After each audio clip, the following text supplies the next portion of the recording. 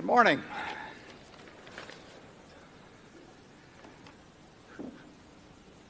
Really delighted we can have this many people come out for a meeting. It says something, I think, about the way you regard yourself as owners. We're going to hustle through the business meeting, and then Charlie and I will be here for 6 hours or until our candy runs out to answer any questions you have. We have people at a number of remote locations, and we have ways of bringing them in for the questions as well. Incidentally, if you hadn't figured it out already, this hyperkinetic bundle of energy here on my left is Charlie Munger, our vice chairman.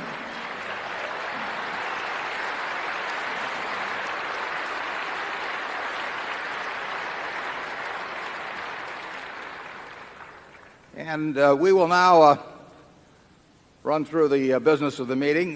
Meeting will now come to order. I'm Warren Buffett, chairman of the board of directors of the company. I welcome you to this 1999 annual meeting of shareholders. I will first introduce the Berkshire Hathaway directors that are present in addition to myself. And if you'll stand up, it's a little hard for me to see that right down here in the front row. We have Susan T. Buffett. You stand and remain standing, please.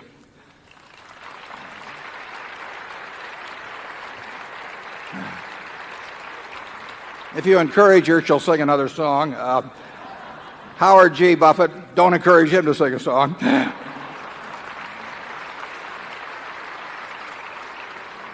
Malcolm G. Chase.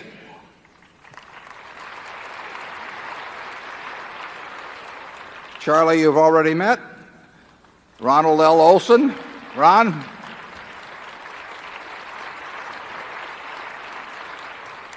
And Walter Scott, Jr.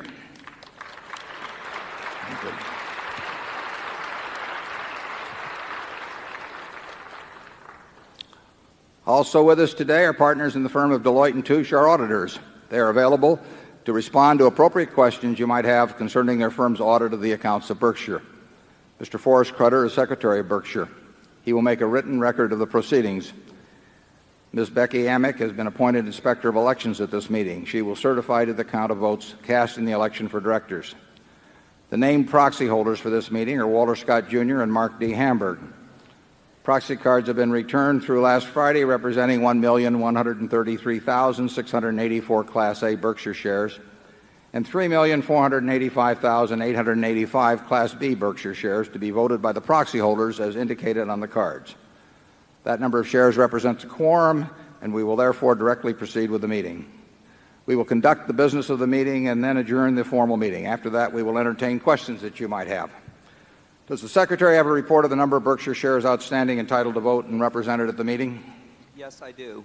As indicated in the proxy statement that accompanied the notice of this meeting that was sent by first-class mail to all shareholders of record on March 5, 1999, being the record date for this meeting, there were 1,343,592 shares of Class A Berkshire Hathaway common stock outstanding, with each share entitled to one vote on motions considered at the meeting, and 5,266,338 shares of Class B Berkshire Hathaway common stock outstanding, with each share entitled to 1/200th of one vote on motions considered at the meeting. Of that number, 1,133,684 Class A shares and 3,485,885 Class B shares are represented at this meeting by proxies returned through last Friday. Thank you, Forrest. The one item of business of this meeting is to elect directors. If a shareholder is present who wishes to withdraw a proxy previously sent in and vote in person on the election of directors, he or she may do so. Also, if any shareholder that is present has not turned in a proxy and desires a ballot in order to vote in person, you may do so. If you wish to do this, please identify yourself to meeting officials in the aisles who will furnish a ballot to you. Would those persons desiring ballots please identify themselves so that we may distribute them? I'd like to make one comment before we proceed to the election of directors, and that's that in the General Re proxy material, the material relating to the General Re merger, it was stated that the intention was to have Ron Ferguson, the CEO of General Re, join the board of Berkshire Hathaway, and that offer was extended and still remains open and will remain open for his lifetime and mine at least for Ron to join the board. After thinking about it, he decided that he preferred not to be on the board, and in that judgment he concurs with my feelings generally about boards in that it can restrict your activities in purchase and sale of the stock. For example, if you do it in a 6-month period, you're automatically in trouble and you have to return any profit as calculated in a rather peculiar way to the company. It means that your compensation system is laid out for the world to see. There may be some tax restrictions in terms of the deductibility of salary paid. And so Ron notified me a little bit before the proxy material went out that he preferred at least to defer any decision on joining the board. I can tell you that it has cost Berkshire significant money by the fact that Charlie and I have been on various boards, because your hands are tied in many respects. Even if you don't have any knowledge of anything that might be of material plus or minus, the very fact that it might be imputed to you can restrict action significantly. So we make a point of not trying to be on very many boards. Charlie and I have only gone on boards where we have very significant investments by Berkshire, and sometimes those have caused us to take on a job that we didn't intend originally, as that Solomon movie showed. So Ron, the offer is 100% open to Ron at any time, and if he changes his mind in any way, he will be on the board. But that explains the discrepancy between the actions that are being taken this morning and what was described as likely to happen in the proxy material. Now, with that explanation, I would like to recognize Walter Scott, Jr. to place a motion before the meeting with respect to election of directors. Walter? I move that Warren E. Buffett, Susan T. Buffett, Howard G. Buffett, Malcolm G. Chase, Charles T. Munger, Ronald L. Olson, and Walter Scott, Jr. be elected as directors. Is there a second? Somebody should second it. We got a second down there, Susan? Oh, good. Okay. It has been moved and seconded that Warren E. Buffett, Susan T. Buffett, Howard G. Buffett, Malcolm G. Chase, Charles T. Munger, Ronald L. Olson, and Walter Scott, Jr. be elected as directors. Are there any other nominations? Long enough? Is there any discussion? Long enough? The nominations are ready to be acted upon. If there are any shareholders voting in person, they should now mark their ballots on the election of directors and allow the ballots to be delivered to the Inspector of Election. Will the proxy holders please also submit to the Inspector of Election a ballot on the election of directors voting the proxies in accordance with the instructions they have received. Ms. Amick, when you are ready, you may give your report. My report is ready. The ballot of the proxy holders in response to proxies that were received through last Friday cast not less than 1,145,271 votes for each nominee. That number far exceeds a majority of the number of the total votes related to all Class A and Class B shares outstanding. The certification required by Delaware law of the precise count of the votes, including the additional votes to be cast by the proxy holders in response to proxies delivered at this meeting, as well as those cast in person at this meeting, if any, will be given to the Secretary to be placed with the minutes of this meeting. Thank you, Ms. Amick. Warren E. Buffett, Susan T. Buffett, Howard G. Buffett, Malcolm G. Chase, Charles T. Munger, Ronald L. Olson, and Walter Scott, Jr. have been elected as directors. After adjournment of the business meeting, I will respond to questions that you may have that relate to the business of Berkshire, but do not call for any action at this meeting. Does anyone have any further business to come before this meeting before we adjourn? If not, I recognize Mr. Walter Scott, Jr. to place a motion before the meeting. I move this meeting be adjourned. Is there a second? A motion to adjourn has been made and seconded. We will vote by voice. Is there any discussion? If not, all in favor say aye. All opposed say, I'm leaving. No, say no. I'm sorry. Okay, the meeting is adjourned. Now, we'll move forward.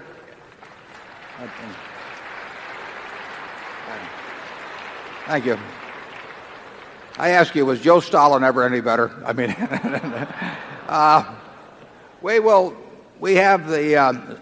we have this room broken into 8 zones, and then we have 5 more zones from various off-site locations, and we will move in order. We have microphones that you can go to, and we have a monitor at each microphone that will line people up. We will rotate around the 13 zones. There's just one question per person. I would ask that you identify yourself and state where you're from. Now, you have to be a little careful on that, because a lot of people will say that, who really aren't, will say that they're from Nebraska for status reasons. But if you get beyond that, we will try to identify where everybody is from, and we'll start off in Zone 1, which is on the right here at the front. My name's Tim Spear, and I'm from Hertfordshire, England. I was thinking, in Ben Graham's book, The Intelligent Investor, he spends the first couple of chapters discussing the level of the market and whether it was safe for investment. I was wondering what you'd think of the market today. Well, we don't, Charlie and I don't think about the market, and Ben didn't very much. I think he made a mistake to occasionally try and place a value on it. We look at individual businesses, and we don't think of stocks as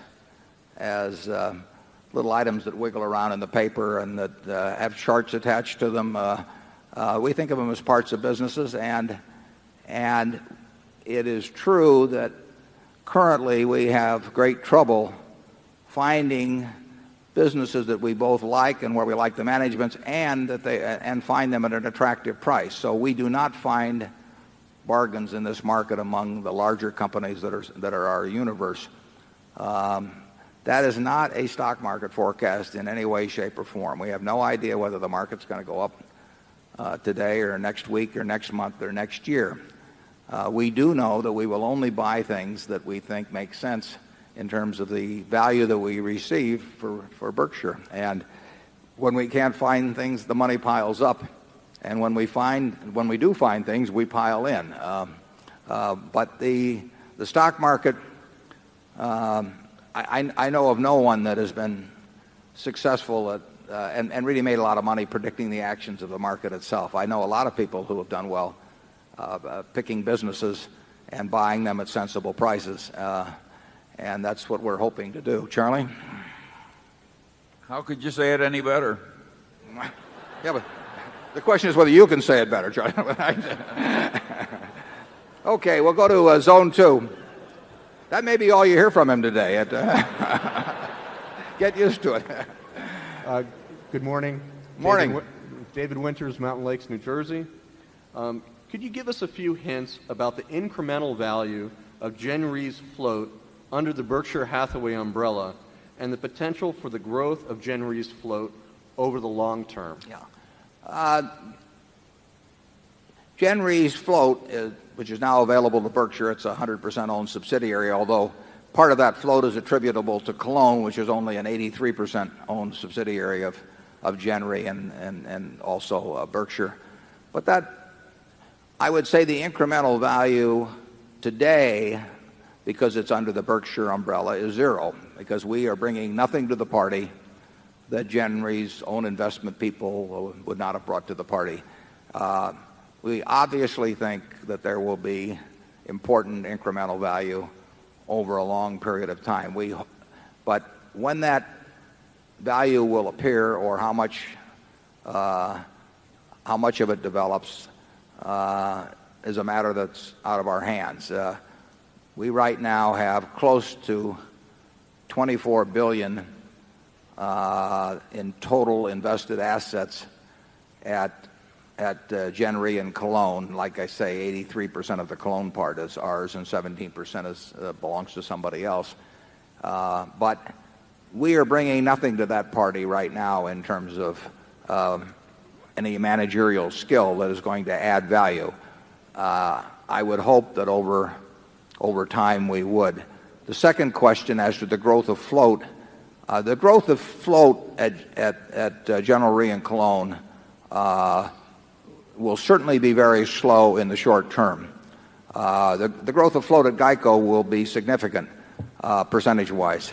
The reinsurance business does not have the same potential for growth as we have at GEICO, and growth is much slower to come about because there are longer-term contractual commitments that people are reluctant to change reinsurers, and they should be. We agree with that. So you, at a level of $6 billion or so of premium volume and already $14 billion of float, you won't have growth of float unless premium volume becomes significantly higher in the future. I think that will happen over time. It will not happen in the short term. Charlie, if I may interrupt your breakfast. I've got nothing to add. Okay.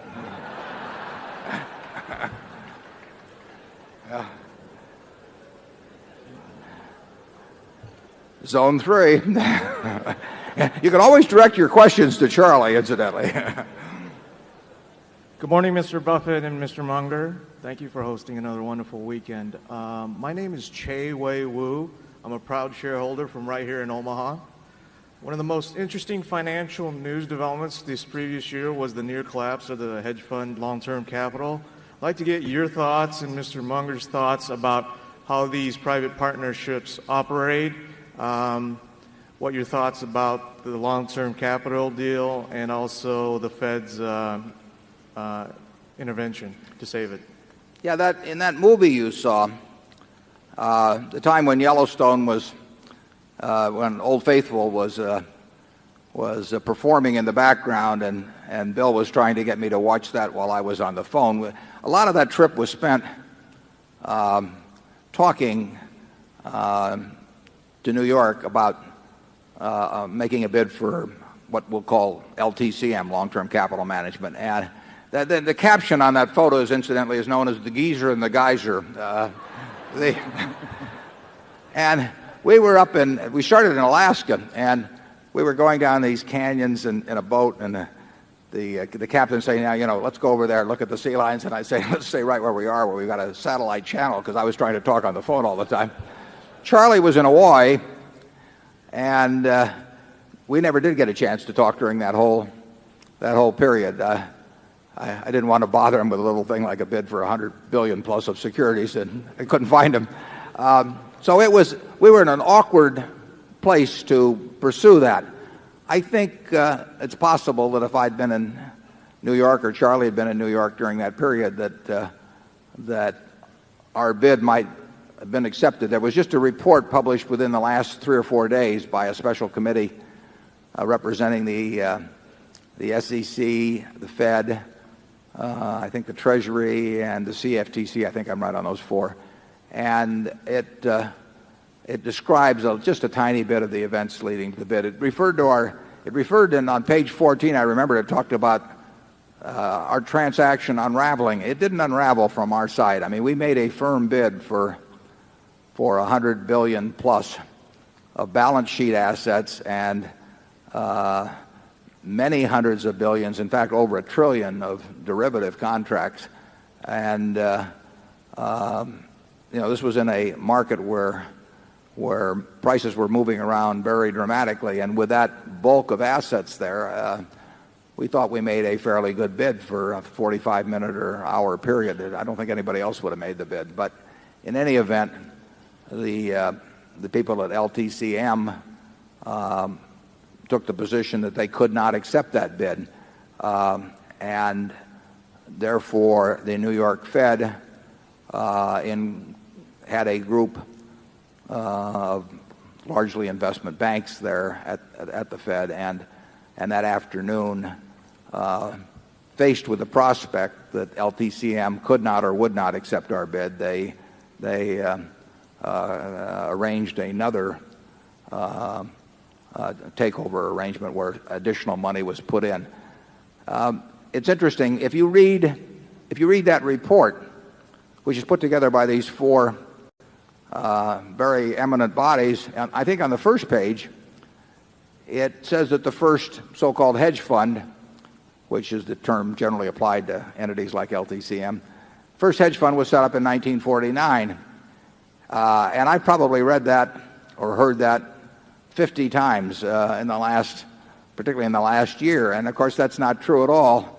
And I've even pointed this out once or twice before. But Ben Graham had, and Jerry Newman had, a classical hedge fund back in the 20s, and I worked dually for a company called Graham Newman Corp., which was a regulated investment company, and Newman and Graham, which was an investment partnership with I think a 20% participation in profits, and exactly the sort of entity that today is called a hedge fund. So if you read any place that the hedge fund concept originated in 1949, presumably with A.W. Jones, it's not an accurate history. There are now, I ran something that would generally be called a hedge fund. I didn't like to think of it that way. I called it an investment partnership, but it would have been termed a hedge fund. Charlie ran one from about, 1963 to mid-70s or thereabouts. And they have proliferated in a big way. Did he blink? There are now hundreds of them. And of course, it's very enticing to any money manager to run, because if you do well, or even if you don't do so well, but the market does well, you can make a lot of money running one. This report that just came out has really nothing particularly harsh to say about the operation. So I think you will see hundreds and hundreds and hundreds of hedge funds. I think the current issue of Barron's may have a recap of how a large group did in the first quarter. And there's a lot of money in those funds, and there's a huge incentive to form them, and there's a huge incentive to go out and attract more money if you run one. And when that condition exists in Wall Street, you can be sure that they won't wither away. Charlie? Yeah, what was interesting about that one is how talented the people were, and yet they got in so much trouble. I think it also demonstrates that I'd say the general system of finance in America involving derivatives is irresponsible. There's way too much risk in all these trillions of notational value sloshing around the world. There's no clearing system as there is in a commodities market, and I don't think it's the last convulsion we're going to see in the derivatives game. It's fascinating in that you had 16 extremely bright people at the top of that. The average IQ would probably be as higher than any organization you could find among their top 16 people. They individually had decades of experience and collectively had centuries of experience in operating in the sort of securities in which the LTCM was invested. And they had a huge amount of money of their own up, and probably a very high percentage of their net worth in almost every case up. So here you had super bright, extremely experienced people operating with their own money. And in effect, on that day in September, they were broke. And that to me, that is absolutely fascinating. There was a book written, You Only Have to Get Rich Once. It's a great title. It's not a very good book. Walter Gutman wrote it, but many years ago. But the title is right. You only have to get rich once. And why do people, very bright people, risk losing something that's very important to them to gain something that's totally unimportant? The added money has no utility whatsoever. And the money that was lost had enormous utility, and on top of that, reputation is tarnished and all of that sort of thing. So that the gain-loss ratio in any real sense is just incredible. I mean, it's like playing Russian roulette. I mean, if you hand me a revolver with 6 bullets or 6 chambers and 1 bullet, and you say, pull it once for $1 million, and I say no, and then you say, what is your price? The answer is there is no price. And there shouldn't be any price on taking the risk when you're already rich, particularly of embarrassment and all of that sort of thing. But people repeatedly do it, and they do it whenever a really bright person goes broke that has a lot of money. It's because of leverage. You basically can't. It'd be almost impossible to go broke without borrowed money being in the equation. And as you know, at Berkshire, we've never used any real amount of borrowed money. Now, if we'd used somewhat more, we'd be really rich. But if we'd used a whole lot more, we might have gotten in trouble sometimes. And there's no upside to it. What's 2 percentage points more, in a given year or that year, and run the risk of real failure. But very bright people do it, and they do it consistently, and they will continue to do it. And as long as explosive type instruments are out there, they will gravitate toward them. And particularly people will gravitate toward them who have very little to lose but are operating with other people's money.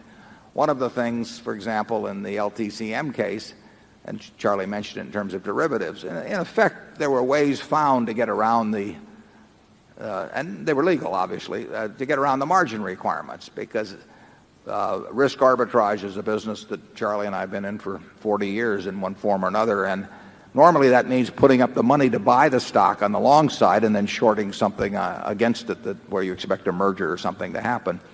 But through derivatives, people have found out how to do that, essentially putting up no money just by writing a derivative contract on both sides. And there are margin requirements, as you know, that the Fed promulgates that I believe still call for 50% equity on stock purchases. But those requirements do not apply if you arrange the transaction in derivative form, so that these billions of dollars of positions in equities essentially were being financed 100% by the people who wrote the derivative contracts, and that leads to trouble. It doesn't, 99% of the time it works, but 83 1/3% of the time it works to play Russian roulette with one bullet in there and 6 chambers. But neither 83 1/3% or 99% is good enough when there is no gain to offset the risk of loss.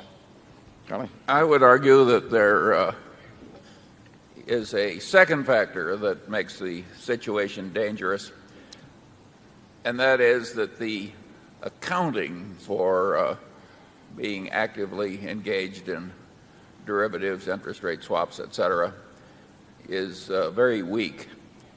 I think the Morgan Bank was the last holdout, and they finally flipped to a lenient standard of accounting that's favored by people who are sharing in the profits from trading derivatives, and naturally they like liberal accounting.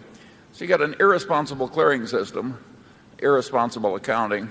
This is not a good combination. J.P. Morgan shifted their accounting. I think, I'm not sure exactly when, around 1990, but Charlie and I, we probably became more familiar with that when we were back at Solomon. And this is absolutely standard, it's GAAP accounting, but it front ends profits. And if you front end profits and you pay people a percentage of the profits, you're going to get some very interesting results sometimes. Zone 4. Hi, Dan Kurz from Bonita Springs, Florida. You've given many clues to investors to help them calculate Berkshire's intrinsic value. I've attempted to calculate the intrinsic value of Berkshire using the discounted present value of its total look-through earnings. I've taken Berkshire's total look-through earnings and adjusted them for normalized earnings at Geico, the Supercat business, and General Re. Then I've assumed that Berkshire's total look-through earnings will grow at 15% per annum on average for 10 years, 10 years per annum for years 11 through 20, and that earnings stop growing after year 20, resulting in a coupon equaling year 20 earnings from the 21st year onward.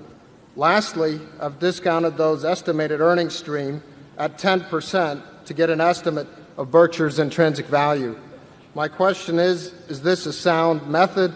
Is there a risk-free interest rate, such as a 30-year Treasury, which might be the more appropriate rate to use here, given the predictable nature of your consolidated income stream? Thank you. Well, that is a very good question, and because that is the sort of way we think in terms of looking at other businesses.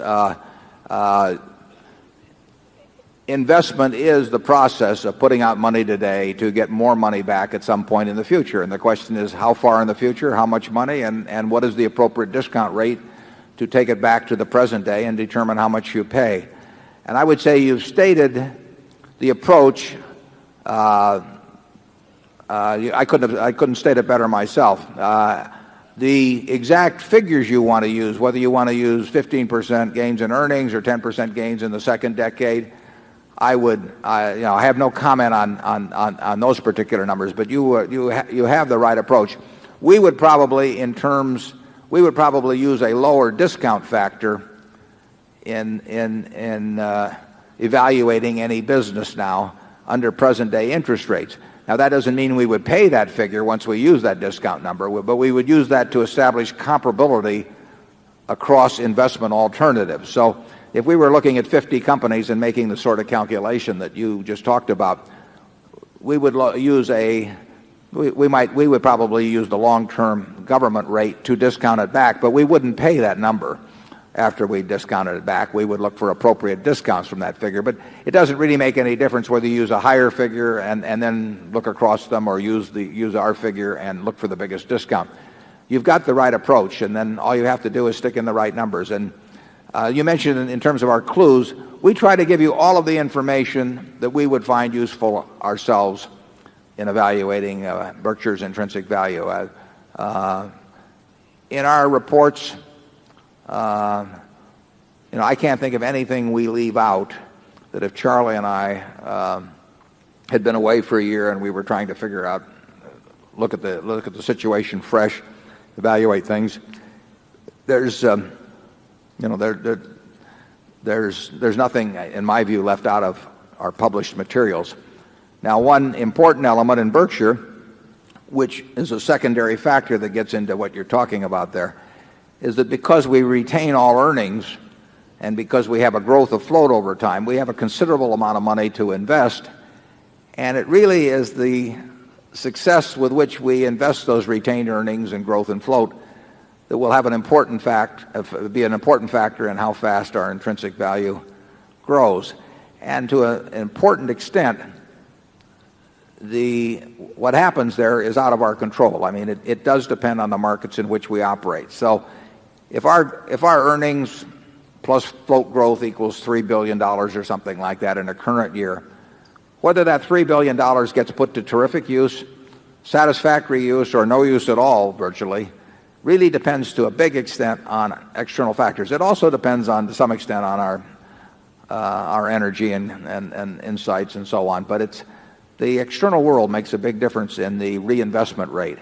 And, your guess is as good as ours on that. But if we run into favorable external circumstances, your calculation of intrinsic value would result in a higher number than if we run into the kind of circumstances that we've had the last 12 months. Charlie?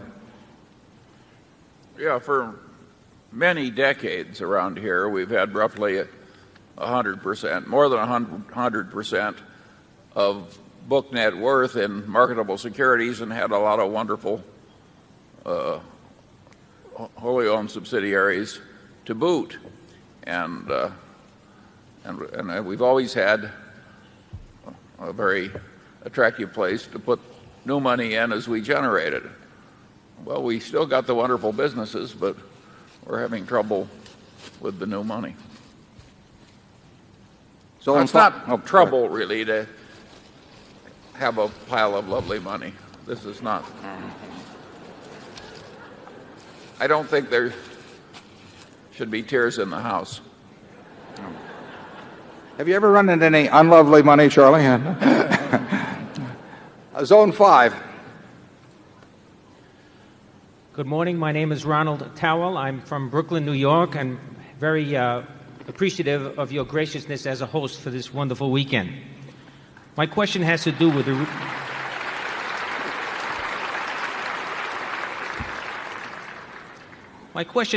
the retailing industry, particularly the department stores and mass merchants. My question has two parts. Without resorting to comments about specific companies, may I ask your opinion as to the long-term prospects for growth and profitability of this industry group? The second part of my question is, given the fact that it is difficult to pick up a newspaper or to be an investor without being bombarded by what is purported to be the potential for exponential growth in the Internet e-business, particularly directly to consumers, which could possibly eat into the revenues of these retailers. And even if we assume a relatively low impact of, say, 5 to 10% revenue reductions, and given the fact that top-line growth is critical to any business, especially the bricks and mortar retailers with their high proportions of fixed overhead, what advice could you give to a CEO of such a company? And in turn, based on the preceding scenario, what would be your opinion of the medium and long-term prospects for this industry? Well, that's a good question, too. And obviously, the Internet is going to have an important impact on retailing. It will have a huge impact on some forms of retailing, change them and maybe revolutionize them.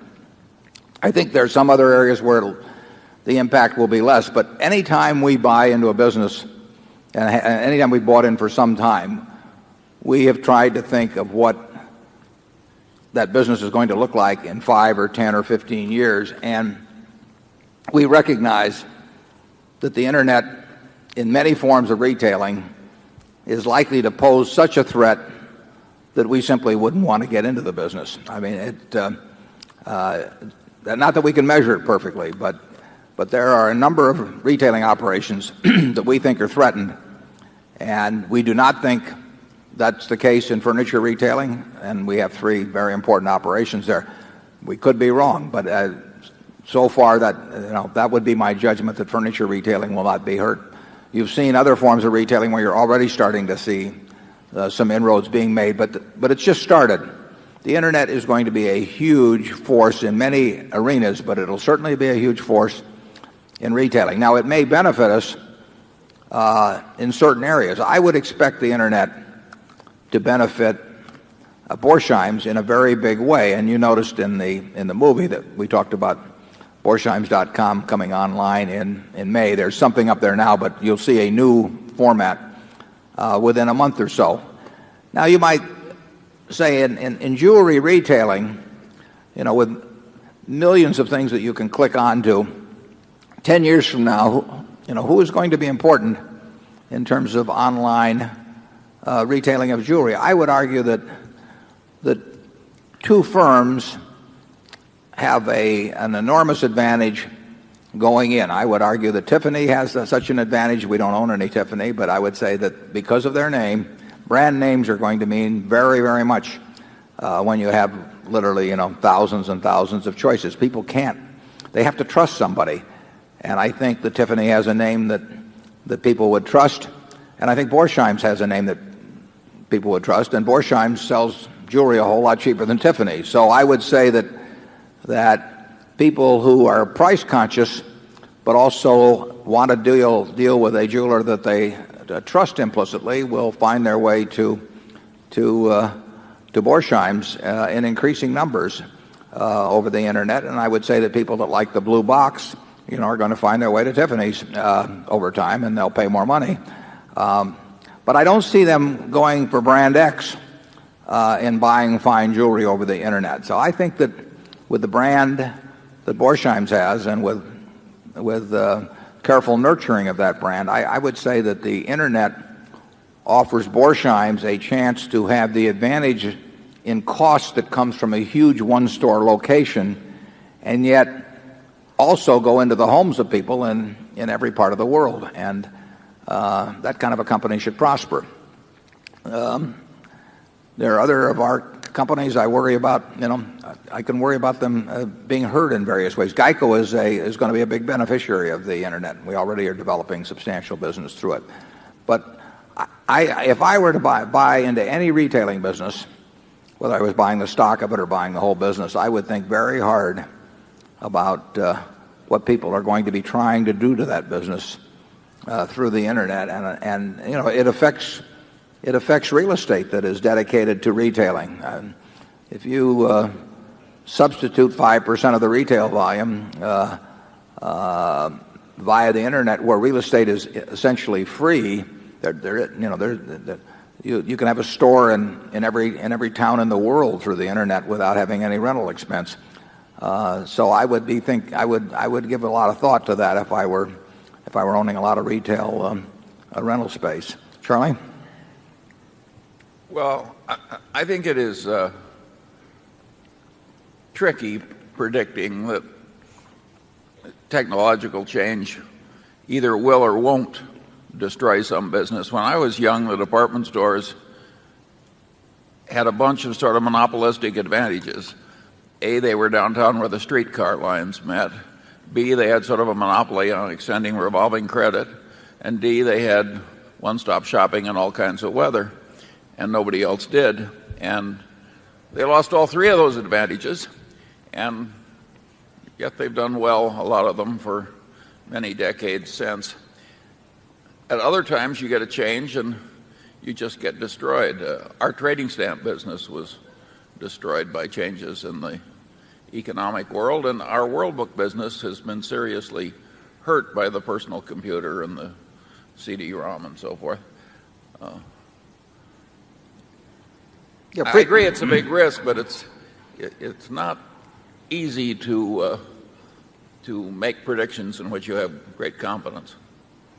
Yeah, if you go down to 16th and Farnham here, where the streetcar tracks used to cross, that was the best real estate in town, and people signed 100-year, 50-year leases on it, and it looked like there was nothing more safe because they weren't going to move the streetcar lines. The only thing was that they moved the streetcars. They just took and converted them into junk. And it seemed very permanent. But the advantage of the big department store, the Marshall Field in Chicago or the Macy's in New York, was this incredible breadth of merchandise. You could go and you could find 300 different types of spools of thread, or 500 different, you could see 500 different wedding dresses or whatever. And you had these 1 million square foot and even 2 million square foot downtown stores, and they were these huge emporiums. And then the shopping center came along, and of course the shopping center created, in effect, a store of many stores. And so you had millions of square feet now, but you still had this incredible variety being offered. The internet becomes a store in your computer, and it has an incredible variety of offerings too. Some of them don't lend themselves very well, it seems to me, to retailing, and others do. But Charlie's right. It's hard to predict exactly how it will turn out. I would expect automobile retailing to change in some important ways, and in very significant part influenced by the internet. But I can't predict exactly how that'll happen. But I don't think it'll look the same 10 or 15 years from now. Zone 6. Ben Knoll, and I'm from Minneapolis, although I'd like to enhance my status by noting that I was born and raised in Lincoln. You just moved up. Like many others, I read Alice Schroeder's analysis of Berkshire Hathaway with great interest this last year, and she described her analysis as a toolkit for investors.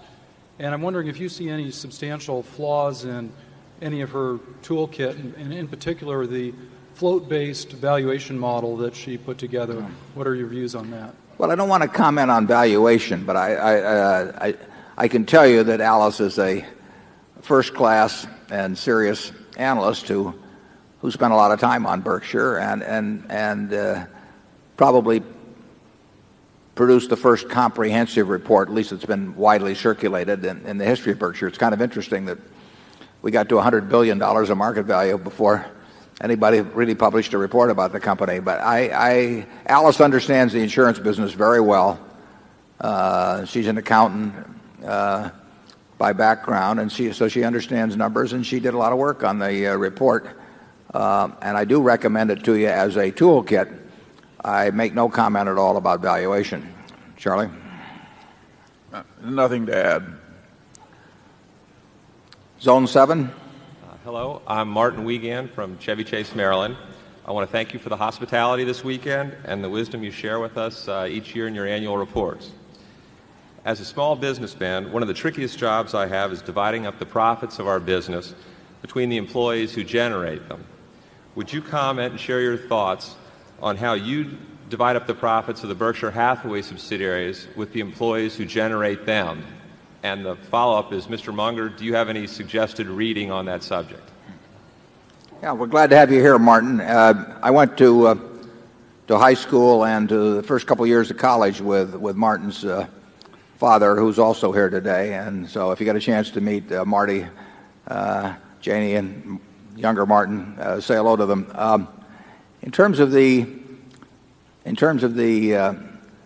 arrangements we have with compensation, they vary to an extraordinary degree among the various subsidiaries we have, because we have bought existing businesses and we have tampered as little as possible with their cultures after we buy them. And some of those cultures are very different than others. I mean, you saw Mrs. B earlier. As you can imagine, she would leave a very strong imprint on any business with which she was involved. And we have a number of very talented managers who have worked out the systems that they believe to be best for their companies. Now, it is true that if there's a stock option plan at a company, we will substitute a plan that is performance-based, which ties much more clearly to the performance of the business than any option plan could. And we will design one that has an expectable cost that's equal to the expectable cost of the option plan. So we try to equate the cost.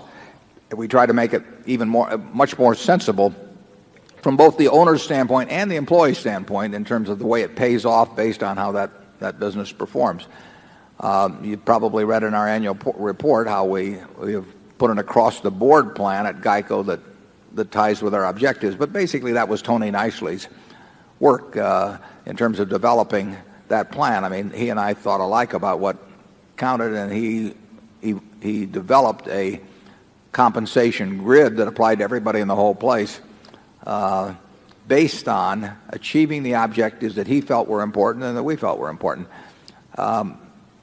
You will find, if you go to any Berkshire subsidiary, you'll probably find that they have a compensation plan that's quite similar, with the exception of options, to the plan that they had before we bought the operation. They have successful businesses, and people get there different ways. Some people bat left-handed, some people bat right-handed. Some people stand deep in the batter's box, some crowd the plate.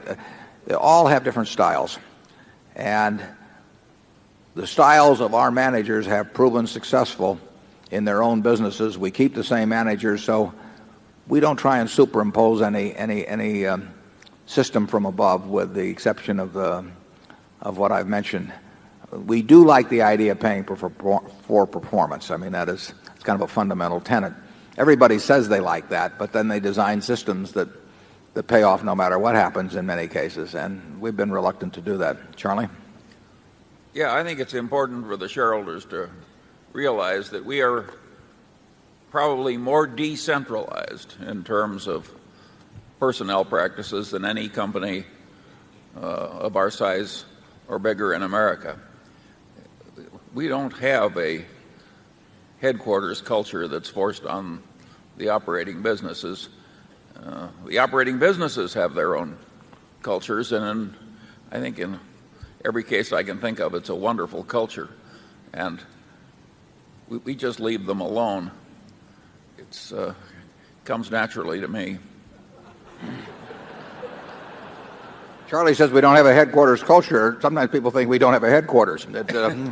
We have no human relations department at Berkshire. We have no legal department. We have no investor relations. We have no public relations. We don't have any of that sort of thing.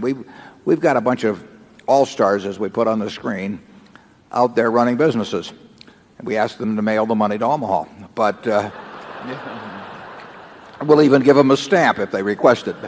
But beyond that, we don't really go. It would be foolish. And what is interesting to me is how I had a lot of preconceived ideas of what motivates people when I started out in business. But you can find certain organizations that resist paying stars on an individual basis. They like to think of themselves as a team, and they'd rather have a team concept of payment. And you can see others where they're much more individually oriented. Actually, Charlie can probably tell you about that in terms of law firms. I mean, some law firms have a culture that is much more star-oriented than others, and you've seen successes in both places, haven't you, Charlie? Absolutely. Yeah. Okay.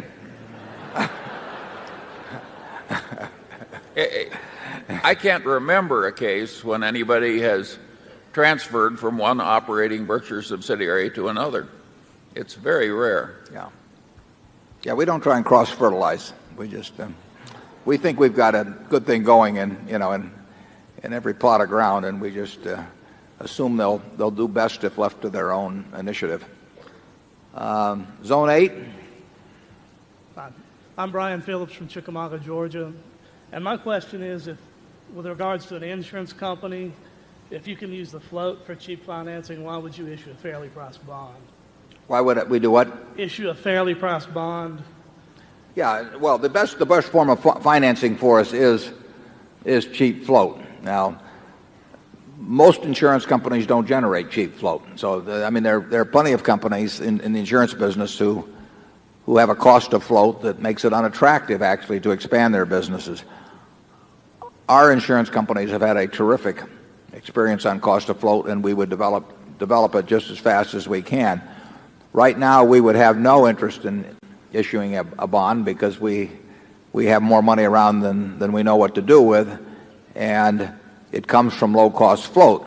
But if there came a time when things were very attractive and we had utilized all the money from our float and from retained earnings and all of that to invest, and we still saw opportunities, we might very well borrow moderate amounts of money in the market. It would cost us more than our float was costing us, but it still incrementally would provide earnings. Now, we would try to gain more float under those circumstances as well, but we would not just quit when we ran out of money from float. We would go ahead and borrow moderate amounts of money. We would never borrow huge amounts of money, though. Charlie?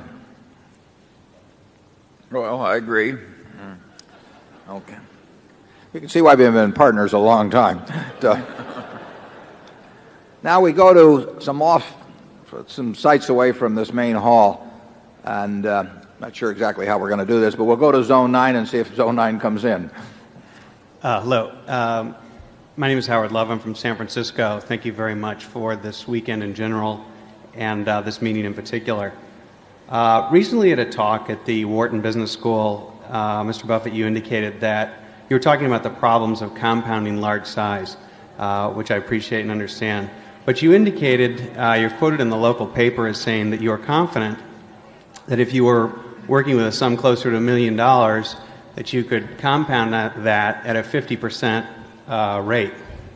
For those of us who aren't saddled with the $100 billion problem, could you talk about what types of investments you'd be looking at and where in today's market you think significant inefficiencies exist? Thank you. Yeah, I think I may have been very slightly misquoted, but I certainly said something to the effect that working, I think I talked about this group I get together every 2 years and how I poll that group as to what they think they could compound money at it with 100,000, a million, 100 million, a billion, and other types of sums. And I pointed out how this group of 60 or so people that I get together with every couple of years, how their expectations of return would go very rapidly down this slope. It is true. I think I can name a half a dozen people that I think could compound $1 million, or at least they could earn 50% a year on $1 million, have that as an expectation. If they needed it, they'd have to get their full attention to be working on the sum. And those people could not compound money, 100 million or $1 billion, at anything remotely like that rate. There are little tiny areas which, if you follow what I said on the screen there on that Adam Smith interview a few years ago, if you start with A and you go through and you look at everything and you find small securities in your area of competence that you can understand the business, I think you could, and occasionally find little arbitrage situations or little wrinkles here and there in the market. I think working with a very small sum, that there is an opportunity to earn very high returns, but that advantage disappears very rapidly as the money compounds, because from $1 million to 10 million, I would say it would fall off dramatically in terms of the, because there are little, you find very, very small things that you can make, and you're almost certain to make high returns on, but you don't find very big things in that category today. I'll leave to you the fun of finding them yourselves. It'd be terrible to spoil the treasure hunt. And the truth is, I don't look for them anymore. Every now and then I'll stumble into something just by accident. But I'm not in the business of looking for that. I'm looking for things that Berkshire could put its money in, and that rules out all of that sort of thing. Charlie? Well, I would agree, but I would also say that what we did 40 or so years ago was in some respects more simple than what you're going to have to do. Right. We had it very easy compared to you. It can still be done, but it's harder now. You have to know more. I mean, just sifting through the manuals until you find something that's selling at 2 times earnings, that won't work for you. It'll work, it's just you won't find any. Yeah. Zone 10, please. My name is Jonathan Brandt. I'm from New York City. Warren, you wrote in 1977 that the return on equity and growth of book value for corporate America tended towards and averaged about 13%, no matter the inflation environment. After properly expensing options and so-called non-recurring charges and taking into account the high price-earnings ratio paid for increasingly frequent acquisitions, do you think that 13% figure is still roughly correct?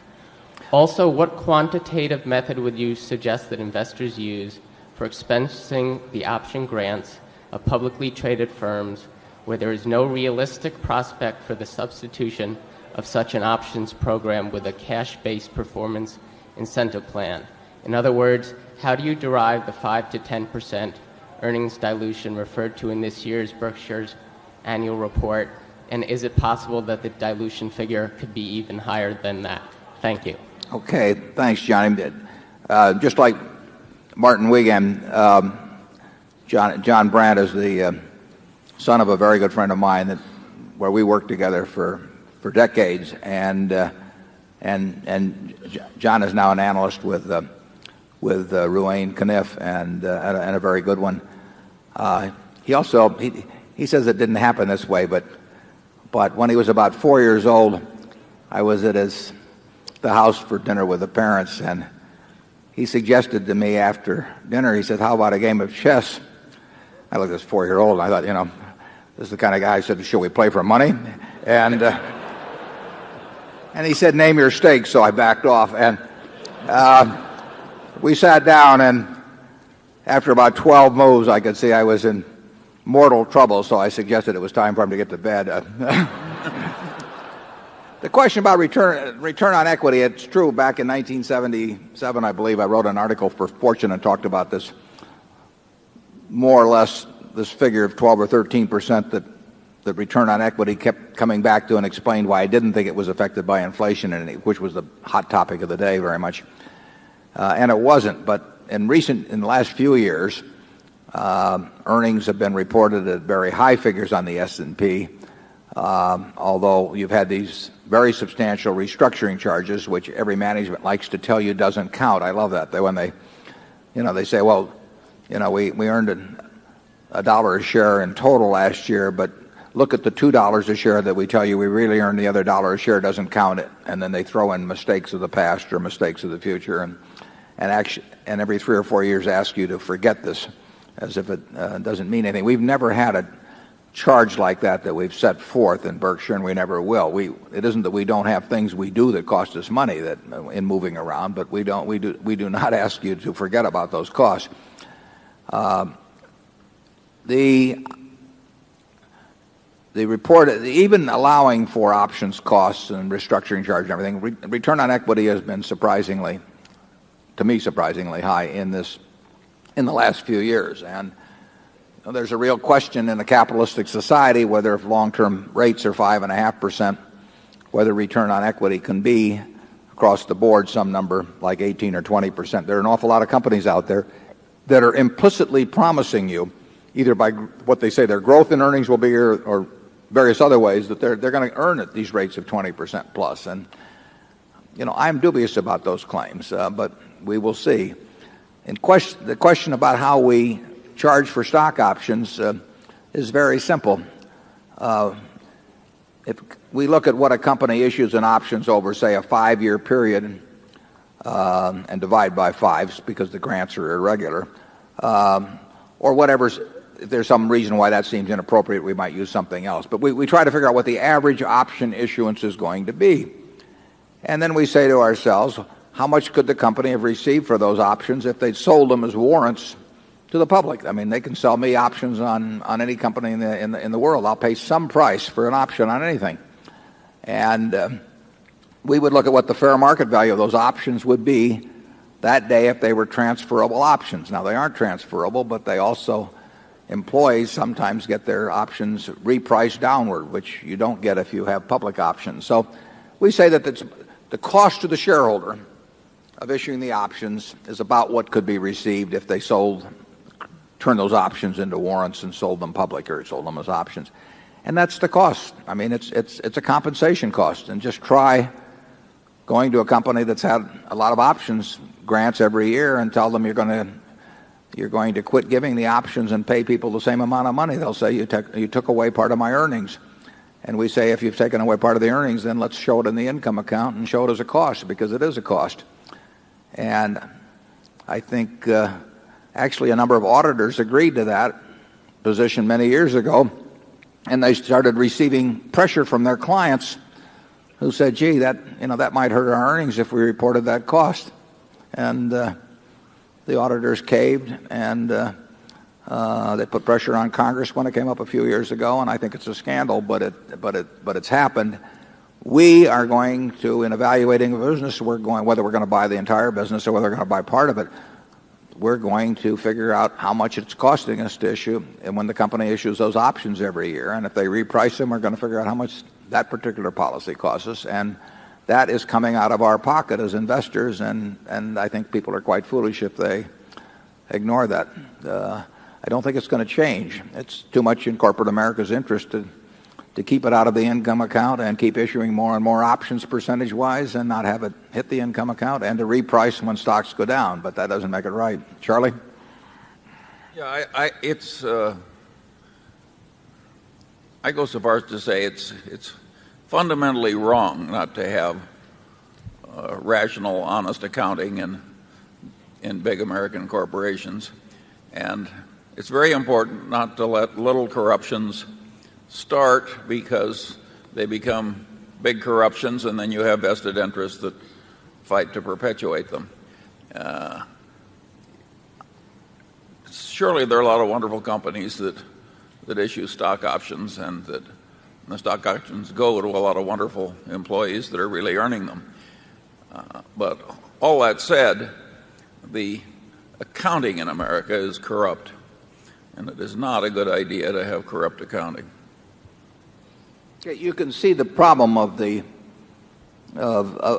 creep in it once it starts. It's much like campaign finance reform. I mean, if you let it go for a long time, the system becomes so embedded in it, and the participants become so dependent upon it that it becomes a huge constituency that will fight like the very devil to prevent any change, regardless of the logic of the situation. I mean, once you get a significant number of important players benefiting from any kind of corruption in any kind of system, you're going to have a terrible time changing it. That's why it should be changed early, and it would have been easier to change the accounting for stock options some decades back when it was first proposed than now, because basically corporate America is hooked on it. This does not mean that we are against options per se.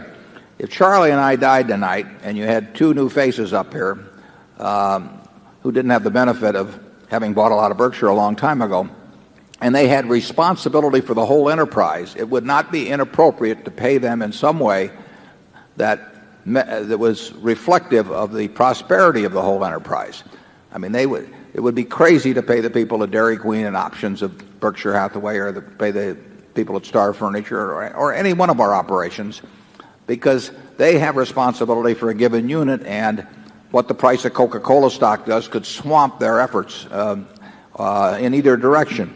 It just would be inappropriate. But it would not be inappropriate to pay somebody that's got the responsibility for all of Berkshire in a way that reflected the prosperity of all of Berkshire. And a properly designed option system, which would be much different than the ones you see, because it'd be much more rational, could well make sense for one or two people that had the responsibility for this whole place.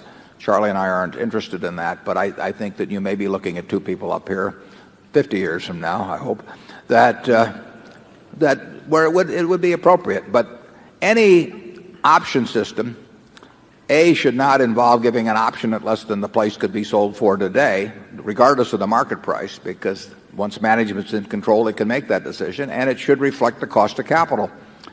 And very, very few systems reflect the cost of capital. But if we're going to sit here and plow all the money back every year into the business, and you're, in effect, use your earnings interest-free to increase our own earnings in the future, we think there has to be a cost of capital to have a properly designed option system.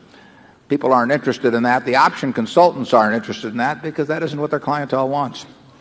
Charlie, you probably wound up a little more now on this too. No, I've wound up enough. Okay. We'll go to Zone 11. Warren and Charlie, good morning. Good morning. My name is Morris Spence from Waterloo, Nebraska. Some 30 years ago, you disbanded your Buffett partnership, saying that you felt out of step with the market and you feared a permanent loss of capital. Given today's market and current valuations, if Berkshire Hathaway was a partnership of 100 partners instead of a corporation, would you consider disbanding it as you did 30 years ago? And if not, why not? And was that the right decision back then? Well, if our activities were limited to marketable securities and I had less than 100 partners, and we were operating with this kind of money so that there was a real limitation on what we could do, I would simply tell the partners and let them make the decision. That would be easy enough. We're not in that position.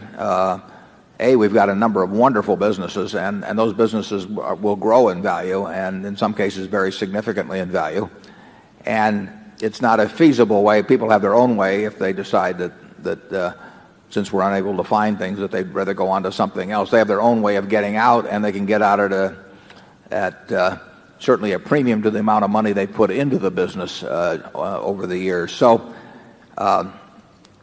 if I were running a marketable securities portfolio now, and we're limited to that, I would explain very carefully to my partners how limited my ability to make money in this market would be, and then I would ask them to do whatever they wish to do. Some of them might want to pull out, and others might want to stay. In the 1969 period when I closed up, I had a somewhat similar situation in terms of finding things, and B, I really felt that the expectations of people had been so raised by the experience we'd had over the previous 13 years that it made me very uncomfortable, and I felt unable to dampen those expectations. And I really just I didn't find it comfortable to operate where my partners, even though they might nod their heads understandingly and say that, we really know why you aren't making any money while everybody else is. I didn't think I wanted to face the internal pressure that would come from that. I don't feel any such internal pressure in running Berkshire. Charlie? Yeah, I think there are some similarities between 1969 and 70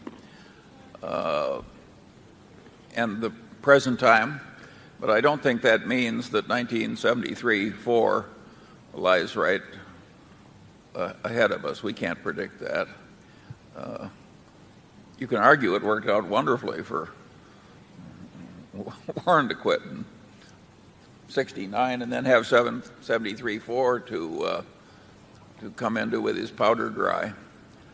I don't think we're likely to be quite that fortunate again. Yeah, it was a long time from 69 though to 73. I mean, it sounds easy looking back, but the Nifty 50, as you may remember, sort of hit their peak in 72. So although there was a sinking spell for a while in that 69-70 period, the market came back very strong. But that's part of the game. I mean, it stayed cheap a long time from the 73 period on, and you will find waves of optimism and pessimism, and they'll never be exactly like they were before, but they will come in some form or other. But that does not mean we're sitting around with a bunch of cash because we expect stocks to go down, though. We keep looking for things. We're looking for things right now.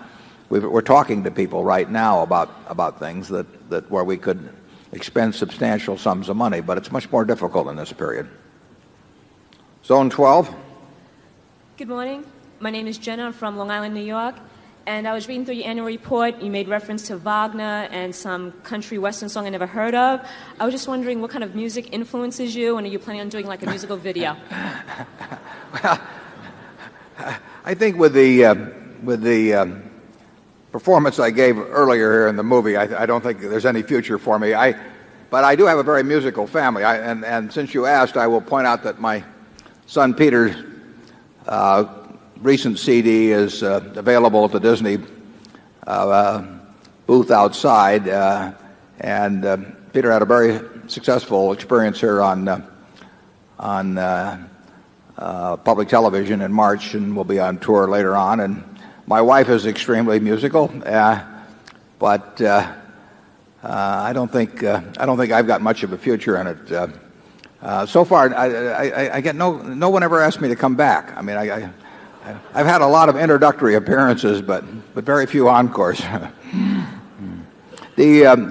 like all kinds of music. I've always liked music. We started out around the house singing church hymns, and in 1942, my two sisters who are here today joined me in a 15-minute program on WOW, then the leading radio station in Omaha, and we sang America the Beautiful, and that my dad got elected to Congress on the back of that program. We like to take credit for it. You see my sisters at the end of the meeting. Charlie, what kind of music do you like? Well, the one thing I agree with is that if we're going to star Warren, it should be in a musical. The straight acting won't do.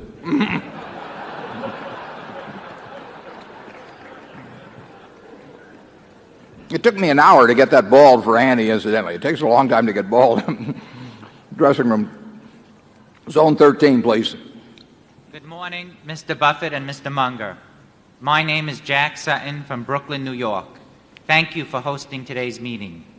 With reference to communication stocks, because of the growth of cellular communications and the Internet, certain stocks hold the prospect of substantially above average revenue and earnings growth.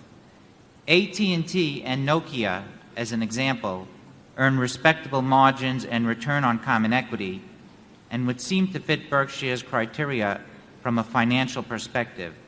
Has Berkshire reviewed stocks in the area of communications, and would you consider an investment in this area at some time in the future?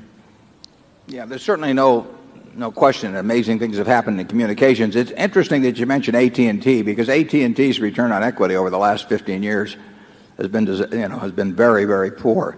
Now, they have had special charges time after time and said don't count this, but the overall return on equity, if you calculate it for AT&T for the last 15 years, it's not been good at all. They were the leader in the field, but so far what has happened has hurt them, at least relative to their competition, far more than it's helped them. We have a fellow on our board, Walter Scott, who's right here in the front row, if I can't quite see him, but who knows a lot more about this. He used to try to explain to me these changes that were taking place. We'd ride down to football games on Saturday, and Walter would patiently explain to me, like he was talking to a sixth grader, what was going to happen in communications. And the problem was that he had a fourth grader in the car with him, namely me. So I never got it, but Walter did. And he's done very well in MFS and Level 3. And I think for people who understand it and are reasonably early, there could very well be substantial money to be made. There's been an awful lot of money made in this town of Omaha by people, not one of them. And I have no insights that I bring to that game that I think are in any way superior and in probably many cases not even equal to those of other participants.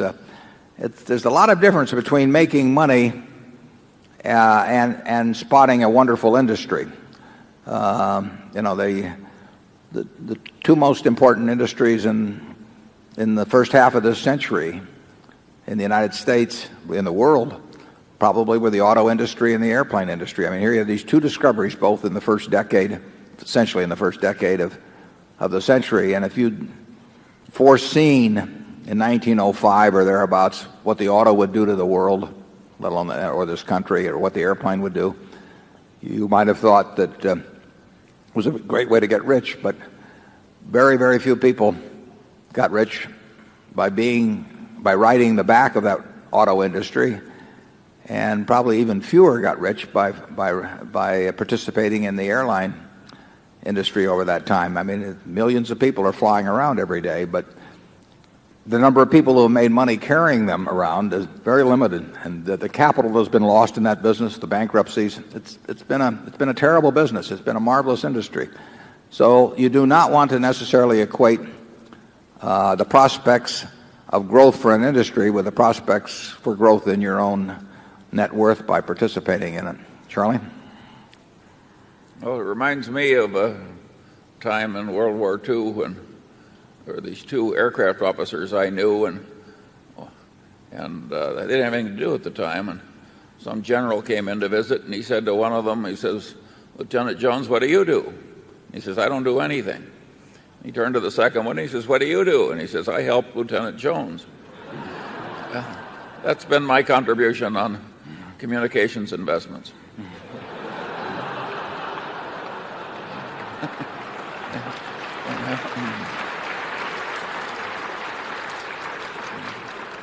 You can address me as Lieutenant Jones for the rest of the meeting. Yeah. Incidentally, some people have thanked us for providing this meeting. I want to thank you because the quality of I think we have the best shareholders meeting in the country, and the quality of the meeting is absolutely in direct proportion to the quality of the shareholders. We would have nothing without this participation, and I really thank you. It's a big effort to come here for a lot of you, and I thank you for that. Our plan, incidentally, will be to take a break at noon. They have a lot of food outside that they will sell you, and then we'll come back in 30 minutes or thereabouts, or 45 minutes, depending on how the lines are out there, and then we'll reconvene for the afternoon. And those of you who are not in this main hall, if you want to come over and join the main hall, there will be enough seats for everybody in the afternoon, and then Charlie and I will continue till about 3:30. Let's go back to Zone 1, please. Mr. Buffett, over here. Mm-hmm. Good morning. I'm Alan Maxwell. I live in Omaha.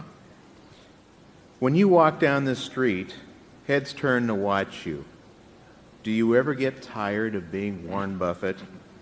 If you could come back again, would you want to be Warren Buffett? I think I'd probably want to be Mrs. B. She made it to 104, so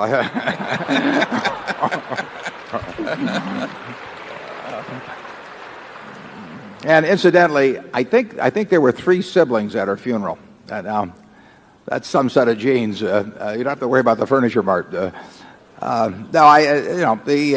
You see a lot of the publicity bit here for a couple of days around the time of the meeting, but life goes on in a very normal way, and I've had a lot of fun. I have fun every day of my life. I had a lot of fun when I was 25, but I have just as much fun now, and I think I'll, if my health stays good, it'll keep being the same way, because I get to do what I want to do, and I get to do it with people I like and admire and trust, and it doesn't get any better than that. Charlie? Do you want to come back as Lieutenant Jones?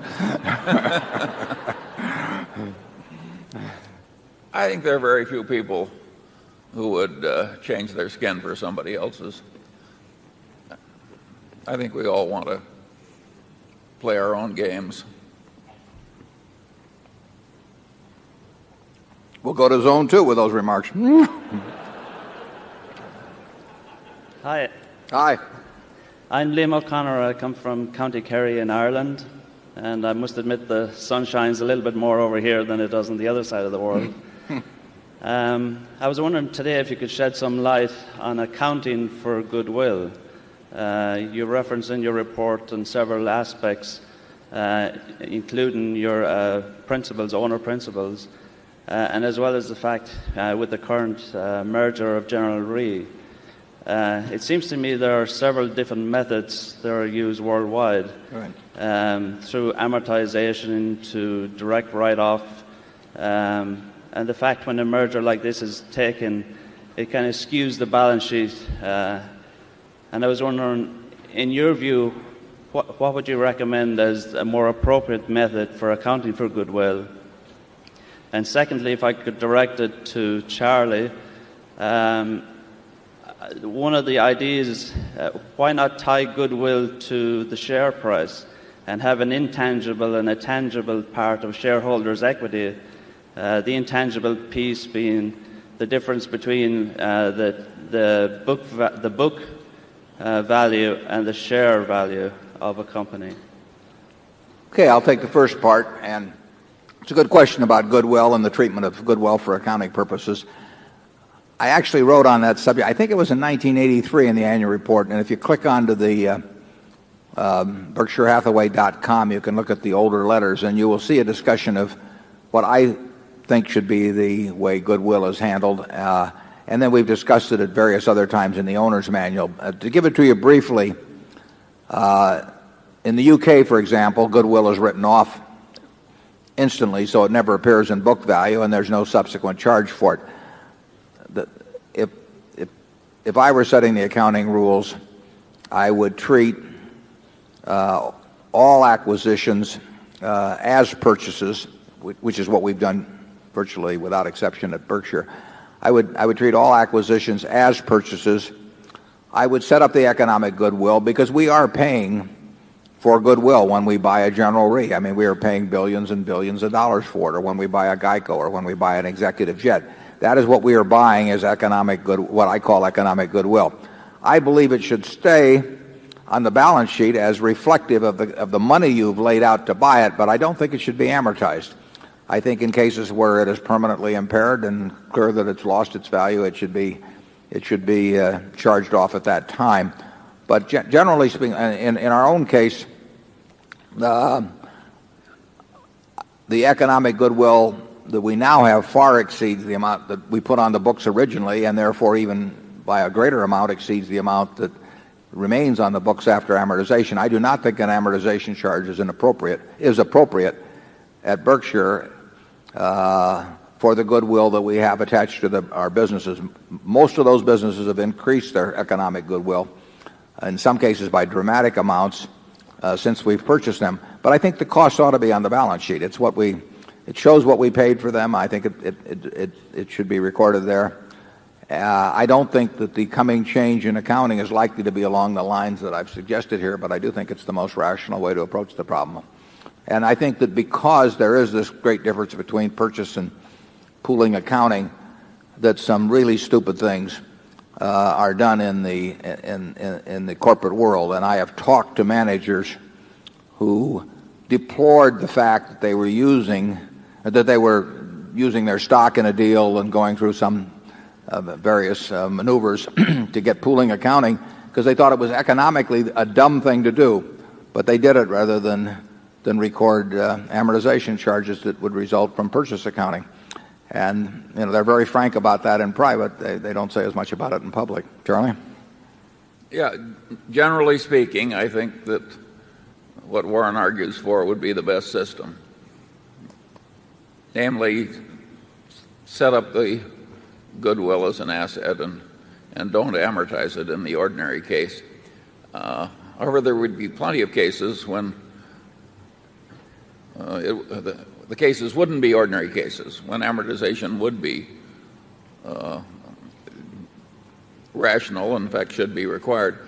So I don't think there is any one easy answer to this one. And there's a lot of crazy distortion in corporate practice because of all the changes.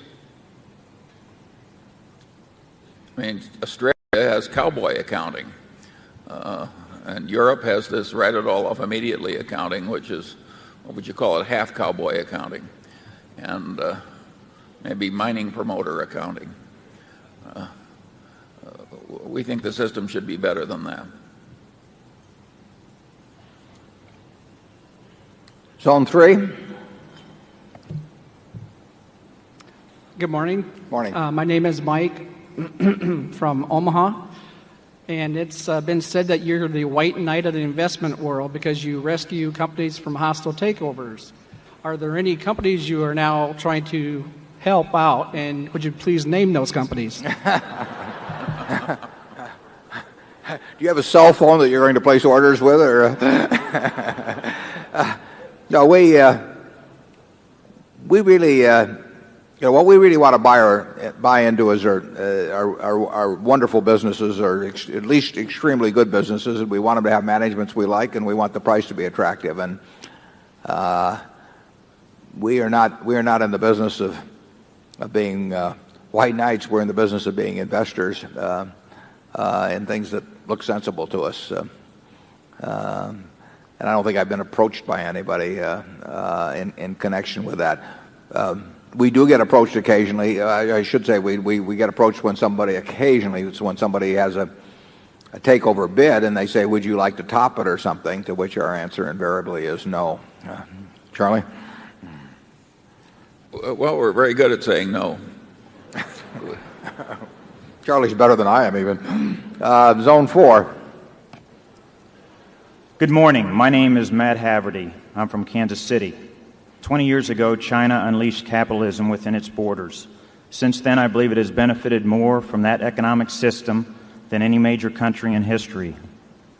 I also believe that this momentum, combined with China's size and demographics, will make it the most fertile economic environment in the world during the next few decades. Nonetheless, there are many Chinese companies with easy-to-understand businesses and 20% per annum sales growth this decade, trading at 5 times or less last year's earnings. What is your assessment of the risk-reward of investing directly in Chinese companies? Well, I don't know that much about them, but certainly if I could buy companies that were earning 20% on equity and had promises, gave promise of being able to continue to do that while reemploying most of the capital, and they were selling at 5 times earnings, and I felt good about the quality of the earnings. I would say that would have to be an interesting field. My guess is that it's not a large enough field in terms of the ones that meet those tests you named for Berkshire to profitably participate. And whether you could buy all of those companies from the U.S., I think there could well be a lot of problems in that. But I would say anytime you can buy good businesses, really good businesses, which we define as businesses that earn high returns on capital at 5 times earnings, and you believe in the quality of the earnings, and they can reemploy a significant portion of those earnings additionally at the 20% rate, you will make a lot of money if you're right in your assessment on that. Charlie? Yeah, I don't know much about China. Yeah. But that is not to knock it in any way, shape, or form, because I mean, in terms of there could well be opportunities in areas like that, if you can identify those kind of businesses. We would have trouble identifying those businesses ourselves, but that doesn't mean that you will have trouble, or other people that are much more familiar with the economy there would have trouble. So I encourage you to look at your own area of expertise in something like that, and you'll do much better. If the conditions you describe exist and you can identify the right company, you will do much better in that than you will in American markets, in my view. Zone 5. Good morning. My name is Fred Castano from East Point, Michigan, and I appreciate this opportunity. With Berkshire size becoming very large, are we to expect major future investments to be in the form of complete buyouts, such as the General Re acquisition? Or would you still consider nibbling in the stock market? Well, we don't want to nibble, but we would like to take big gulps in the stock market from time to time. But we've always wanted to acquire entire businesses. People never seemed to really believe that back when we were buying See's Candy or the Buffalo News or National Indemnity. But that's been our number one preference right along. It's just that we found that much of the time we could get far more for our money in terms of wonderful businesses by buying pieces in the stock market than we could by negotiated purchase.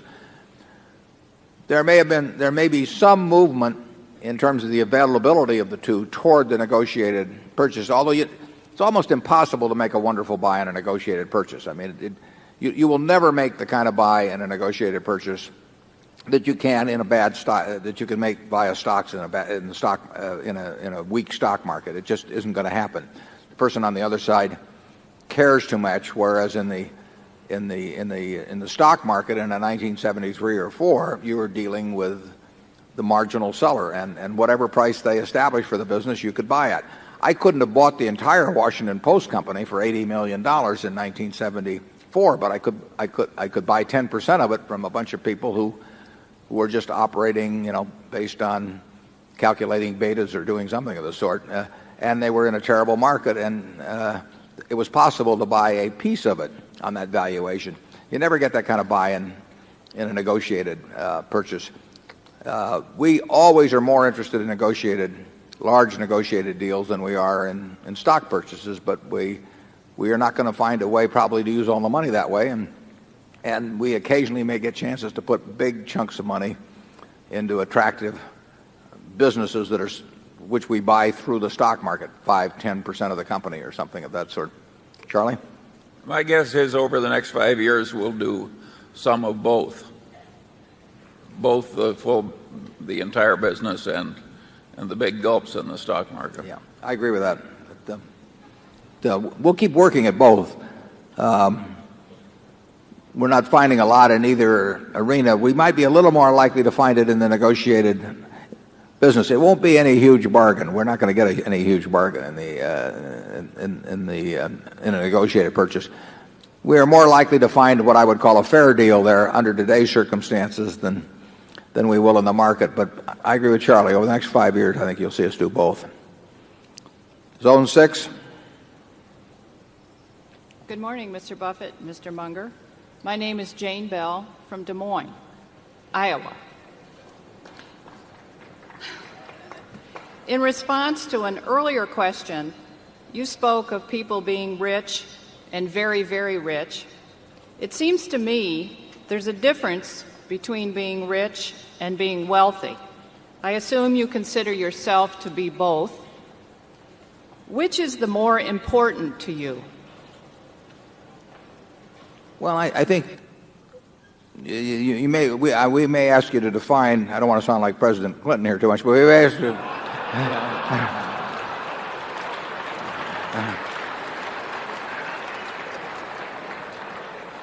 I might want, if you'd really define the rich and wealthy so that I get the distinction, then I think we can give you a better answer on it. Well, in my mind, being rich is having an awful lot of money. Mm-hmm. Being very, very rich is having even more. And being wealthy doesn't necessarily equate to having a lot of money. But what does it equate to then? I just want. I think I know what you mean, but I still want you to clear it up before I give you an answer on it. Well, this, of course, is my opinion. I mean, you can be wealthy in health, for example, and I agree with you that certainly there'd be nothing you'd value more than good health for yourself and your family. But you go ahead.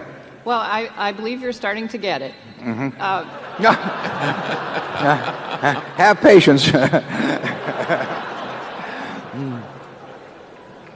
No, there's no question about it. I mean, the money makes very little difference after a moderate level. I tell this to college students that I talk to. I mean, they are basically living about the same life I'm living.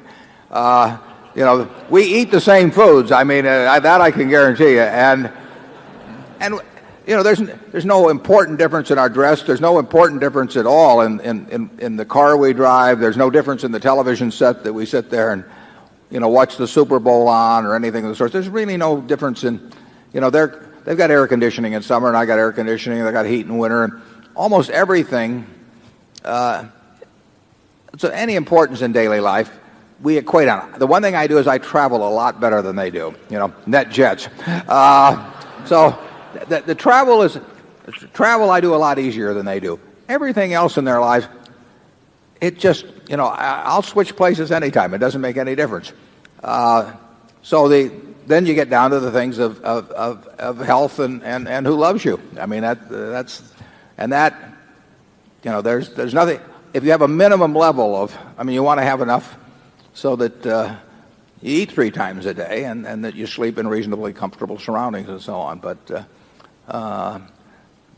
everybody in this room has that, and yet some of the people, by the definition that you've given, are obviously much more wealthy than others, and it's not measured by their net worth if you define it that way. And I don't disagree with that definition. I might not use the term wealth in describing it, but I'd certainly maybe call it well-being or something of the sort. Charlie?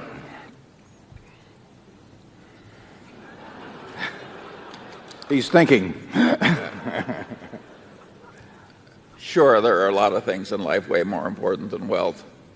All that said, some people do get confused. I play golf with a man, and he says, "What good is health? You can't buy money with it." Did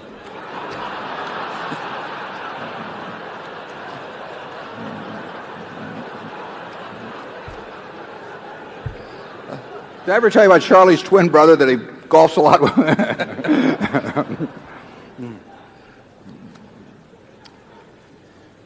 No, I'll take health anytime, incidentally. Yeah. So will I. No, the important thing, even in your work, is to an extreme extent, it seems to me, is who you do it with. I mean, you can have, if you're going to spend 8 hours a day working, the most important thing isn't how much money you make. It's how you feel during those 8 hours in terms of the people you're interacting with and how interesting what you're doing is and all of that. Well, I consider myself incredibly lucky in that respect. I can't think of anything I'd rather do, and I can't think of any group of people I'd rather do it with.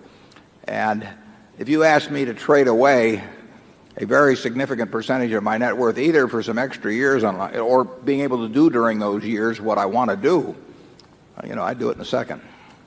Zone 7. Hi, my name is McCall Bang. I'm from Central Florida. It's nice and sunny there. Not so bad here either now. My question was, last year somebody asked about the pharmaceutical companies and the aging baby boomers, etc. And you said it was difficult to single out individual companies, and I believe Mr. Munger succinctly said that we blew it on that one. I was wondering, however, if the idea of regulation and the specter of what happened in 92, 93 with an unelected politician kind of dampened the whole industry for a period there. If that plays a part in giving you a little ambivalence about investing in that area for the future, is that simply an unknowable, or with all the, a lot of the political things we see here today, if that causes you some concern about the future of that area? I know that you're concerned about the growth of companies having to spend money in Washington with regulation, etc. So I'd like to know your thoughts, specifically if you have some ambivalence because of future regulation with pharmaceutical companies. Well, if we could buy a group of leading pharmaceutical companies at a below market multiple, I think we'd do it in a second. And we had the opportunity to do that in that 1993 period, as you mentioned, and we didn't do it. So we did blow it. Because clearly the pharmaceutical industry as a whole has done very well, and it has some of the threats that you enumerated in terms of regulation and so on. But, every industry has some problems, and the pharmaceutical industry has enough going for it that the threats you named should not cause, in my view, the securities to sell at a depressed multiple, which they did. Now, that's no longer the circumstance. We don't we're not going to buy them at present prices, but at least I think they're very, as a group, they're good businesses. I do think it's very hard to pick out the winner, So if I did buy them, I would buy a group of the leading companies, but I wouldn't be buying them at these prices. Charlie? Yeah, I would argue that the pharmaceutical industry has done more good for the customers than almost any other industry in America. It's just fabulous what's been invented in my lifetime, starting with all the antibiotics that have prevented so much death and so much family tragedy. And I think the country has been very wise to have a system where the pharmaceutical companies can make almost obscene amounts of money. I think we've all been well served by the large profits in the pharmaceutical industry. Zone 8. Good morning, Mr. Buffett, Mr. Munger. My name is Gary Rostrom from right here in Omaha. My question is, somewhere I thought I've read that you buy at least one share of every company on the New York or on the exchanges to get the annual report. Is that true, or is that a thing of the past? And if it is true, how do you keep track of all that information? Well, it's got an element of truth in it. Many years ago, I did buy one share of a great many companies, and I'd get these dividend checks for 8 cents and 10 cents, and I used to pay my bridge losses by endorsing these checks by the hundreds and giving them to the people who just won $1.80, and then no one asked me to bridge games anymore. So I have adopted a new program where I buy 100 shares of a great many companies. I buy them in my foundation so I don't go crazy at income tax time. And I probably, just as a guess, would have a couple hundred companies. So it isn't every company by a long shot. But there are at least several hundred companies where I want to be a registered shareholder and to make sure I get the mailings promptly. And I do keep those around, and even after I lose interest, I very seldom sell one, so I'll just keep buying more. And I'll not only buy the 100 shares in something I might want to keep track of, but I'll probably buy 100 shares in all of their competitors, and so that I keep reading about those companies as well. It does pay to have a flow of information come in over the desk, and the answer to that question reminds me of a point which I'd like to bring up briefly here, and that is that our shareholders, unfortunately, there's no way around this, unless they go to the internet on the Saturday that we designate to read the annual report, and where it's up on our home site, BerkshireHathaway.com, are going to receive their reports at significantly different times, and the ones who have their shares in their own names are very likely to get those reports faster than the ones that have their shares held in street names. And from our standpoint, unfortunately, probably 90% of the shareholders we have their stock held in street names. Now, what happens on that is we print the reports up. We mail the ones to the shareholders who are of record, who have the stock in their own names.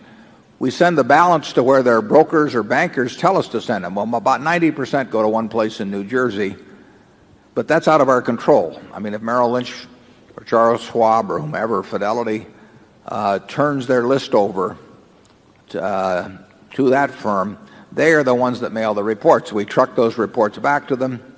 We may next year try to figure out a way to get them printed closer. It's out of our control when those reports go out. So our shareholders receive their reports on widely varying dates, which, like I say, I would rather not have that happen. It means that in terms of sending in your request for tickets to this meeting, many people we had this year, as late as maybe the 10th of April, still hadn't gotten their reports, and they wondered about their tickets. So if it's convenient for you, you will, it's better to have your stock in your own name. Now, that isn't convenient for many people. I understand that. But you will get our reports on a more reliable basis and a more prompt basis if you do it that way. If you have your stock in street name, I urge you to look on those dates we've laid out in the report for next year, to click on to our homepage, because then you will have the information just as quickly as everybody, as your fellow shareholder does. We want very much to have a level playing field, and we want everyone to have access to the information as close to simultaneously as possible, and during a time when the market is not open. We think that just makes sense. That's the way we would do it if we were running a partnership. But there is this problem with street name holdings of somewhat erratic distribution, and that's the reason why when I want to keep track of, say, all of the companies in the pharmaceutical industry, I'll buy 100 shares of each one, and I'll stick them in the name of the foundation, and that mailing comes directly to me in Omaha. So let's go on to Zone 9. I'm Lola Wells from Florida. You have been recently quoted in the newspapers as saying that some major corporations have used questionable practices to make their operations seem more favorable. Would you be willing to be more specific about these practices? Not until I'm on my deathbed. I have followed a policy of criticizing by practice and praising by name, and we will not. We do. Charlie and I both find certain practices very, very deplorable, and they aren't limited to a single or a few large corporations. But we would probably be less effective in arguing for change if we went to a few specific examples. They would not be that much different probably than hundreds of other, or at least dozens of other companies, and secondly, those who get critical of the world find the world gets very critical of them promptly, and I think we do more good by, in a sense, hating the sin and loving the sinner. So we will continue to point out the sin, but we will not name the sinners. Charlie? Warren, I think she wants you to name the practices, not the miscreants. No. Well, the practices are some of the things we've said. They relate to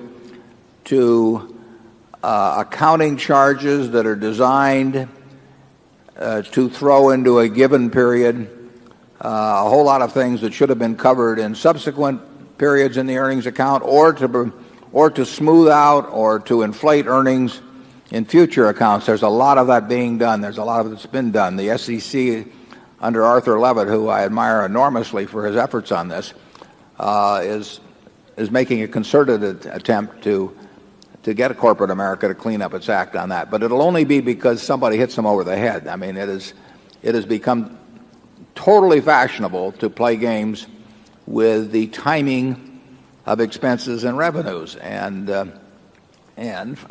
frankly, until the SEC got tougher, in my view, the auditors were not doing enough about it. I think that in terms of hiding compensation expense and not recording it in the case of options and all of that, I think companies now have the option of recording option costs in the income account, but you have not seen any great flood of people doing it. And actually, the way they show it in the footnotes is quite deceptive in my view, because they try to make assumptions that minimize what the income account impact would be, but the cost to the shareholder is what counts. I mean, that is the compensation cost as far as we're concerned, and that's been minimized.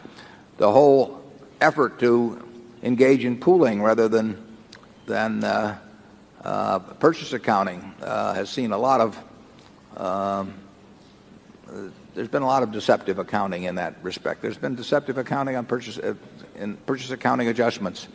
So those are the kind of things we're talking about. Charlie?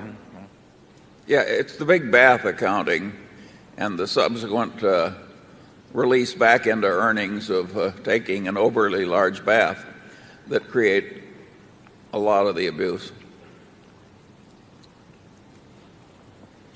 We could name names, we won't.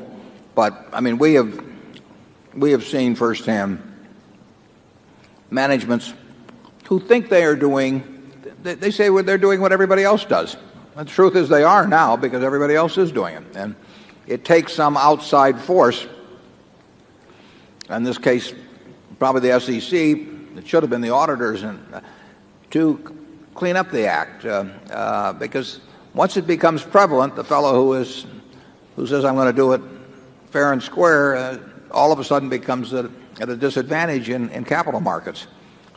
He's penalized, and he says, why should I penalize my shareholders by doing something when legally I can get away with doing something else?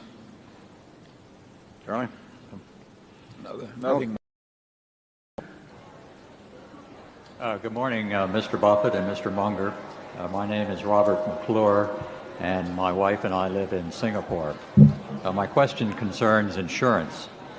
In the 1994 annual report, you made the following remarks, and I quote, "A prudent insurer will want its protection against true mega catastrophes, such as a $50 billion windstorm loss on Long Island or an earthquake of similar cost in California, to be absolutely certain.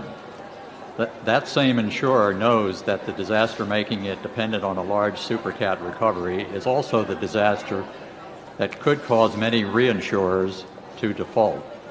There's not much sense in paying premiums for coverages that will evaporate precisely when they are needed.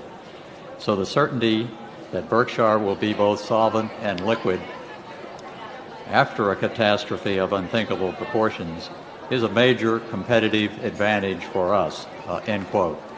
As I said, that was in the 1994 annual report.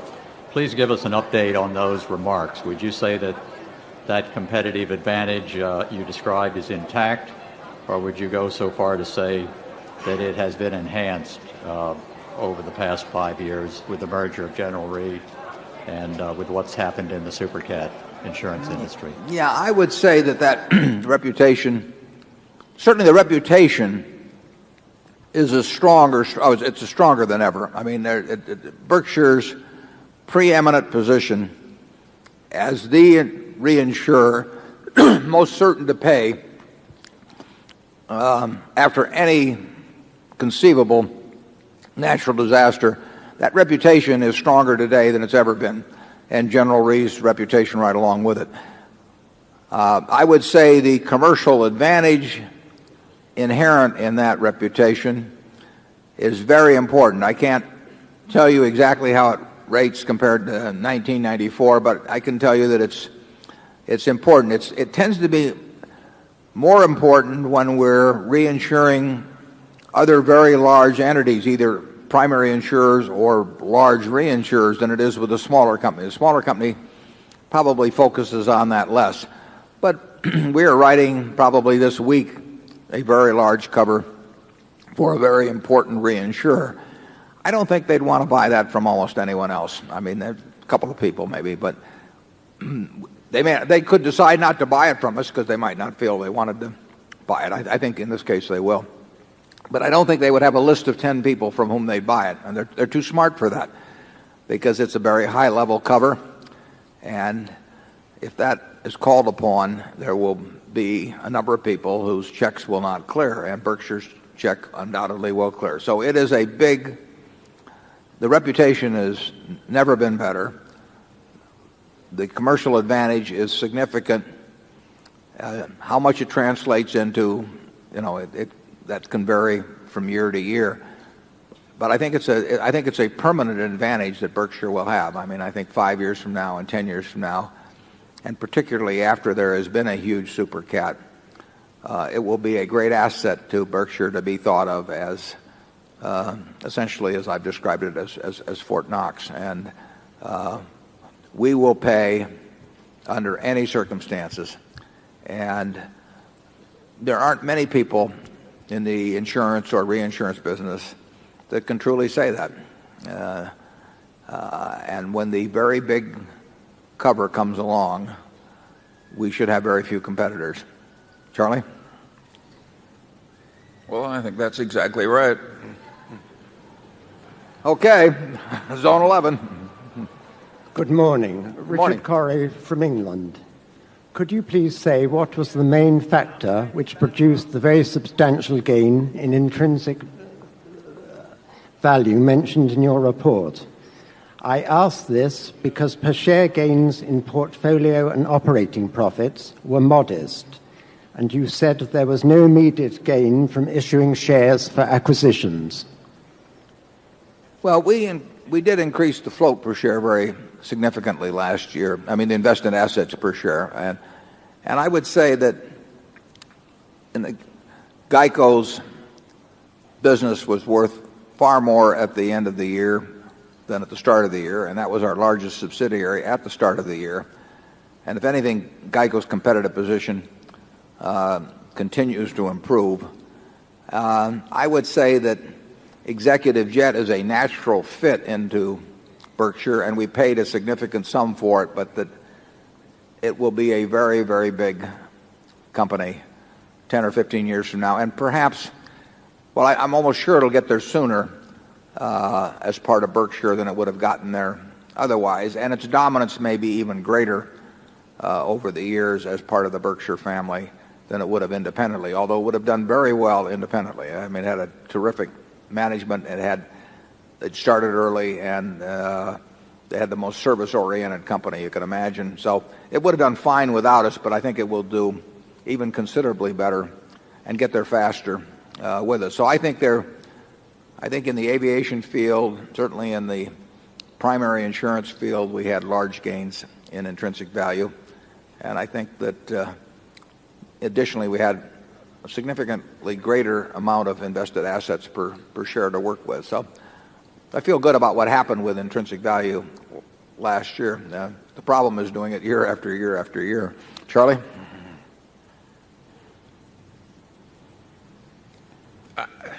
Just basically, we have a wonderful bunch of businesses, and we have a float that keeps increasing, and a pretty good record of doing pretty well in marketable securities. None of that has gone away. Zone 12. Hello. My name is Elias Canner, and I am from New York City.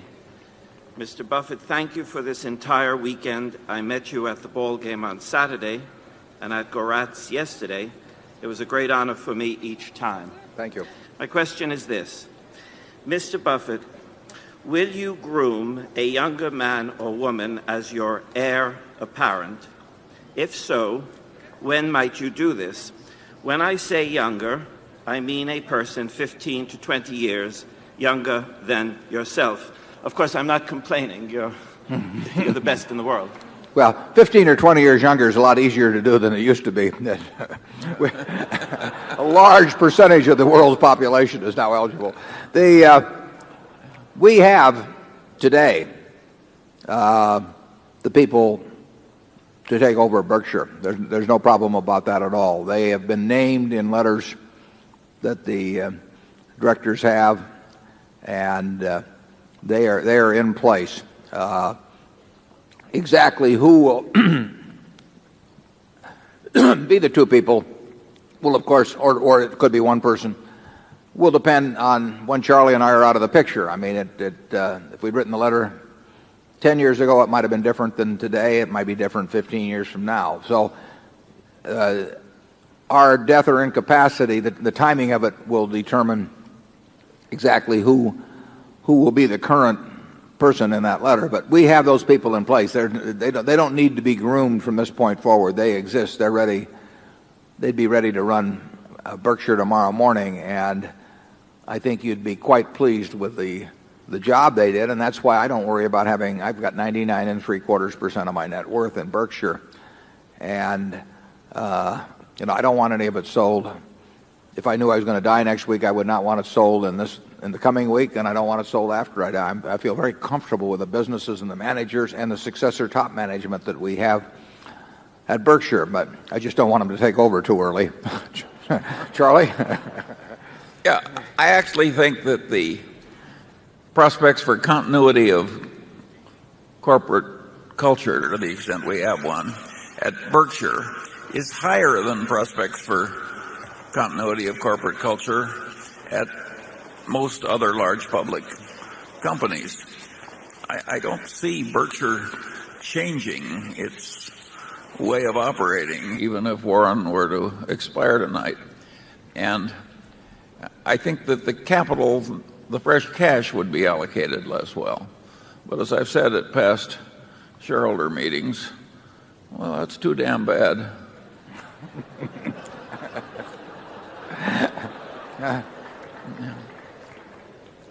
That's why we don't have a public relations department. By the way, I don't think the job would be ill done. I just don't think it would be done quite as well as Warren does it. Okay, Zone 13. Good morning, Mr. Buffett and Mr. Munger. I'm Cary Blecker from Wellington, Florida. Thank you for stopping by the convention center before, Mr. Buffett. It was nice to see you again. My pleasure.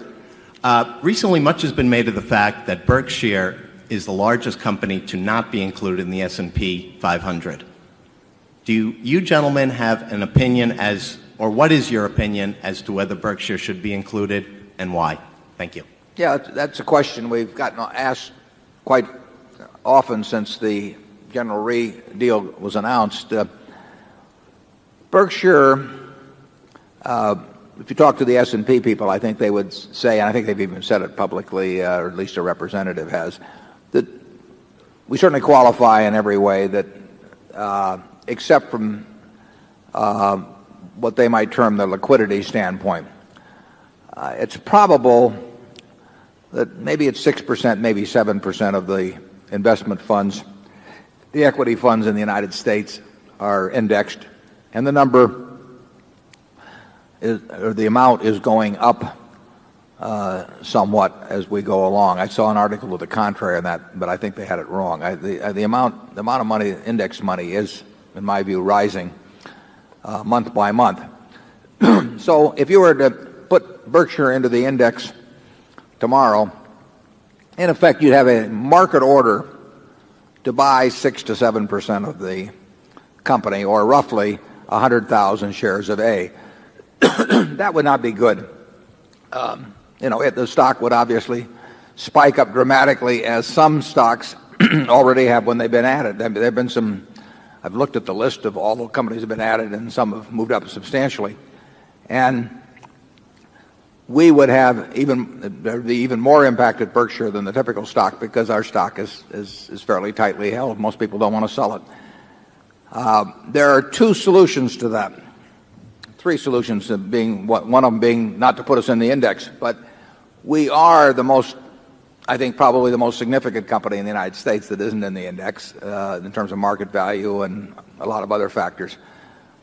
So if you want to put Berkshire or a company like it in the index and not have some crazy market aberration, you could have one of two things happen. And this would be true, I think, more and more of other companies as well as they add them to the index and as more money gets indexed.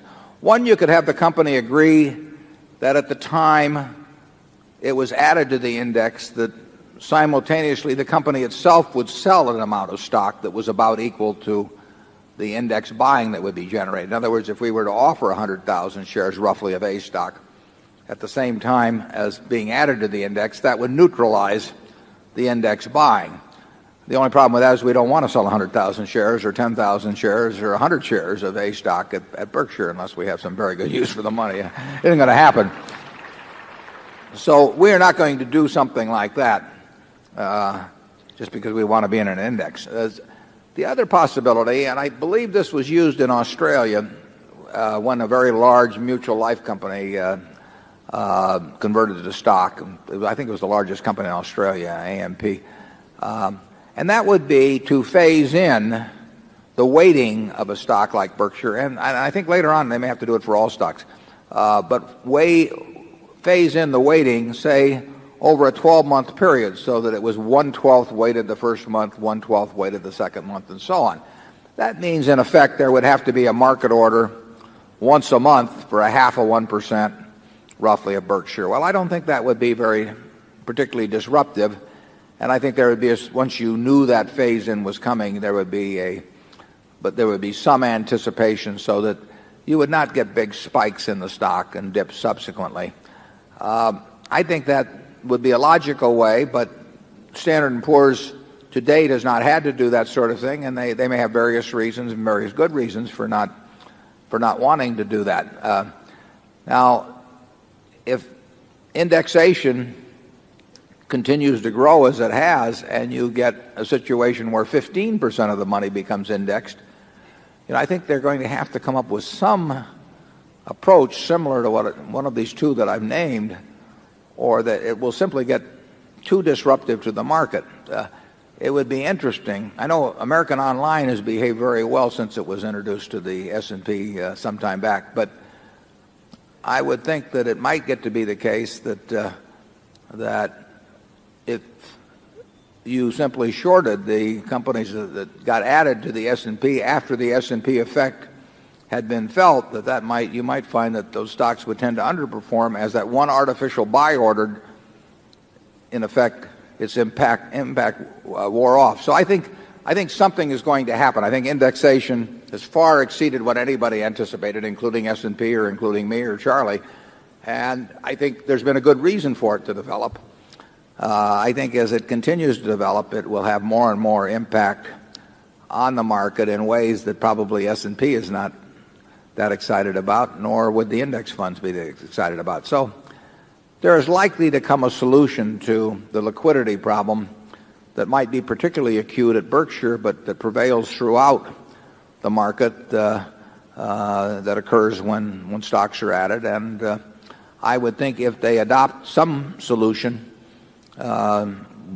that certainly if they adopted the solution of gradual weighting, that Berkshire would be a very logical candidate for the S&P. It really makes no difference to us what is done along that line. We would not be unhappy being in the S&P as long as it didn't have some huge market impact at the moment of putting it in. On the other hand, we love the owners we've got, and I don't see how we could improve on this group much by having the index funds. So we'll see what happens on it. It is not a big deal to us, and we want to be sure if we're ever at it, it isn't too big a deal to the market, because I would not like, the people who sold that day might like it, but I would not like the stock to jump up, $20,000 a share on one day because there's some market order for 100,000 shares and then gradually work its way back down to where it should have been in the first place. No one benefits from that except the people who sell in the very short term, and that is not the group that I primarily worry about. Charlie?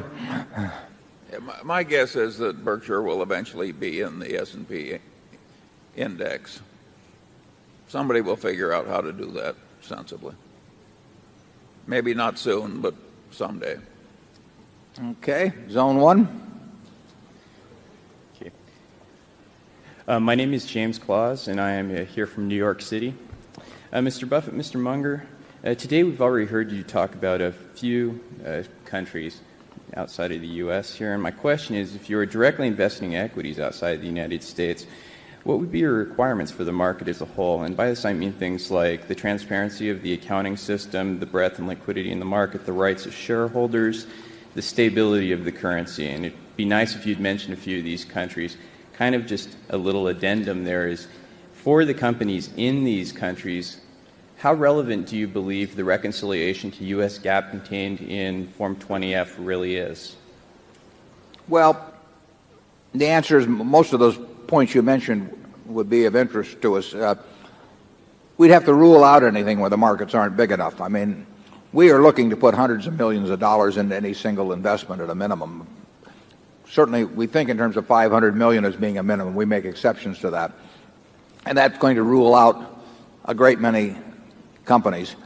Transparency of accounting and accounting rules, we care about that, but we can make adjustments mentally. In some respects, we may think in certain countries accounting is better than here.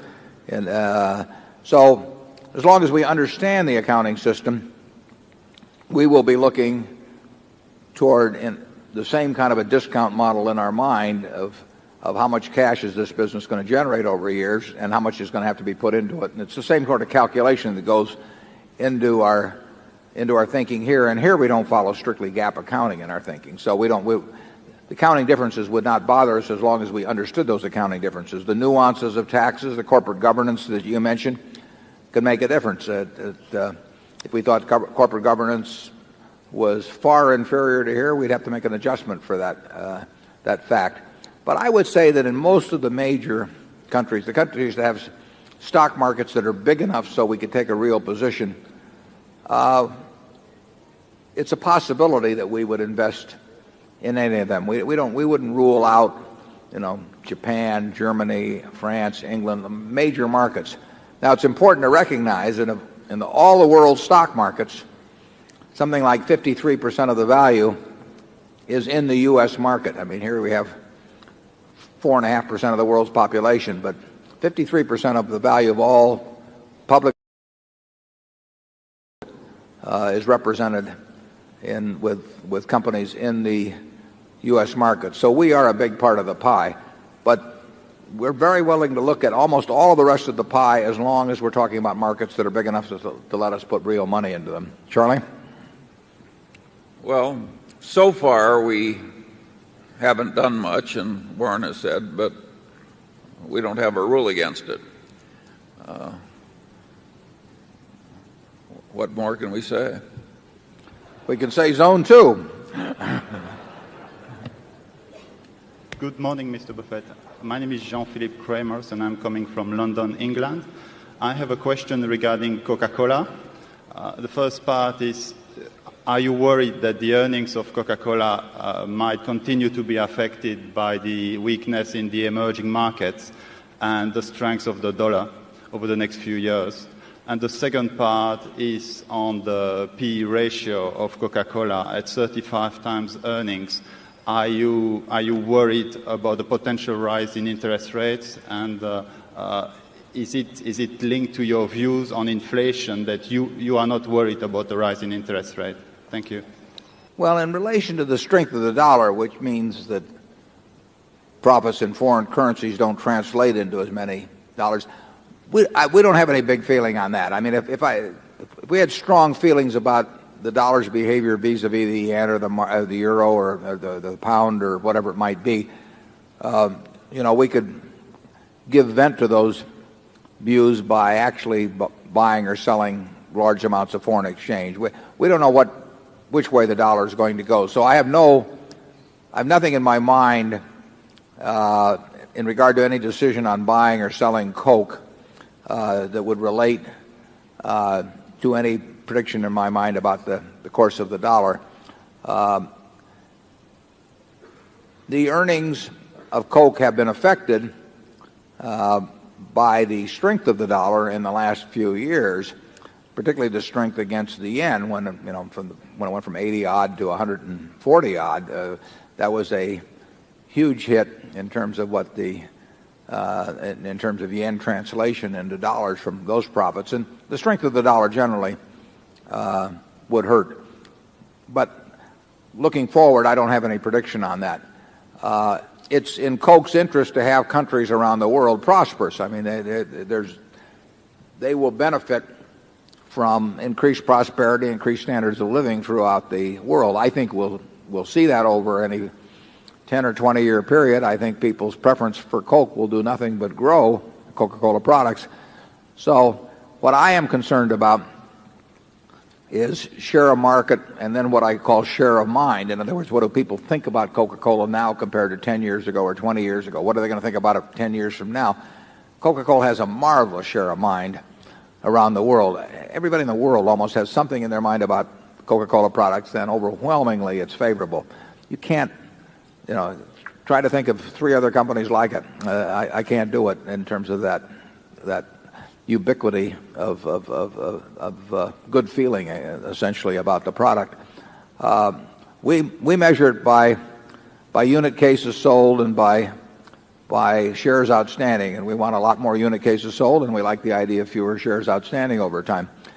I'll be giving you that same answer 10 or 15 or 20 years from now, and I think there'll be a lot more unit cases sold then. It is true that the case growth slowed starting in the second half of last year and continuing through the first quarter of this year. But that's happened from time to time in the past.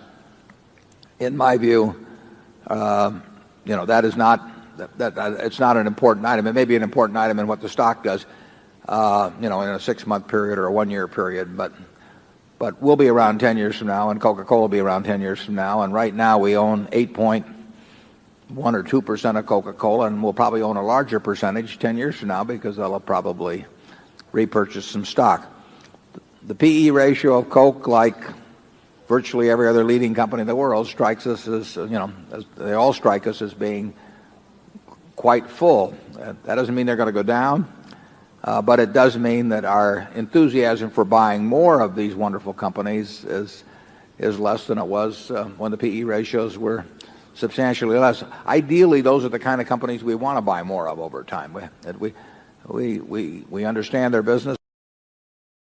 guess is that there's a reasonable chance, at least, that sometime in the next 10 years we buy more shares of either Coke or Gillette or American Express or some of those other wonderful companies we own. We do not like the PE ratios generally. But again, I stress that does not mean they're going down. It just means that we got spoiled in terms of how much we got for our money in the past, and we hope that we get spoiled again. Charlie? Yeah, if what matters to you is what you think Coke is going to look like 10 years out or even further out, you don't really pay much attention to short-term economic developments in this country or that, or currency rates or any other such thing. They don't really help you in making the 10 or 15-year projection, and that's the one we're making. So we have tuned out all this noise, as it's called in what communications networks. Tune out the noise, and if you look at the big picture, we think Coke is fine. It's hard to think of a better business in the world among big businesses. There's obviously companies that are starting from much smaller bases that could grow faster, but it's hard to think of a much more solid business. Zone 3.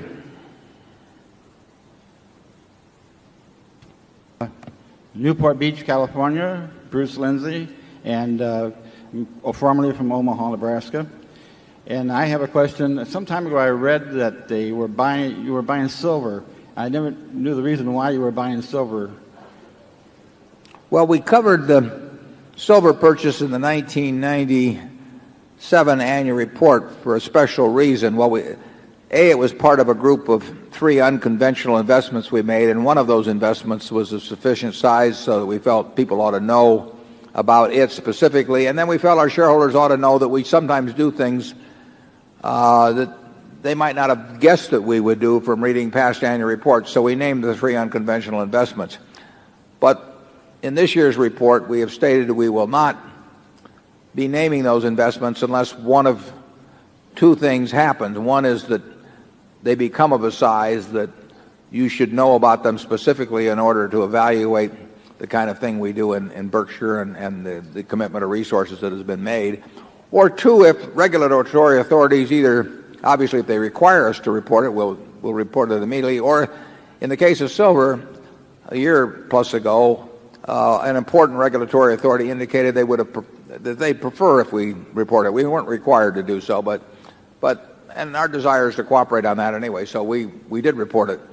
But we stated in this year's report that absent those factors, we will not be giving details on unconventional investments any more than we give any more details on our regular equity holdings than we're more or less required to do. We did say that we had changed certain of the unconventional investments that were described in the previous year's report, and we stated that we had entered into several new ones. So we are in some things that most of you, or maybe all of you, don't know about, but they aren't of sufficient size so that they're going to, in any material way at all, affect your investment. Charlie? Nothing to add. Zone 4. Good morning, Mr. Buffett. Wayne Lang from Toronto, Canada. Last year, when you were asked about the year 2000 computer issue, you expressed some concerns about the cost overruns and the federal government readiness. Our 2 countries are in much better shape this year, but could you update us on your current thinking and what concerns you may have about the impact of the lesser readiness internationally on our company's revenues, supply chain, or on the stock market? Yeah, last year I think I also told you I didn't really consider myself an expert on this, and what I tell you is just what I pick up from being on audit committees or talking to people who are a lot smarter than I am in this sort of area. But that doesn't mean they're right on it, because they weren't talking about it 15 years ago when they should have been talking about it. So my general feeling, and all secondhand, my general feeling is that the part of the world that we have to worry about is in pretty good shape. It's cost a lot of money in various places. It's cost us some companies it's cost a terrific amount of money, but I do not think it's going to be a big deal. And I could be wrong, but I'm less worried about it being a big deal today than I was a year ago. And Charlie, do you know anything to add? No. Does that mean you think it's going to be less of a big deal than you thought a year ago, or No, it means I have nothing to add. Okay. That's probably what I should have said in the first place. Zone 5. Good morning. My name is Bob Brewer, and I'm from down the road in Lincoln, Nebraska. I just wanted to ask you how you think the continuing economic turmoil in Japan is likely to affect the global economy and the U.S. stock market over the next 5 to 10 years. Well, Charlie and I are no good on those macro questions, but I would say this. I mean, the Japan problem has been around now in financial markets and banking systems. So it's been around for some time now. So I see no reason why it should have more impact on the rest of the world now than it has had in the last few years. And I would say it's had certainly very little effect on the U.S. in the last few years. And it's no factor in our thinking at all in terms of what we would buy or sell tomorrow morning. I mean, if we got offered a good business tomorrow, unless it was directly involved, I mean, its primary business was in Japan, but if it was a business in this country, that's not something that we would be thinking about. We would be thinking about the specifics of that business. We don't really get too concerned about the things that come and go. I mean, in the end, if we're right about a business over a 10 or 20-year period, just take See's Candy. We bought it in 1972. Look what happened in 1973 and 4, and all the oil shocks and what this country was going through and inflation, all that sort of thing.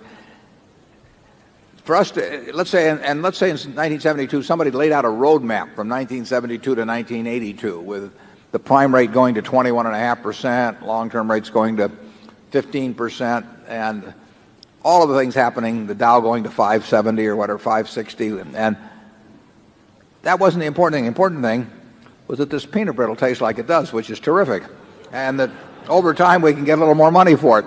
So, See's made $4 million pre-tax in 1972 when we bought it. It made $62 million last year. We don't want to be thinking about the wrong things when we're buying businesses, and that applies to marketable securities just as much as it does as when we're buying 100% of the business. If we're right about the business, the macro factors aren't going to make any difference, and if we're wrong about the business, macro factors are not going to bail us out. Charlie? Yeah, I think what's interesting in Japan is interesting to one as a citizen. Here's a major industrial country, and they understand all about Keynesian economics and everything else. And when it starts sliding down into a big recession, it just keeps going and going and floundering and staying down, and year follows year, and you take the interest rates down to practically zero and you run a big budget deficit. The economy still stays down. I think this has been very interesting to the economists of the world. I don't think any of them would have predicted that as modern a country as Japan could contract for as long as it did. And I think the cause is related to the extremeness of its booms in both land prices and security prices, and the corruption in its accounting practices and in its regulation of financial system, including banks. I think it's an interesting lesson for the world of how important it is not to let a lot of slop get into the accounting and regulatory systems, and how a lot of folly in markets doesn't help either. Sort of fascinating to, people keep saying, well, why doesn't Japan stimulate? Well, they got short-term rates down to 0 and long-term rates at 2%. Well, that would stimulate me, but It's sort of, as Charlie says, it's sort of defied a little bit some of the classical Keynesian theory on that. But in the 30s, we had the same problem in this country. We drove interest rates way down and toward the latter half of the 30s.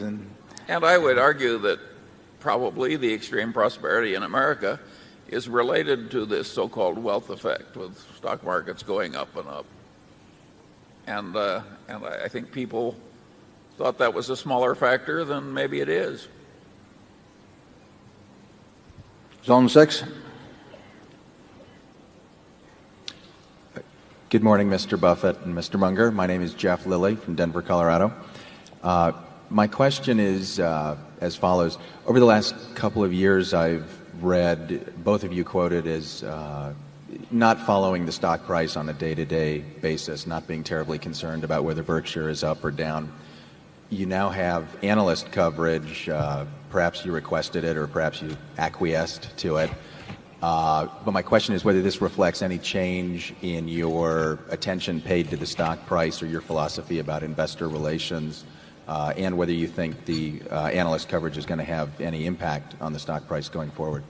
Yeah, no, it reflects no change in our attitude towards stock price. I mean, we are concerned about building the intrinsic value per share of Berkshire at the highest rate we can, consistent with a couple of other principles that we've set forth. And we hope very much that the stock price stays in a zone that is not too wide around intrinsic value. There's going to be some zone of some sort, because intrinsic value itself is not precisely calculable. And in addition, you wouldn't expect it to track it penny for penny. But we don't want it to go crazy in either direction in relation to intrinsic value. When we made the deal with General Re, that attracted more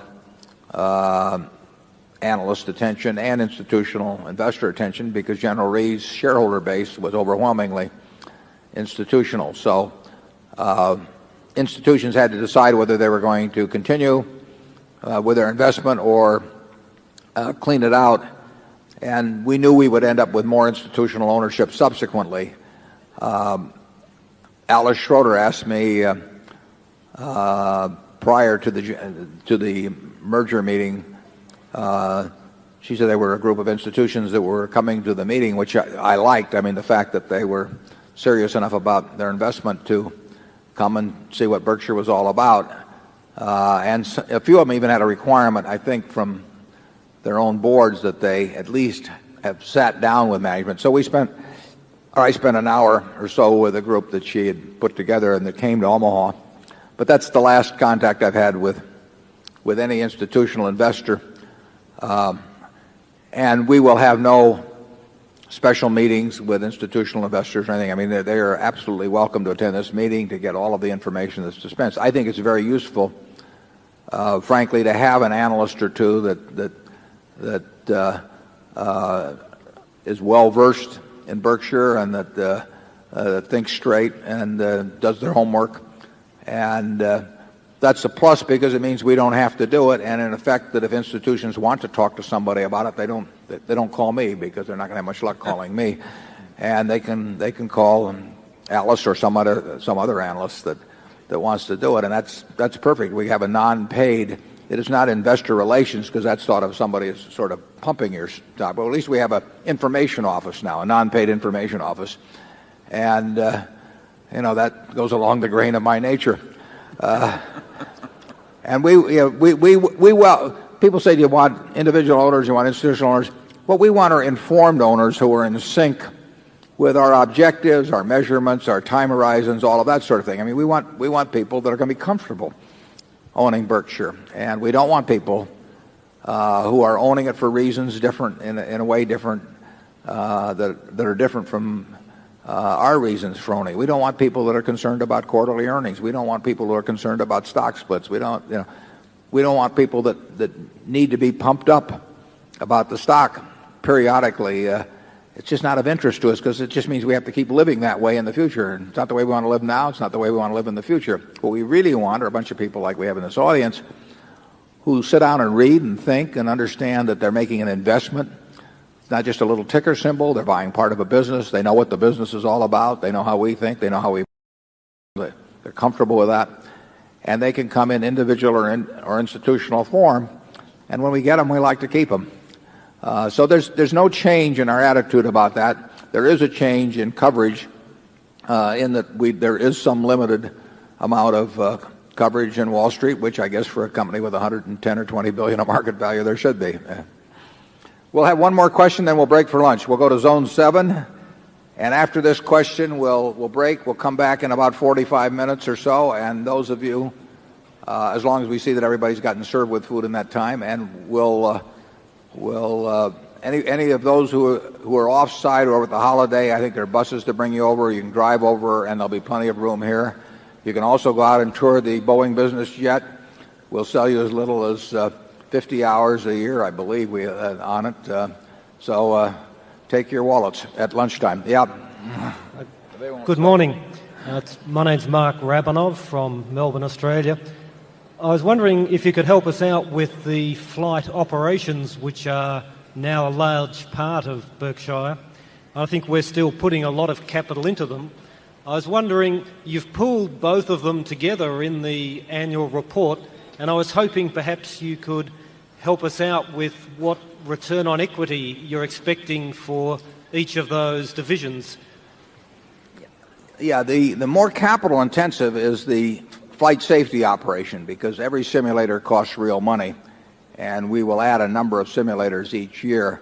So flight safety, you can look at their figures before we acquired them, and it's reasonable to extrapolate those numbers out on a larger base as we go along. But flight safety's return on equity is not going to move up or down by a dramatic amount. I mean, our simulator training prices are related to the costs of the simulator, and so there's not going to be way higher returns on equity, nor should there be way lower returns on equity. There is a growth in the equity employed in the business because it is a growing business, and we're training more and more pilots every year.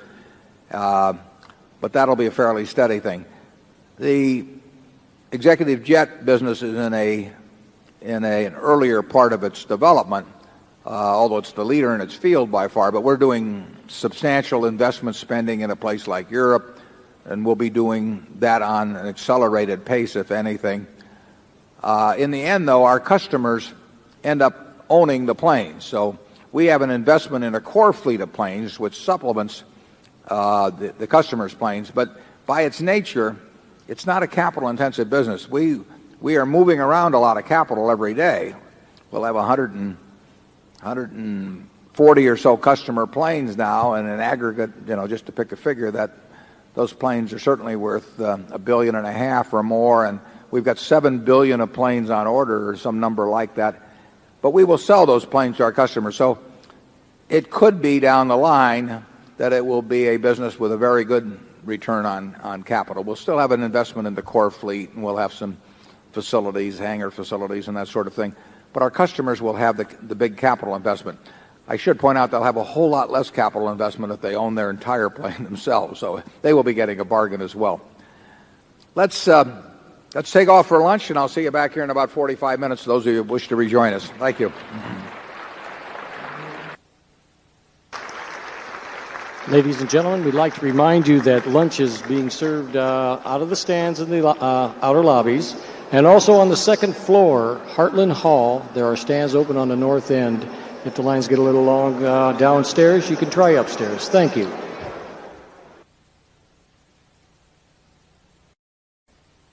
Yeah.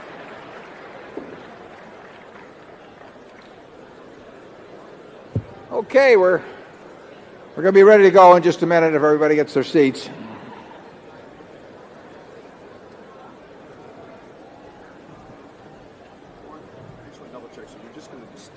One through eight. 1 through 8. Yeah. Mm-hmm.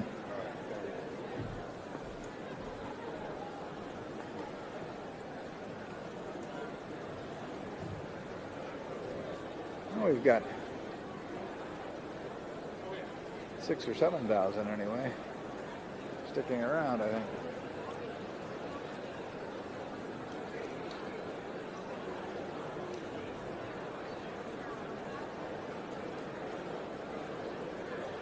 Okay, if anyone who has questions wants to go to the microphone, we're going to start here in just a minute, and we will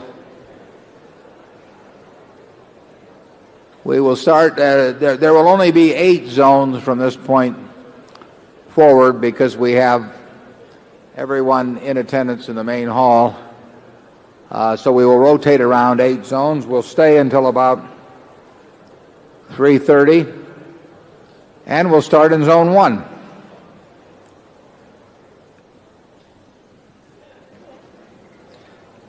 My name is Charlie Sink. I'm from Lexington, North Carolina, as you can tell by the accent. My question relates to the General Re purchase. I wondered, I've read your letters through the years, and I've been trying to learn a little bit about investing in insurance companies. Did you buy General Re mostly because, I know mostly because of the float, because you think you can grow the float? I know it's not growing significantly now. Or did you buy it because you felt like you could do better with the investments? I've read also that companies who seem to be trying to follow the Berkshire model are trying to get a certain amount of investments to equity. Is that something that you focus on? And that's my question. Yeah, the first 2 parts are correct. We certainly.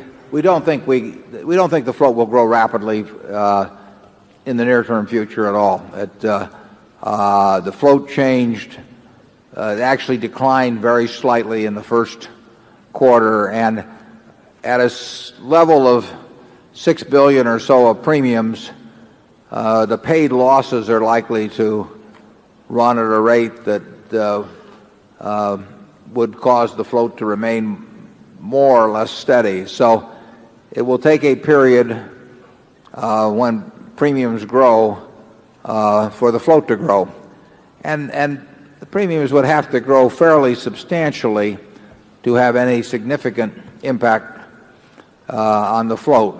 And like I say, that will not happen in the short term. We expect the float to grow over the longer term. We expect that General Re will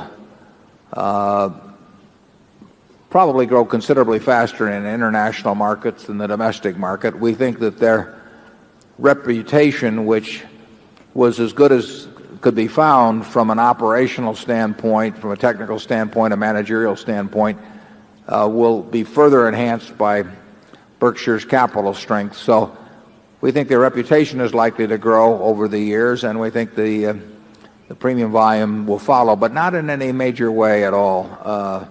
For a few years at least. And then we, as addressed earlier in the meeting, we think there is the opportunity to do better with that float from time to time in the future, but right now that is not a plus that it's in our hands, and it may not be a plus a year from now.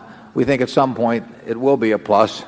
We also pointed out that there could be some tax advantages to be included as part of Berkshire as well. So there are some things going for it, but none of them they will not have an impact in 1999, and they may well not have an impact in 2000. We obviously think Berkshire 10 years from now will be worth more on a per share basis with General Re included than if we had not made the deal. We don't necessarily think that's the case on a 1-year or 2-year basis, but it is our judgment on a 10-year basis.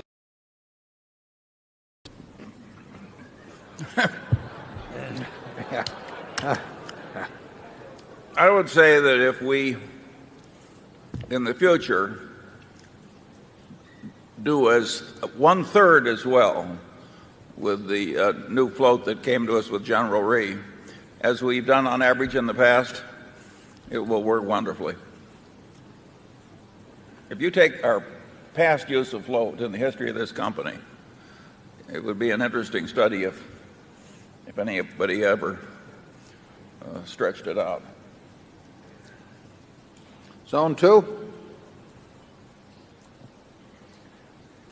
Good afternoon. My name is Greg Keza from Oakland County, Michigan.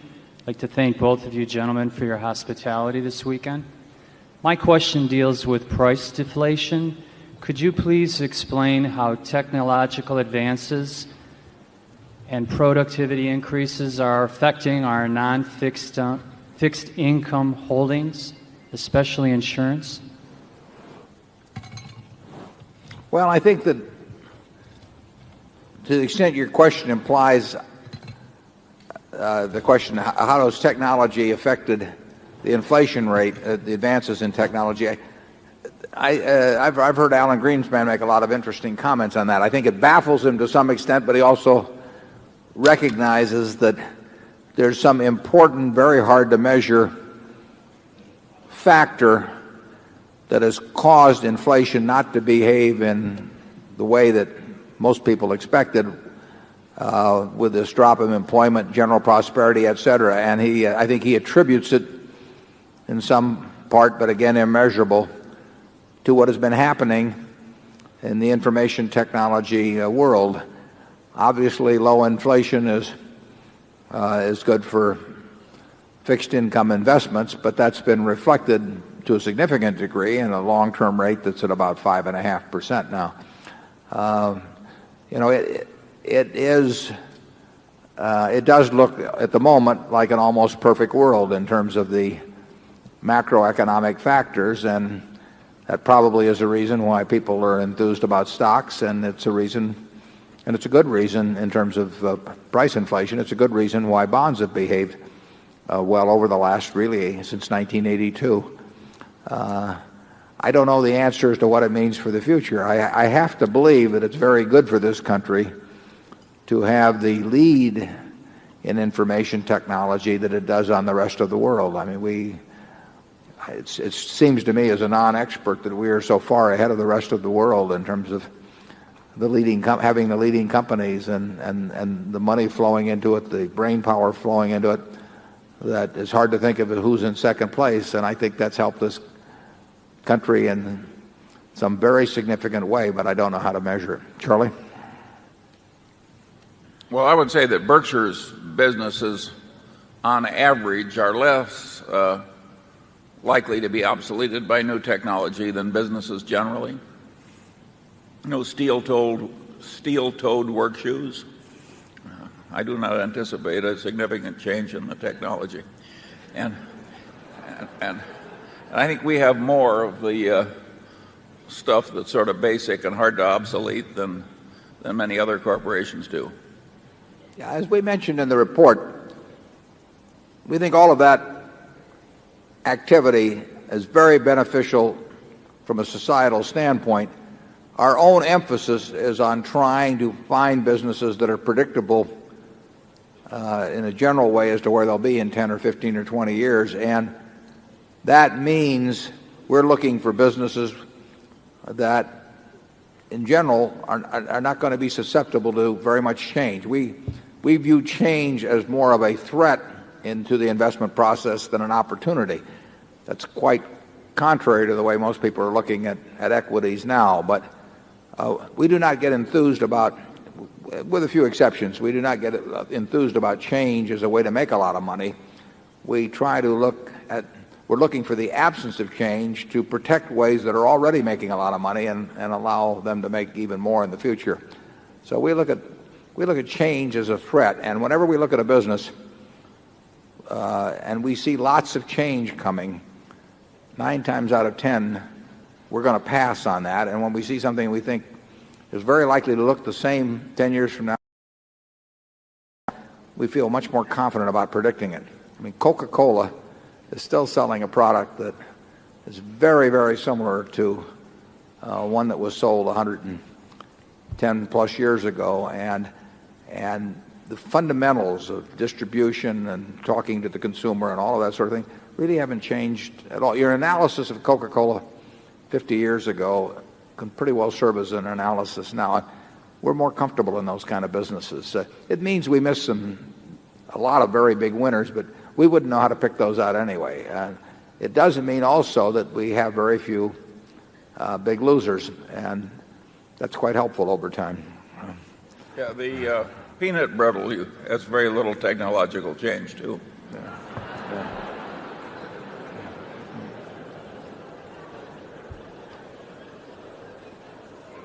they better not change it. We like it just the way it is. Zone 3.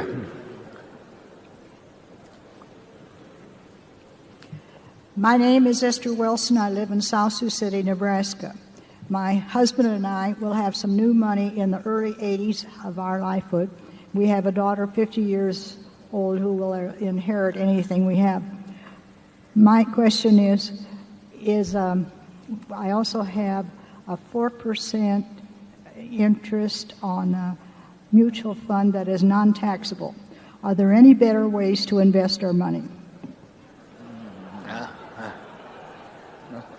Well, those are tough questions. I mean, I run into friends of mine all the time where they come into a lump sum at a given time, Charlie and I do not have great answers about investing sums of money for people who are not really active in the process. I mean, as we said earlier, if we were working with small sums now, we would start looking at a whole bunch of very small situations and some things that we might know how to do on a small scale. But for the average investor who wants to own equities over a 20 or 30-year period, we think regular investment in some kind of very low-cost pool of money, which might well be an index fund, probably makes as much sense as anything. But it's important to keep the costs down. I have close to 100% of my net worth in Berkshire. I'm comfortable with it because I like the businesses we own. But I didn't buy it at this price either, so I don't like to go. I never recommend anybody buy or sell it. And Charlie, do you recommend anything? I think if there's anybody in the room who thinks it would be very easy to come up with a one-liner for a great no-brainer investment tomorrow with a great slug of new money, I wish they'd come up and tell me what it is. We don't have any solution to that one. It's harder for us now than it has been at other times. Yeah, there's been a couple of times. In 1974, there was something in Forbes, and 69, the reverse of that situation, and then I think I wrote an article for Forbes, I can't remember exactly when it was, about how equities almost had to be more attractive than bonds at that time, and bonds weren't that unattractive. I mean, every now and then you can say you are getting a great deal for your money in equities, or sometimes you can say you're getting a great deal for your money in fixed income investments. You can't say that now, so what do you do? In terms of new money, we find ourselves sitting and waiting for something, and we continue to look. But we are forced to look at bigger ideas. So if we were working with smaller funds, we'd be much more likely to find something than we are in our present situation. As Charlie says, we really don't have any great one-line advice on it. I wish we did. Zone 4, go ahead. The real long-term rate of return from saving money and investing it has to go down from recent experience in America, particularly equity-related recent experience. The wealth of the world can't increase at the kind of rates that people are used to in the American equity markets, and the American equity markets can't hugely outperform the growth of the wealth of the world forever. We ought to have reduced expectations regarding the future generally. Because, we mentioned earlier 53% of the world's stock market value is in the U.S. Well, if U.S. GDP grows at 4%, 5% a year with 1 or 2% inflation, which would be a very good result, I think it's very unlikely that corporate profits are going to grow at a greater rate than that. Corporate profits as a percent of GDP are on the high side already, and you can't constantly have corporate profits grow at a faster rate than GDP. And obviously, in the end, they'd be greater than GDP. And it's like somebody said that New York has more lawyers than people. I mean, there's certain, you run into certain conflicts in the terminology as you go along if you say profits can get bigger than GDP. So if you really have a situation where the best you can hope for in corporate profit growth over the years is 4 or 5%, how can it be reasonable to think that equities, which are a capitalization of that corporate profits, can grow at 15% a year? I mean, it is nonsense, frankly. And people are not going to average 15% or anything like it in equities. And I would almost defy them to show me mathematically how it can be done in aggregate.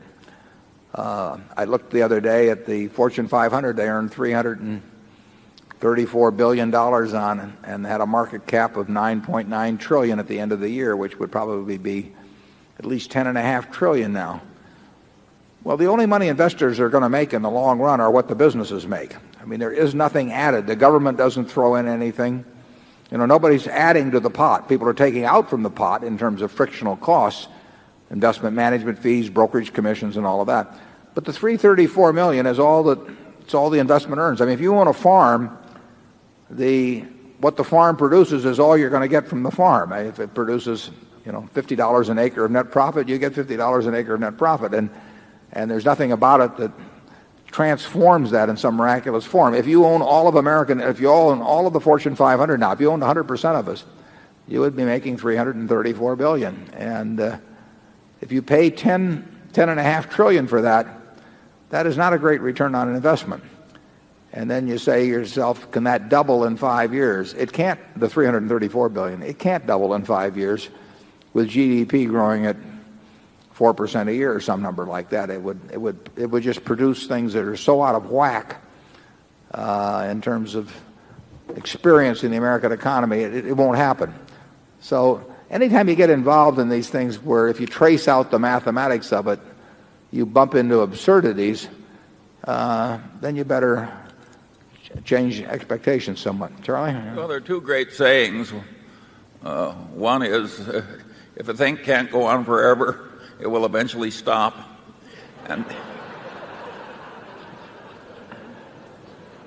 the other I borrow from my friend Fred Stanback, who I think is here. People who expect perpetual growth in real wealth in a finite earth are either madmen or economists.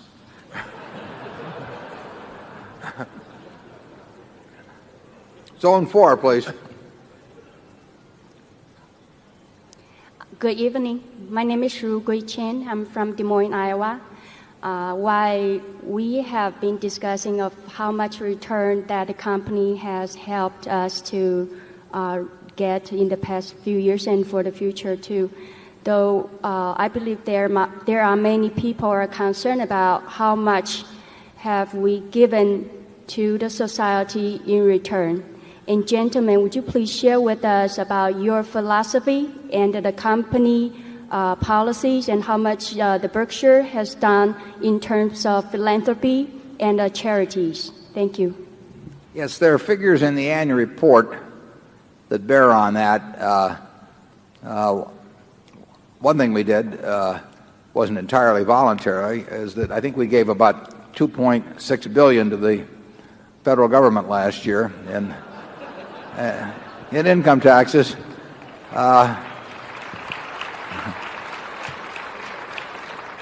I'm not sure. I looked at General Electric and Microsoft and a couple of the largest companies. We may have paid more in federal income tax than any other U.S. company. Don't take my word for that, because it could be Walmart paid more. I wouldn't be surprised if Walmart paid more. But I did look at a couple of the big more than GE or Microsoft, both of which have market caps that are 3 times our size.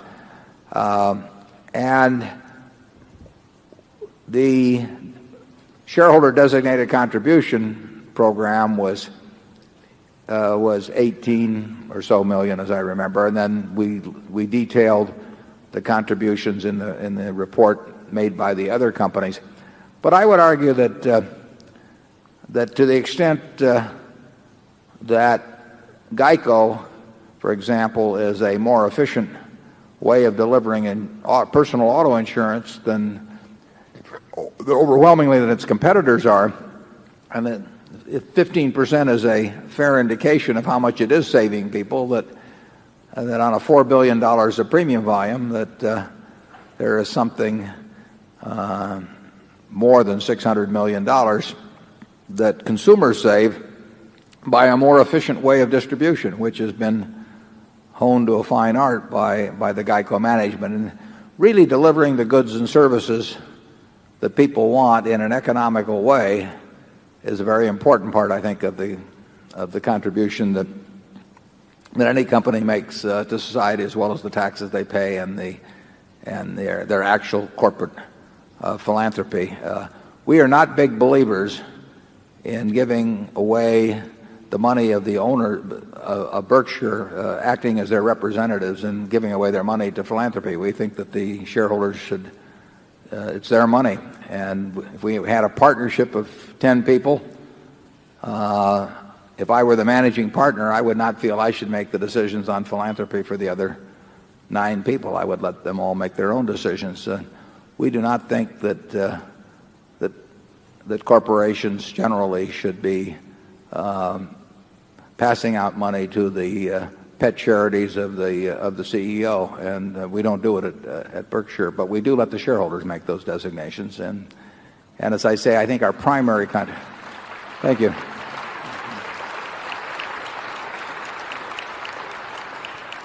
I think the best contribution actually we can make to society over 10 or 15 years is finding ways to deliver goods and services that people want to them at lower cost than the alternatives that were previously available to them. Charlie? Yeah, well, I applaud the questioner's yearning for an answer to the question of isn't there something more in this game than making and piling up money, and shouldn't we be thinking about what we owe in return and what's going to go back in return? In the Munger case, I think 100% is going to go back in return for a reason different from that in the Buffett case. You know, there's an old saying, how much did old Charlie leave? And the answer is, I believe he left it all. And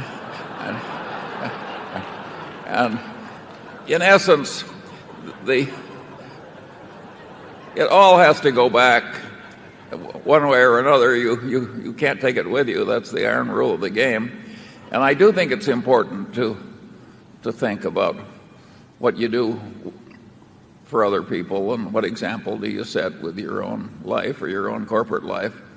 And I do think that Berkshire stacks up pretty well in that respect. And in due course, when we get into gargantuan charities bearing the name Buffett, my guess is that'll be done pretty well too. This is likely to be a pretty good run. Zone 5.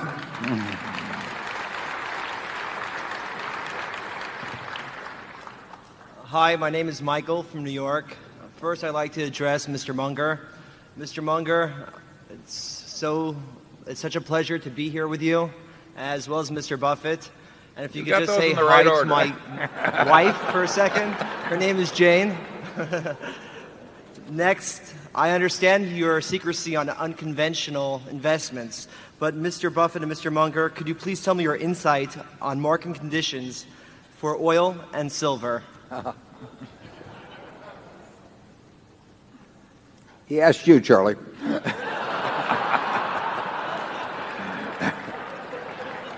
We've already said that we're not going to comment about commodity investments. I will cheat a little on that. Eventually, the price of oil has to go way up. That doesn't take any money from buying it now, counting the interest factor. Zone 6. Fortunately, I listened carefully when he phrased his question. He said insights, and I don't have any insights, so we'll go to Zone 6. My name is Merritt Belle-Isle from Austin, Texas, and the company has a large investment in the Washington Post Company, which has many cable television systems serving non-major metropolitan areas, as well as a recent investment in TCA Cable. And so I was hoping to get a comment about the cable television business generally. And the other question is about your philosophy of children handling money and inheriting money.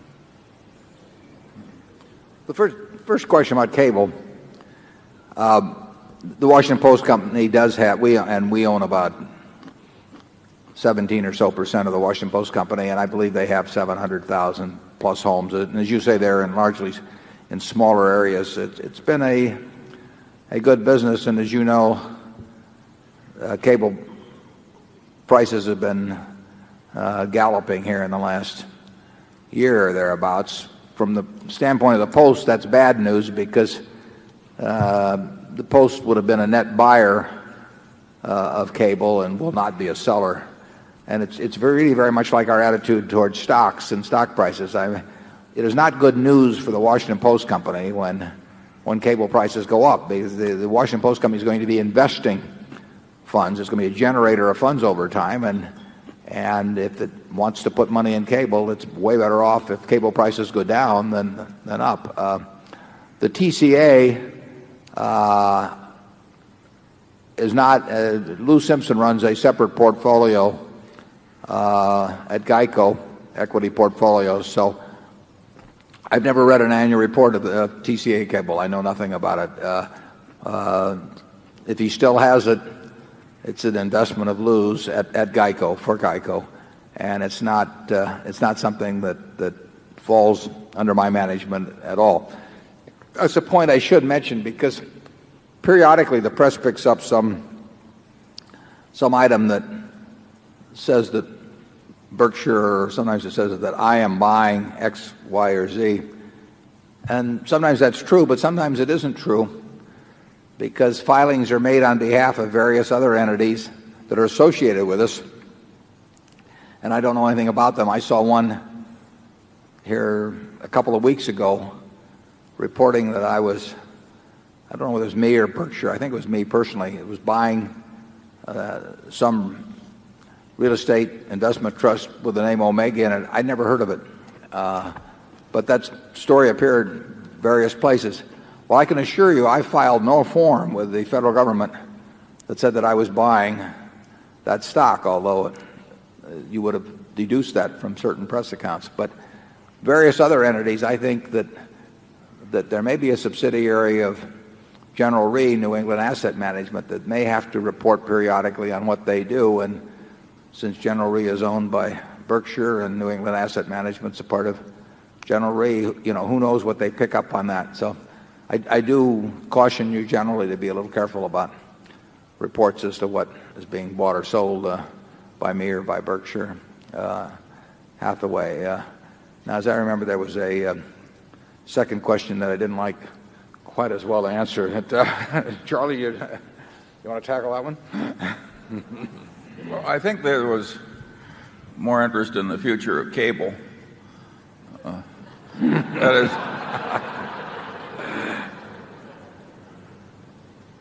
we have demonstrated a signal lack of aptitude in correctly diagnosing the future of cable in a way that made us a lot of money. And we've done that in spite of the fact that in retrospect it seems like a lot that was perfectly obvious was lying around.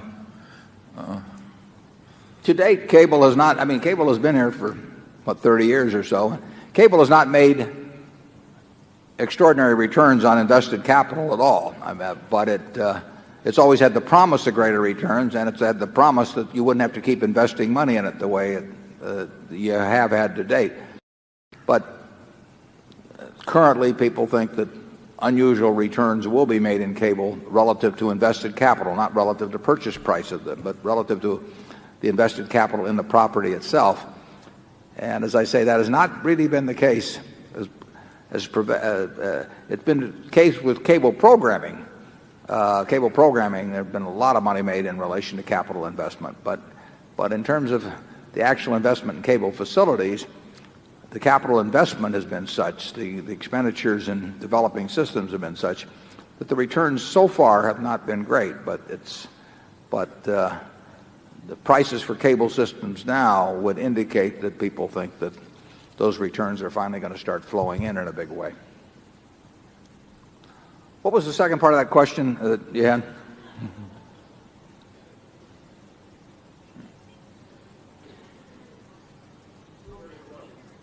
Oh, inherited wealth and children. Yeah. Kids inheriting money. Yeah. Well,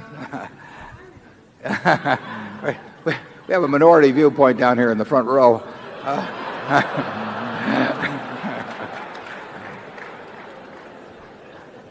I think my views on that subject changed when I was about 18. Until that point, I thought it was a great idea. No, I am quite a believer in a meritocracy, and I think a part of that is not having people start way ahead of other people in life based on whether they were lucky enough to come from the right womb or not. So I've never been big on the idea that either society benefited or in many cases the kids, although I think that's much more problematic. But by the fact that great transfers of wealth will go from one generation to another, I would rather see the degree of talent possessed by individuals determine the resources they command in this world and their ability to influence other people's lives and command the labor of other people and all of that than any divine right of the womb. So it's and Charlie has a somewhat different view on that. Yeah, I am a little more willing to let the world take the succeeding generations down. It's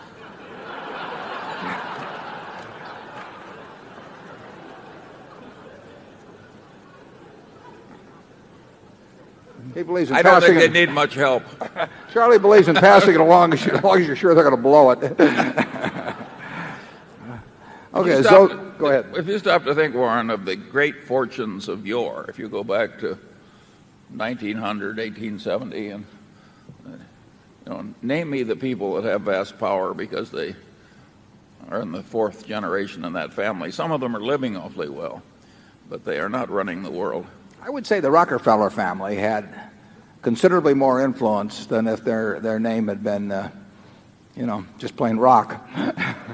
Well, I think that's true, but you're picking probably the strongest single family of the piece. And now that it's dispersed among 60 or 70 or 80 Rockefeller, I think it's true there were 4 or 5 brothers there that had an unusual share of worldly influence. I must say in that case, I think they handled it very well. Zone 7. My name is Alan Nagan from Reston, Virginia. I know you like to buy into success stories, but you don't like to buy high tech. And it seems to me, say, in the case of Microsoft, that 10 years from now, they'll be doing software development, just like 10 years from now, Coke will be selling sugared water. And what I'm wondering is why you feel that way when it seems certain companies, high-tech companies, are predictable. And it also seems that in the early 90s, you mentioned you were going to buy a pharmaceutical company, which also seems like high-tech to me. So that's my question. Yeah, well, I think we said that with the pharmaceutical companies, we wouldn't have known how to pick out which one. We would have thought the industry as a group would do well. From those levels of 1993, you cannot buy high-tech companies at anything like at levels that are commensurate with the levels that the pharmaceutical companies were selling at in 93. I would, and getting to the first part of your question, I think it's much easier to predict the relative strength that Coke will enjoy in the soft drink world than the amount of strength that Microsoft will possess in the software world. That's not to knock Microsoft at all. If I had to bet on anybody, I'd certainly bet on Microsoft, bet heavily if I had to bet, but I don't have to bet. And I don't see that world as clearly as I see the soft drink world. Now, somebody that has a lot of familiarity with software may very well see it that way, and they're entitled to, if it's true they have superior knowledge and they act on it, they're entitled to make money from that superior knowledge. there's nothing wrong with that. I know I don't have that kind of knowledge, and I simply think, and I do think that that if you have a general knowledge of business over decades, that you would regard the industry they're in as less predictable than the soft drink industry. Now, it may also be that even though it's less predictable, that there's a whole lot more money to be made, so that if you're right, that the payoff is much larger. But we are perfectly willing to trade away a big payoff for a certain payoff, and that's the way we're put together. It does not knock the ability of other people to make those decisions. I mean, I asked, first time I met Bill Gates in 1991, I said, if you're going to go away on a desert island for 10 years, you had to put your stock in two companies in the high-tech business, which would they be? And he named two very good stocks. And if I'd bought both of them, we'd have made a lot more money than we made even buying Coca-Cola. But he also would have said at the same time that if he went away, he'd rather buy Coca-Cola, because he would have felt sure about that happening. It's, different people understand different businesses, and the important thing is to know which ones you do understand and when you're operating within what I call your circle of competence. And the software business is not within my circle of competence, and I don't think it's within Charlie's. Charlie? Well, I certainly agree with that. I think there are interesting questions, too, about how far the whole field can go. Take jet airplane travel below the speed of sound. It's been pretty static in terms of the technology for a long, long time. The big Boeing airliner is much the same as it was 20 or 30 years ago. And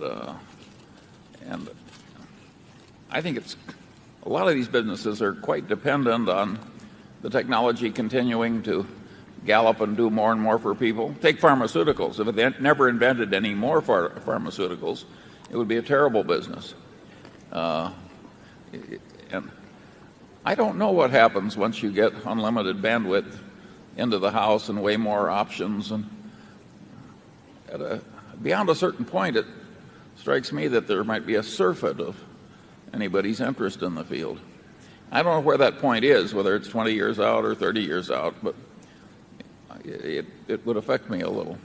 The dilly bar is more certain to be here in 10 years than any software application that we know. But that's maybe because we understand dilly bars and not software.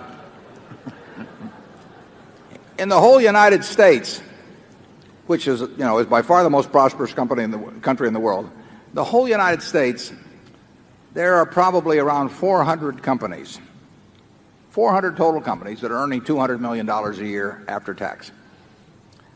Of those 400, you can name them. I mean, you can start, if you say banks, you can say Citigroup and Chase and Wells Fargo, and you can name 10 or 15 of them. And if you name consumer goods, you can say Procter & Gamble and Coca-Cola and Gillette, and you can name a whole bunch of them. You can almost, of those 400, you can probably name 350. If 5 years from now, instead of 400 being on that list, there'll probably be 450 on the list, maybe 475. A lot of those will be companies that are earning between $150 and $200 million now. So there'll probably be 20, some number like 20, that call it come from nowhere. Now, if you look at the number of companies that are selling today at a price which implies $200 million or more of earnings right today, you will find dozens and dozens in the high-tech arena. And a very large percentage of those companies are not going to fulfill people's expectations. I can't tell you which ones, but I know there won't be dozens and dozens and dozens of those companies making a couple $100 million a year, and I know they are now selling at prices that require them to be making that much money or more. It just doesn't happen that often. Biotech was all the rage some years back. How many of those companies are making a couple $100 million a year? It just doesn't happen. It's not that easy to make lots of money in a business in a capitalistic society. There are people that are looking at what you're doing every day and trying to figure out a way to do it better and to underprice you or bring out a better product or whatever it may be. And a few companies make it. But here in the United States, after all of these decades and decades and decades of wonderful economic development, we've got about 400 companies that have hit the level that would be required of a company that would have a market cap of $3 billion. And some companies are getting $3 billion of market cap the day they come out, virtually. So you want to think about the math of all this. Zone 8. Hello, my name is Larry Widman from Minot, North Dakota. You've already hinted about Coke and Gillette's current valuations and also about their great prospects for the future. But in the past year, both stocks have been down 30 to 50% from their highs. How much farther would they have had to fall before your criteria of margin of safety been satisfied and allowed you to purchase more shares? And two, has the Disney Cap Cities merger gone as well as you would have hoped? And has the future prospects of Disney changed in your opinion?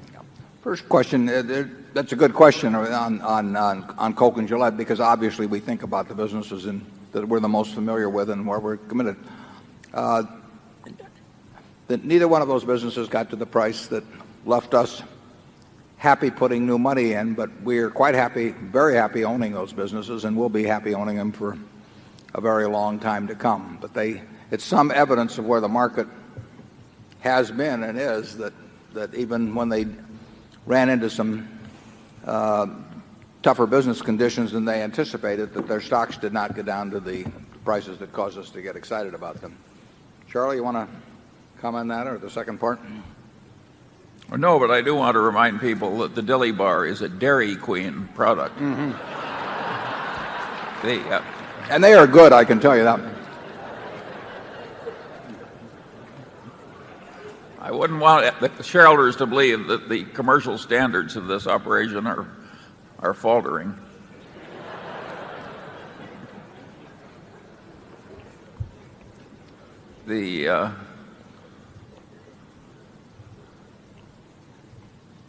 Generally speaking, trying to dance in and out of the companies you really love on a long-term basis has not been a good idea for most investors. And we're quite content to sit with our best holdings. People have tried to do that with Berkshire over the years, and I've had some friends that thought it was getting a little ahead of itself from time to time, and they thought they'd sell and buy it back cheaper and everything.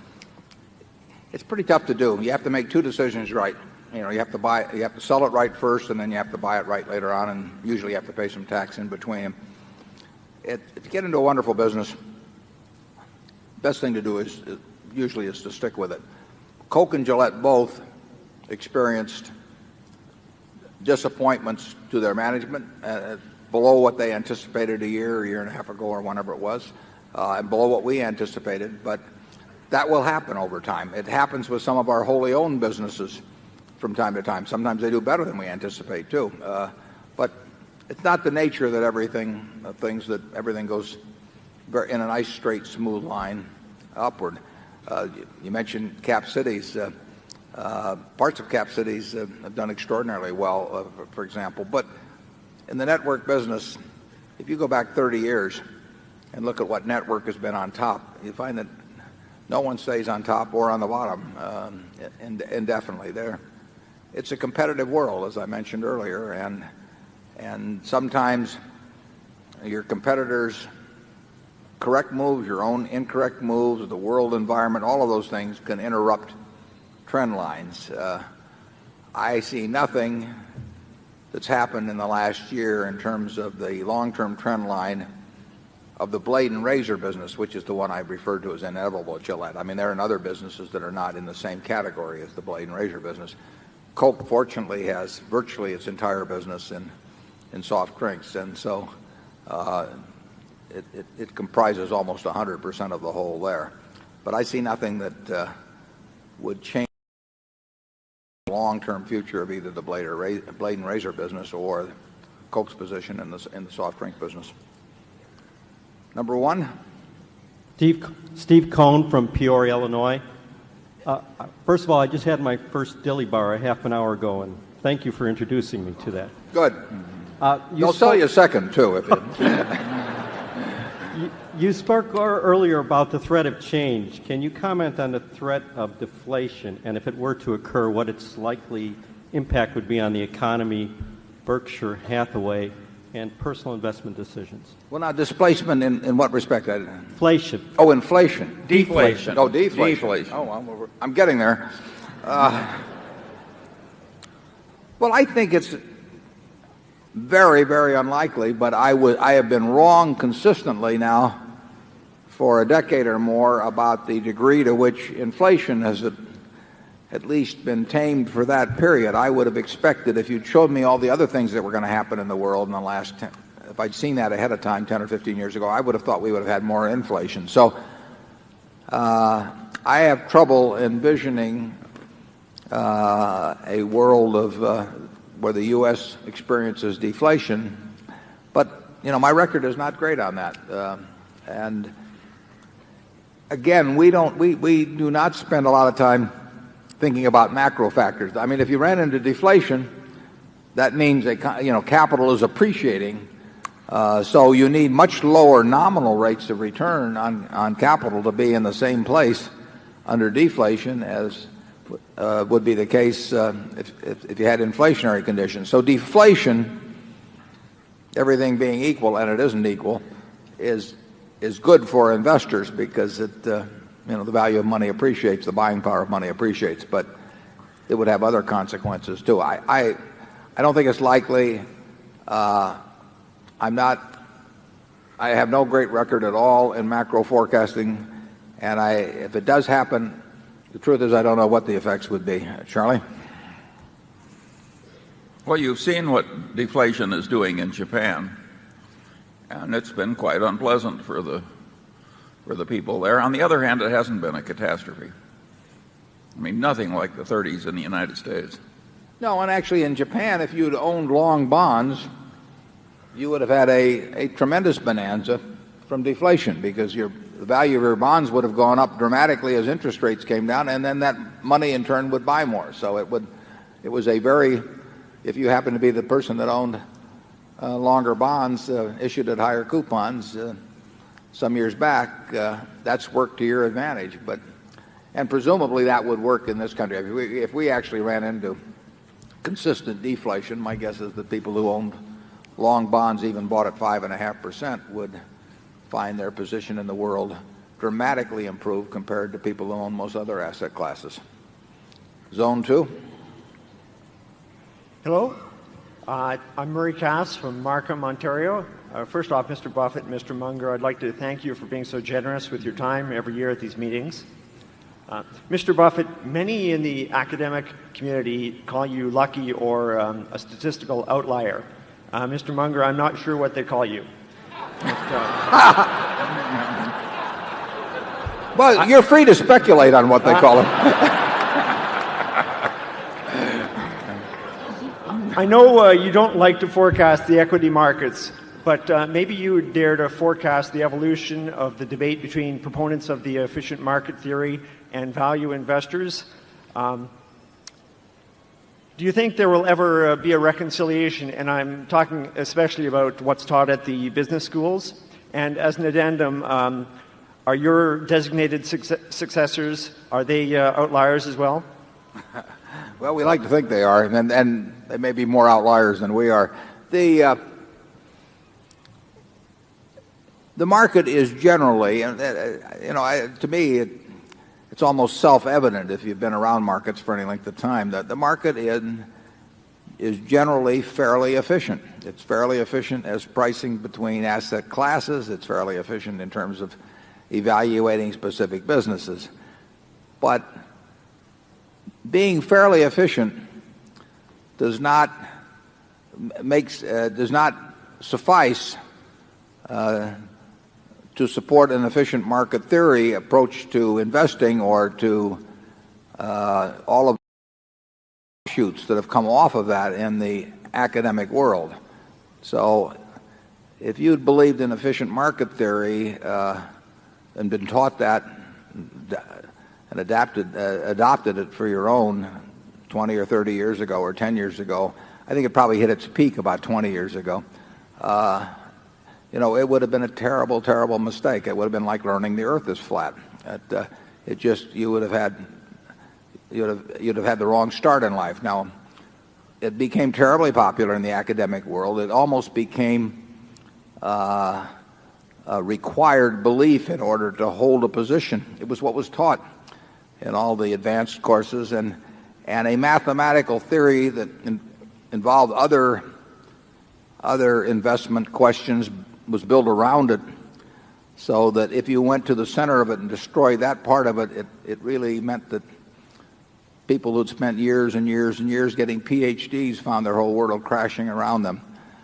I would say that it's I would say that it's been discredited in a fairly significant way over the last decade or two. I mean, you don't hear people talking the same way about it as you did 15 or 20 years ago. But the market generally is fairly efficient in most ways. I mean, it's hard to find securities that are inefficiently priced. There are times when it's relatively easy, but right now, for example, it's difficult.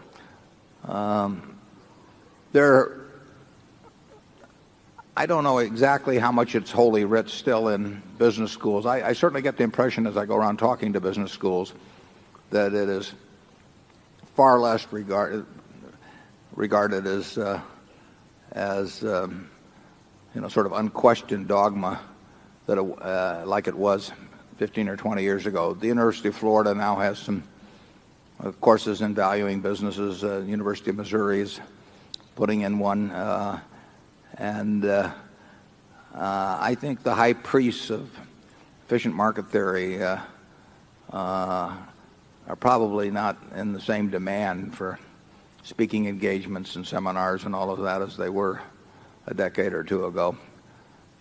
It's hard, though, it's very interesting. It's hard to dislodge a belief that becomes becomes the dogma of a finance department. It's so challenging to them, and they have to, at age 30 or 40, to go back and say what I've learned up to this point and what I've been teaching students and all of that is silly. That doesn't come easy to people. Charlie?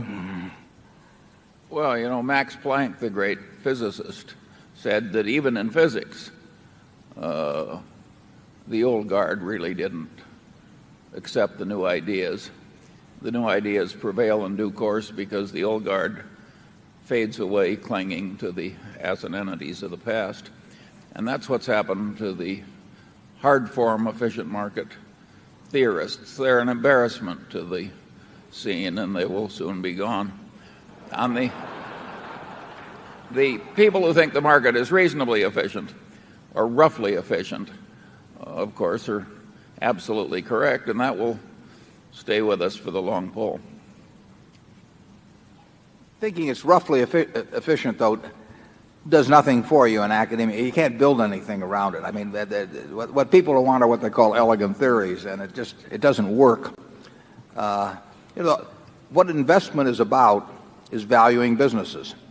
I mean, that is all there is to investment. You sit around and you try to figure out what a business is worth, and if it's selling below that figure, you buy it. That, to you can't find a course virtually in the country on how to value businesses. You can find all kinds of courses on how to compute beta or whatever it may be, because that's something the instructor knows how to do, but he doesn't know how to value a business. So the important subject doesn't get taught, and it's tough to teach. I think Ben Graham did a good job of teaching at Columbia, and I was very fortunate to run into him many decades ago. But if you take the average PhD in finance and ask him to value a business, he's got a problem. And if he can't value it, I don't know how he can invest in it. So therefore, it's much easier to take up efficient market theory and say it doesn't make any difference because everybody knows everything about it anyway. And there's no sense in trying to think about valuing businesses. That the market's efficient, it's valued them all perfectly. About on the second day in that course. I mean, the first, you walk in, you say, everything's valued perfectly, and class dismissed. So it puzzles me, but I encourage you to look for the inefficiently priced. Zone 3. Berkshire, incidentally, was inefficiently priced for a long time. And it wasn't on the radar screen. If you'd asked an academic how to value it, they wouldn't have known what to look at exactly. Yep. My name is Ken Schubenstein. I'm from New York City. First, thank you very much for this great educational forum. You've taught us that a key concept of Berkshire is the amount of float it has, the cost of the float, and how fast it grows. Can you please help us understand currently what amount of float Berkshire has and what the goals are in the future for that growth rate over a sort of 1 to 2 decade period, understanding that it'll be a lumpy advance? Because looking at the historical data you've provided us for Genray and Berkshire regarding the amount of float and its cost, it's grown at a great rate, high teens, low 20s. And if you could please comment on the future expectations we should have, that would be great. Yeah. Well, it's an important question, but I don't know how to give you a good answer. It's grown at a much faster rate since 1967 when we went in the insurance business than I thought it would. I mean, I didn't anticipate it would grow that way. I didn't anticipate necessarily we'd get a chance to buy Geico. I didn't necessarily know we'd ever acquire a General Re. So it's been very hard to forecast. What we've tried to do is grow cheap float as fast as we could. And sometimes it's been easy, sometimes it's been impossible. But I don't know, if you'd asked me that question 30 years ago, I'd have given you an answer that really hasn't proven out very well. And so I don't know how to give you the answer now except to tell you this. It's very much a goal of Berkshire to grow that float at as fast as it can while maintaining a very low cost to it. And again, you mentioned it'd be lumpy. Well, it'll be lumpy on cost. It'll be lumpy on growth rate. But, I mean, it's something we think about all of the time in both our operating decisions and perhaps some big capital commitment decision. We know that if we can solve that problem of how to grow it with it costing us relatively little, that we will make Berkshire a whole lot more valuable in the process. And people, I mean, we always laid out the facts as to what we were doing, but people basically seem to ignore that, and we have had this growth rate which we can't maintain. The numbers are too big. But it's something that Charlie and I think about all the time. We've got some good vehicles for growing it, but we don't have any vehicles that will grow it in aggregate at anything like the rate it's been growing in the past. So we may get a chance to do something that adds to our ability to do it. If we get a chance and it's at the right price, we'll add it. If we won't, we'll do as much as we can internally. But the question you ask, the growth in intrinsic value of Berkshire over the next 10 years will be determined in a very significant way by the rate at which we do grow it, and also the added fact of what it costs us to achieve that float. Charlie? Yeah, if we grow very low-cost float at the same rate that it's grown in the past for another 30 years, you can be confident of one thing. If you look to the heavens, there'll be a star in the east.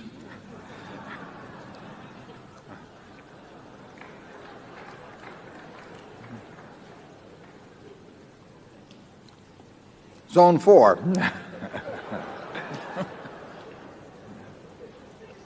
I'm David Levy from Newport Beach, California. Berkshire has been investing in the property and casualty and reinsurance business. I notice, except for annuities, you've been avoiding the life insurance business. Do you anticipate investing in the life insurance business? Also, I have a second question, and that is the relationship of Berkshire A and Berkshire B. Last year, there was a slight premium for Berkshire B over Berkshire A. About now, Berkshire is selling at about a 3 to 4% discount. I also notice that certain people are shorting Berkshire A and Berkshire B. I wonder if you could comment on that. Sure. On the life business, we have no bias against the life business. We are in the life reinsurance business in a fairly significant way through General Re. As you mentioned, we've done a little on annuities. The problem with the life business is that it isn't very profitable. And you can look at the records of the big companies on that, and that a lot of the activity in the area is in some way equity related. And Charlie and I have never wanted to get in the business of managing equities for other people. I mean, we want our sole interest on equities to be Berkshire Hathaway itself. So we do not want to wear two hats. We would never go in the mutual fund management business or any kind of investment management business, because if we were to be managing $20 or $30 billion in the investment management business, and we get a good idea that we can put $1 billion in, whose money do we put in it? So we'd rather just be wearing one hat, and that we want that hat to be Berkshire Hathaway, and we don't want to be promising other people that for us, half a 1% or 1% fee that they're going to get our best ideas, because those ideas belong to Berkshire, and we'd be misleading people if we promised otherwise. So anything that involves an equity component to it, and that's a big part of what's going on in the life business now. It's just something we wouldn't be comfortable being involved with. If you look at term life insurance, we've looked at that in terms of putting it on the internet. It is priced at rates that we find very hard, even with the absence of commissions, to make sense. But it's a business we understand, so we'd be perfectly willing to be in the life insurance business if we had a way of doing it where we thought there was reasonable profitability attached to it. Charlie, do you want to comment on the life business before I get to the A versus B thing? Or? No, we do those structured settlements. That is sort of like the annuity business, and the life business we're doing is mostly annuities and on a very low-cost basis. Yeah, anyone that wants to buy a non-equity related annuity should go to our website and find, in terms of the waiting for the safety of the product and everything, you will find a very, very competitive product, because it's a low-cost operation, and if you're buying it to get paid 30 years from now, you are certain to get paid from Berkshire, and you're not necessarily certain to get paid from various other entities. So we've got a very competitive product there, but it's not a big business.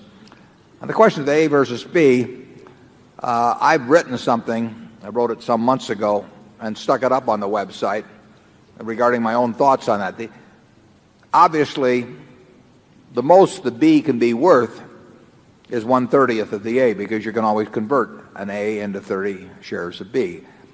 The B may sell a slight bit above that 1/30th price before it gets to a level where it induces arbitrage between the two. So it can theoretically sell, and it will sell, a fraction of a percent above 1/30th of the price of the A. But if it gets above that, I'll buy the A and sell you the B. There's an arbitrage profit to be made, and probably the way markets work, most of that profit will be captured by the specialist, because he's in the best position to effectuate trades of that sort. But the B can never be worth more than 1/30th of the A, and it can never sell for more than slightly above 1/30th of the A. On the other hand, B is not convertible into A stock, so it can sell at a discount. I put on the web some months ago that I thought that, just my opinion, but I thought that when the B is selling for more than a 2% discount, I personally would rather buy B than A under those circumstances. If it's selling for the same price as the A, 1/30th the price of the A, but if it's selling on a parity basis, and I were buying 30 shares or more of B, I would rather buy A, because you can always go one direction and you can't go the other direction. If you take the next 10 years, I would think that a fair percentage of the time it's going to be selling right about 1/30th of the price of the A, and there'll be periods of time when it sells at a modest discount. And I would say that when it gets in the 3 to 4% range, I regard that as quite a wide discount. If I didn't have a tax to pay myself, I might I might sell A and buy B if I was getting 4% more in the economic equivalent on B. It's not practical for me to do it. I know of some tax-exempt investors that have actually done that sort of thing. And long range, we will always treat the B exactly as we laid it out in the prospectus. There are two differences between the A and B. One is in the voting power relatively, and the other is in the shareholder designated contributions program. And otherwise, in all respects, B will be treated on the same basis as the A. We have no, even though Charlie and I own a lot of A and we don't own any B to speak of, we regard the B shareholders as being 100% on a parity, except for those two differences we laid out at the time of issuance with A shareholders. We would never, there won't be a deal ever made for Berkshire anyway, but if there would be, we would always treat the A and B on a 1 for 30 basis. We would not.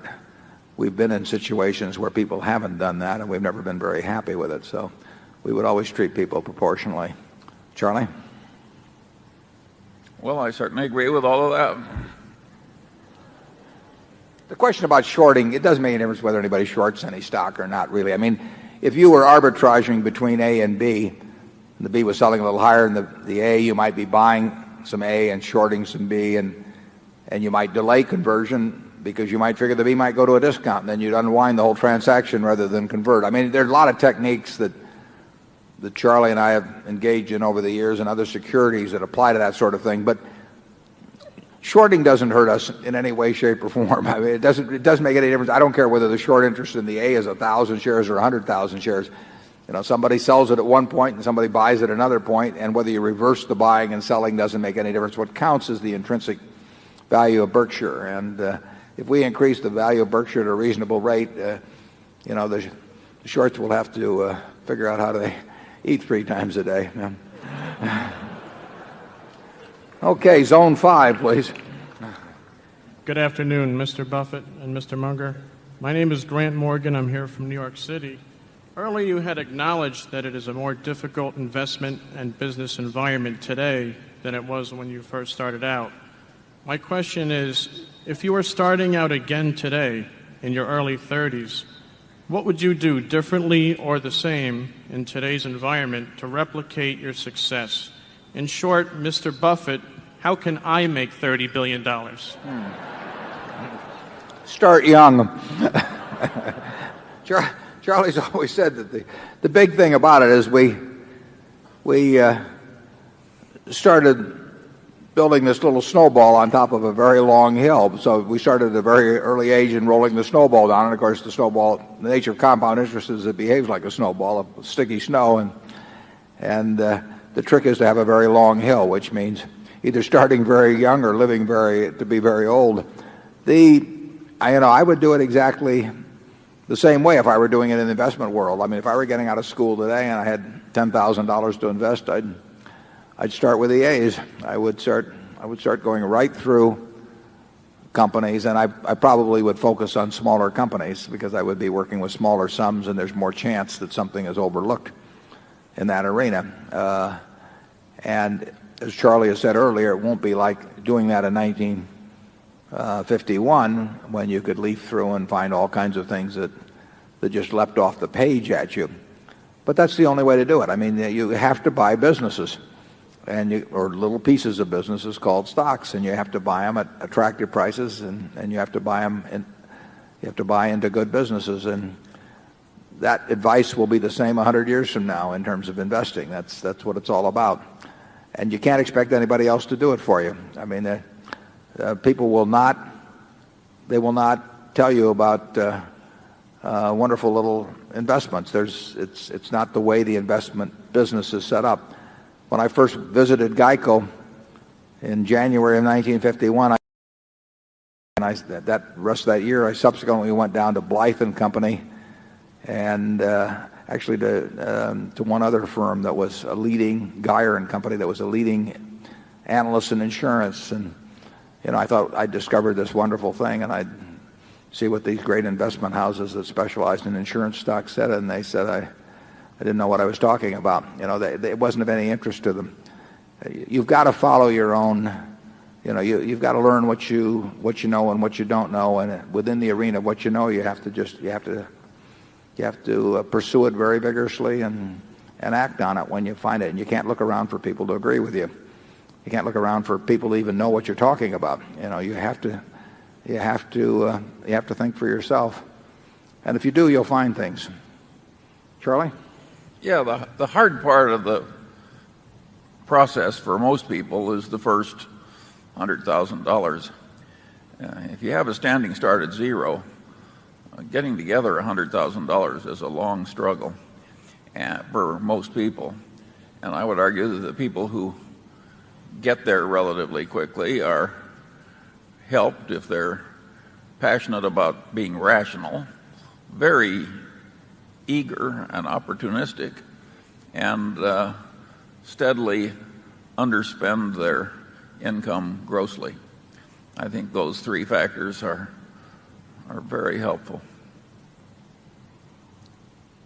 Zone 6. Mr. Buffett and Mr. Munger, thank you very much for your hospitality. Excuse me, my name is Yvonne Edmonds, and I'm from St. Petersburg, Florida. And thank you also for being so kind as to spend all this time answering our questions. I have two related questions regarding insurance. The first is, I suspect that many of us know less about insurance than about equities. And I wonder if you could please put some references for us on the Berkshire Hathaway website that might help us increase our knowledge about insurance. The second question is perhaps related to the first. The fact that I don't understand it, but the Wall Street Journal on March 19 published an article entitled, "When Insurers Pass Trash, Some Are Left Holding the Bag." And that some included Berkshire Hathaway. It focused on passing the workers' comp trash to, among other groups, to Cologne Re.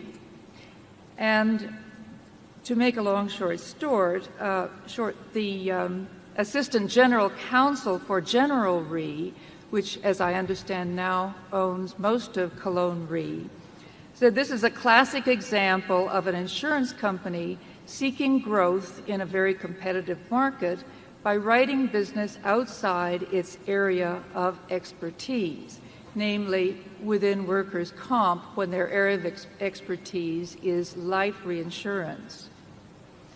Mr. Graham went on to say, and then I'll stop, don't write business you don't understand. Second, proper controls are critical in the insurance business. Lastly, if a business opportunity appears to be too good to be true, it probably is. If this is true, could you tell us how this came about, what measures are being taken to see that it won't happen again, and what might be the ultimate cost to Berkshire Hathaway shareholders? Because I gather that only the tip of the iceberg has been represented in the charge to Cologne Re. Okay, those are good questions. And let's take the first one first about the website and having a list of reference documents or something that would help you understand insurance. You sound like you understand it pretty well already. I can't think of a good book that I've read on the subject. I got my knowledge of insurance by reading, I got this huge head fellow named Lorimer Davidson, who is now 96, spend 4 hours or so with me one Saturday morning in January 1951 explaining to me how GEICO worked. And it was a marvelous education, and it got me so interested in not only how GEICO worked, but how its competitors worked, how the industry worked, that I just started reading a lot of other reports. I guess I took one course in school on insurance. I don't remember a thing from it. I have no idea what the textbook was or anything. It had no value to me. So I never really had any background in insurance. Nobody in the family was in the insurance business. And until I talked to Davy, it just hadn't been something that crossed my mind. The only reason I was down there was because my hero, Ben Graham, was listed in Who's Who as being the chairman of Government Employees Insurance. If he'd been the chairman of, he was also the chairman of the Market Street Railway Company in San Francisco. Fortunately, I went down to GEICO instead of out to see the Market Street Railway Company. It was closer. But my own education about insurance came from just reading lots of reports. I would say that if I started the day fresh and I didn't know anything about the insurance industry to speak of, and I wanted to develop some expertise, I would probably read the reports of every property casualty company around, and I would go back sometime and I would probably get the best manuals and look at them. I would just do a lot of reading. I used to go down to the Department of Insurance in Lincoln and go through the convention reports and the examination reports. And they'd give me some little table someplace, and I keep asking for these reports. They have to go way down to the bottom of the Capitol to get them out for me, but they didn't have much else to do, so they were always happy to do it. And that's the way I learned about it. And it happened to be a productive field to learn about that way. And I really think that something akin to that is the best way now. I can't think of, you can read some analyst reports. I think you can learn something, frankly, by reading the Berkshire Hathaway annuals for 20 years and reading the insurance section. I think it'll teach you something about the economics of insurance. So I would do it by reading, and if you can find somebody that knows the business well, who's willing to spend some time talking to you about it, they can probably shorten the educational period and give you some help on that. The second question about what's the Unicover affair that Cologne Re set up a $275 million, Cologne Life, I should say, set up a $275 million reserve against, first of all, I would say, for the losses to be incurred on that business. The 275 still represents the best estimate. In other words, it may be the tip of the iceberg in terms of the loss to the industry, because no one else has acknowledged any losses. This is amazing. Believe me, there are plenty of other losses out there. We've said we're going to lose $275 million. I think that's a good estimate, but I think a lot of other people are going to lose they have to lose significant money. Somebody has to lose some significant money besides us on that. And so what we have reported may be the tip of the industry iceberg. I don't think it's the tip of the General Re or Berkshire Hathaway iceberg. It's our best estimate today of what that loss will be. If that estimate changes, I will let you know through the quarterly reports, or if it was really material, we'd have some announcement. But I don't anticipate that. But we'll report to you faithfully, I promise you, as to how that loss develops over time. The business, what you read makes a great deal of sense about when something's too good to be true. It usually is, and that sort of thing.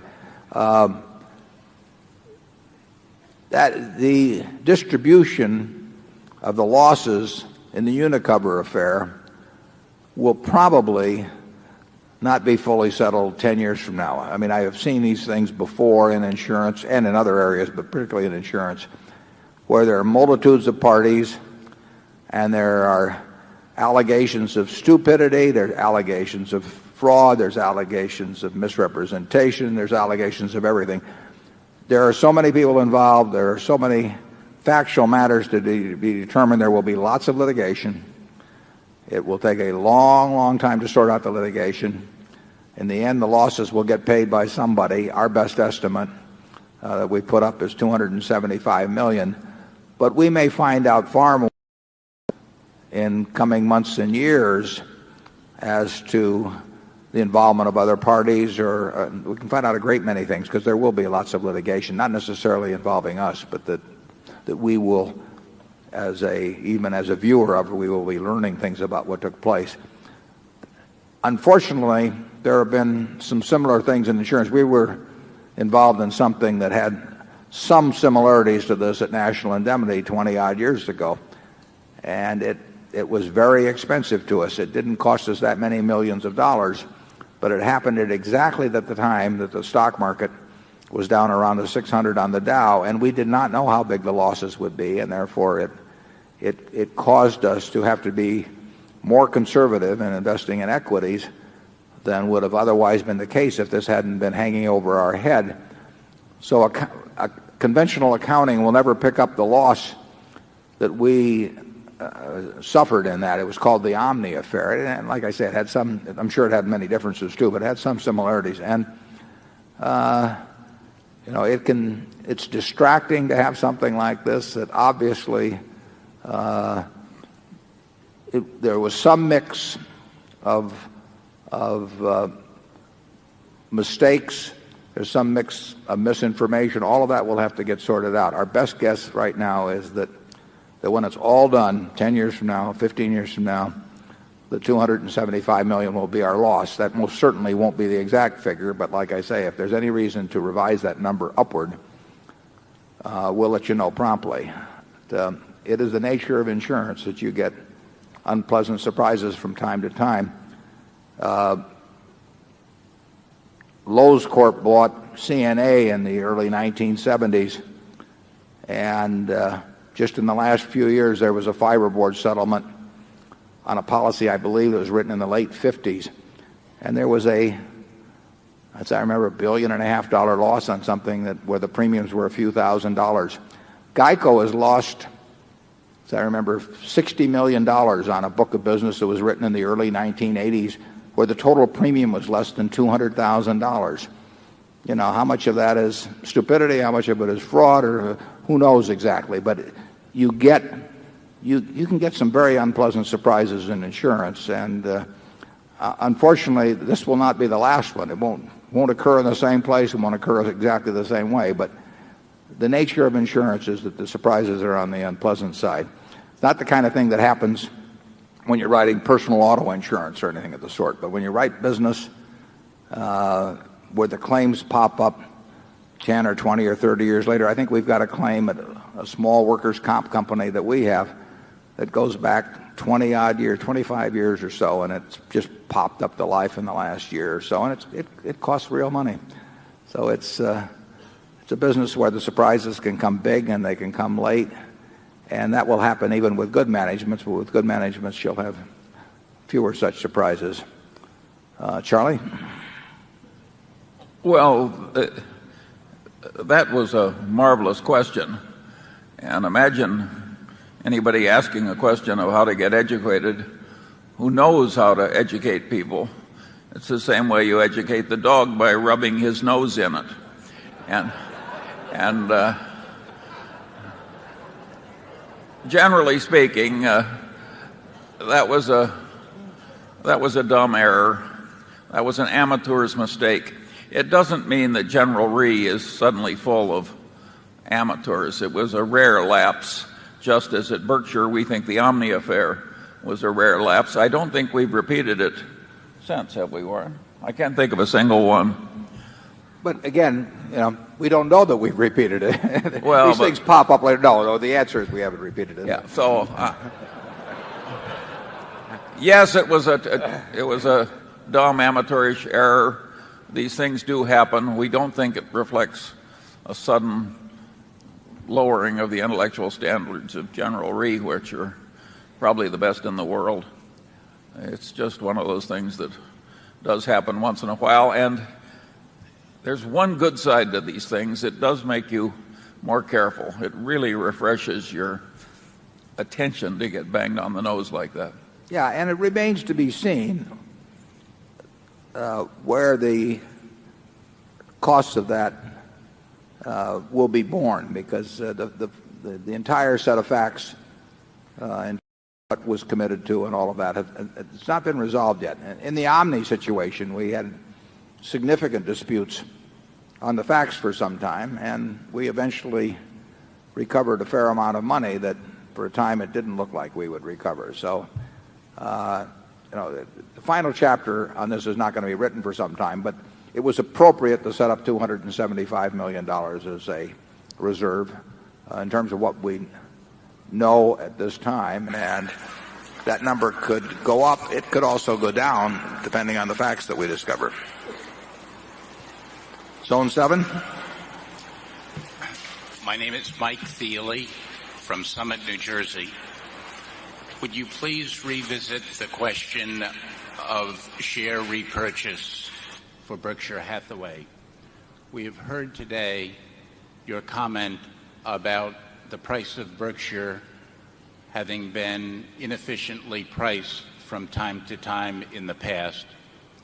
We know that there are now more shares outstanding, and I'm curious as to whether the buildup of cash is causing you to spend more time looking for investment situations where you're more comfortable on the 10-year outlook. Thank you. The question of repurchasing shares, and I made that comment about it being inefficiently priced at times. At those times, it always seemed to us, and we were incorrect in some cases, it always seemed to us that there were other securities that were even less efficiently priced. When Berkshire in 1974 sold at $50 a share, I might have thought it was cheap. But I also was looking at the whole Washington Post company selling for $80 million when I thought it was clearly worth $400 million, and I did not think that Berkshire was as underpriced then as the Washington Post company was. And that has been true at various times when there have been times when I thought Berkshire has been underpriced or even significantly underpriced, but at the same time I was finding other things which I felt were even more attractive. And like I say, many times I was wrong. We would have been better off buying our own stock instead of buying the things that I was buying. But if we have money around and we think Berkshire is significantly underpriced, and we're not finding other things to do with money, it obviously makes sense for us to repurchase Berkshire shares. I think it's difficult for most companies in this market, even though repurchases are probably close to an all-time high, if not at an all-time high.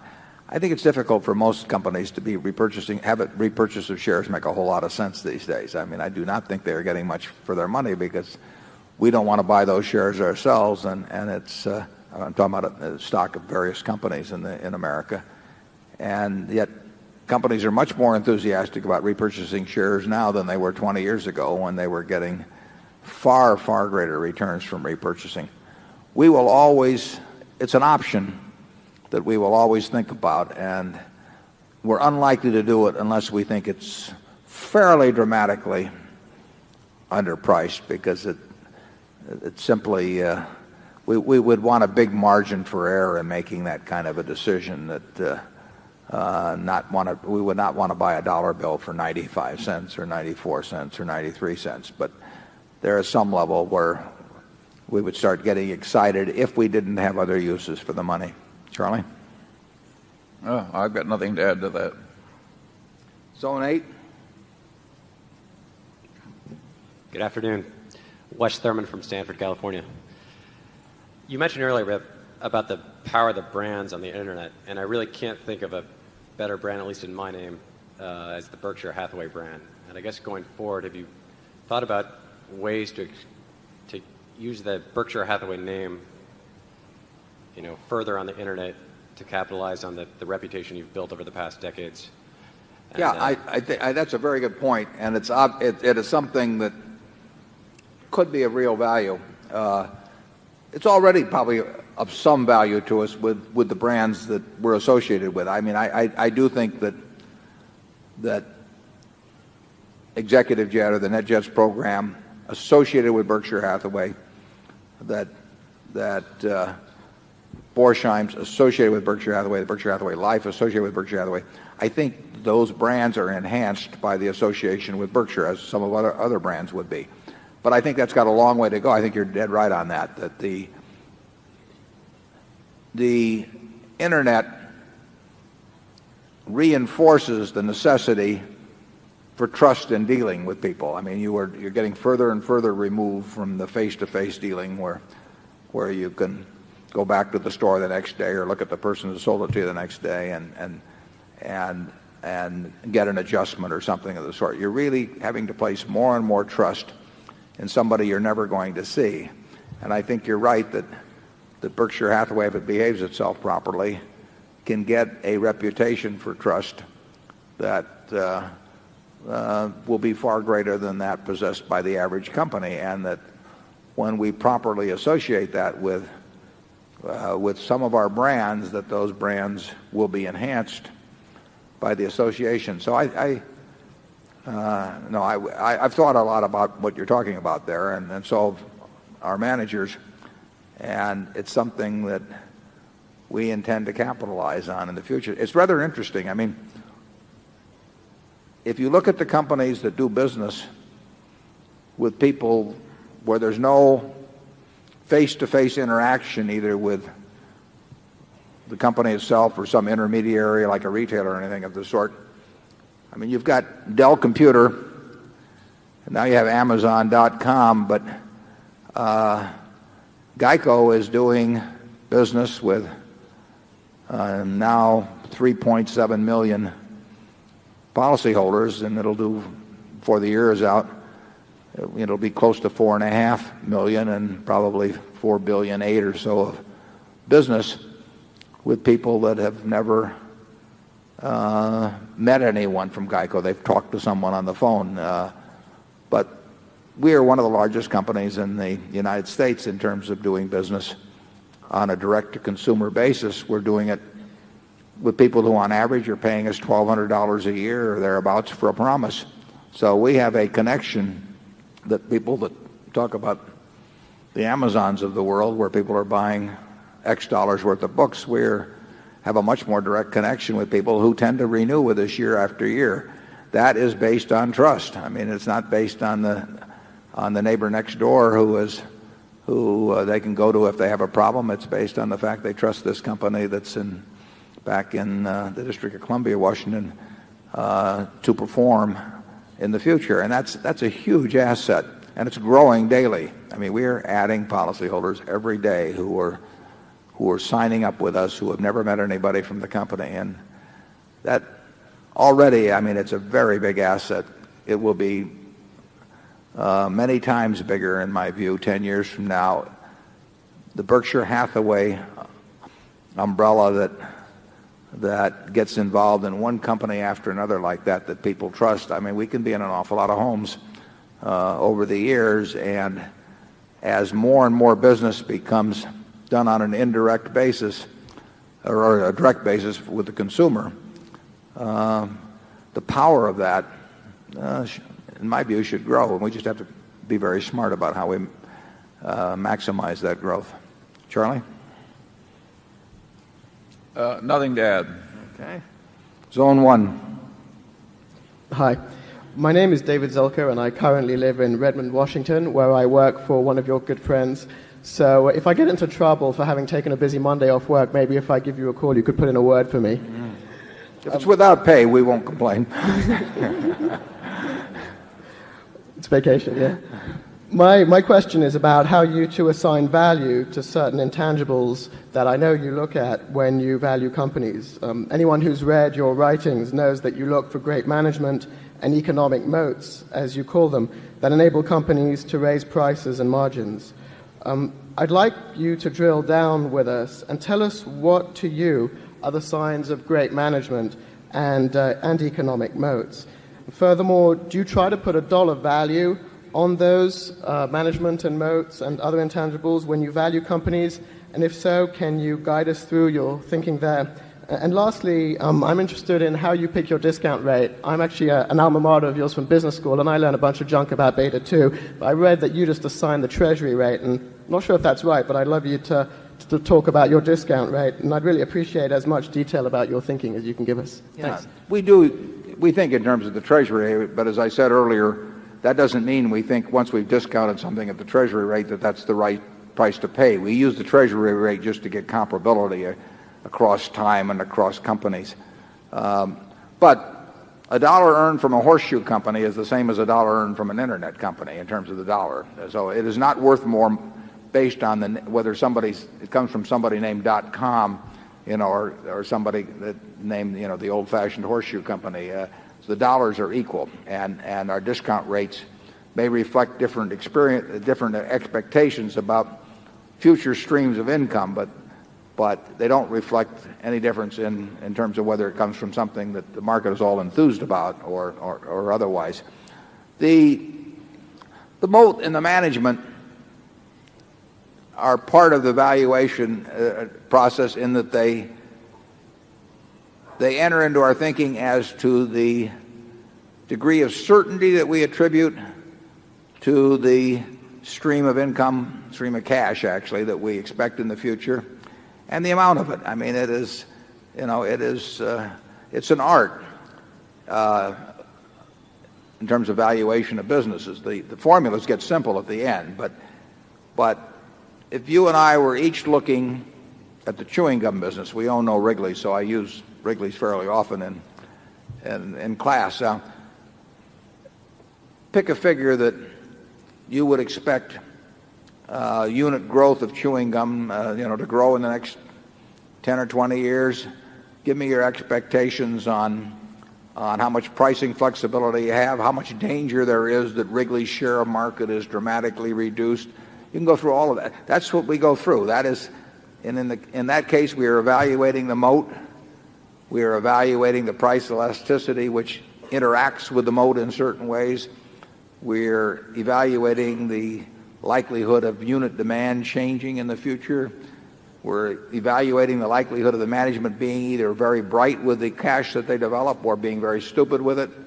And all of that gets into our evaluation of what that stream of money looks like over the years. But the value, how the investment works out, depends on how that stream develops over the next 10 or 20 years. We had a question earlier today that made certain suppositions about what could happen at Berkshire, and the formulation was exactly right. The question of what numbers to use is another question, but the formulation was proper, and that formulation, the moat enters into that. If you have a strong, big enough moat, you don't need as much management.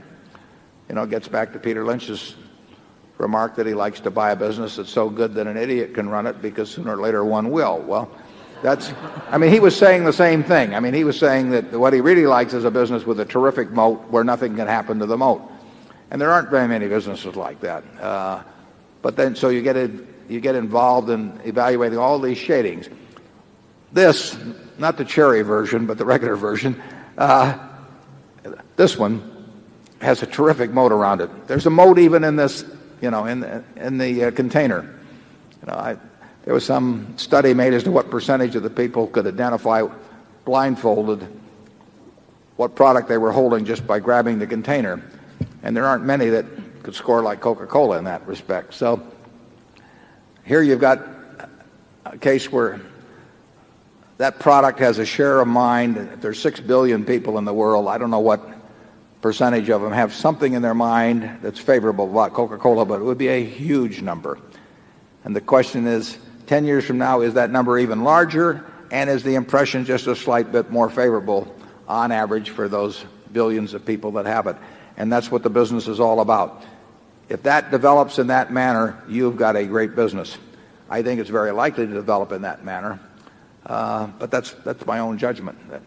I think it is a huge moat at Coca-Cola. I think it varies by different parts of the world and all of that. And I think on top of it, it has a terrific management. But there's no formula that gives you that precisely, that says that the moat is 28 feet wide and 16 feet deep, or anything of the sort. You have to understand the businesses. And that's what drives the academics crazy, because they know how to calculate standard deviations and all kinds of things, but that doesn't tell them anything. And what really tells you something is if you know how to figure out how wide the moat is and whether it's likely to widen further or shrink on you. Charlie? Well, you aren't sufficiently critical of the academic approach.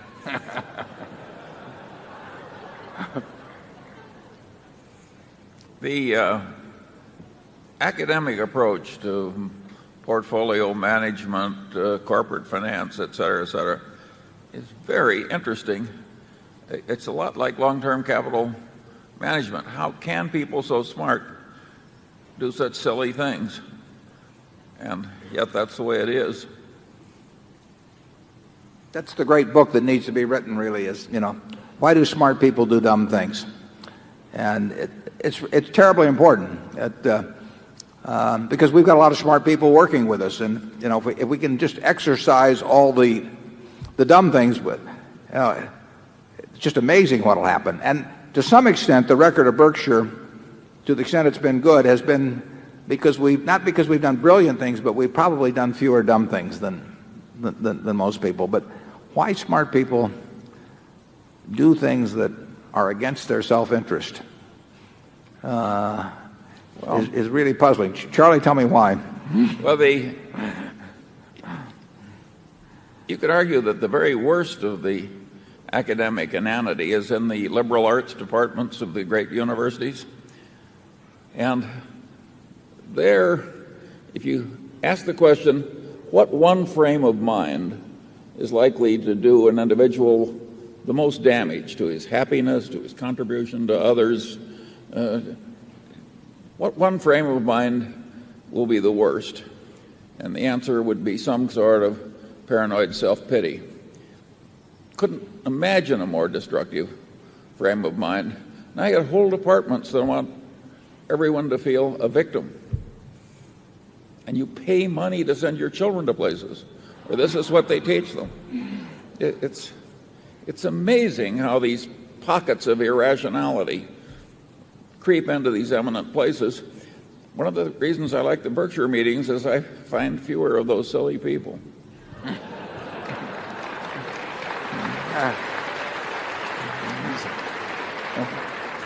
He excluded the head table from that room. Zone 2. My name is Gaylord Hansen. I'm from Santa Barbara, California. And I'm a rookie as an investor with Berkshire Hathaway because I only started investing last November. And if this is a typical annual meeting, I will be here every first Monday of May the rest of my life.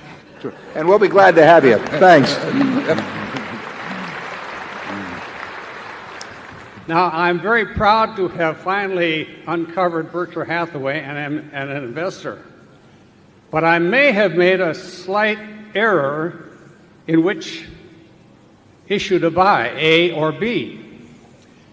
I watch my investments rather closely, and I do believe in buying and holding. I don't buy and trade at all. I've got things I bought 10, 15 years ago, and I still haven't, and I've made a lot of money.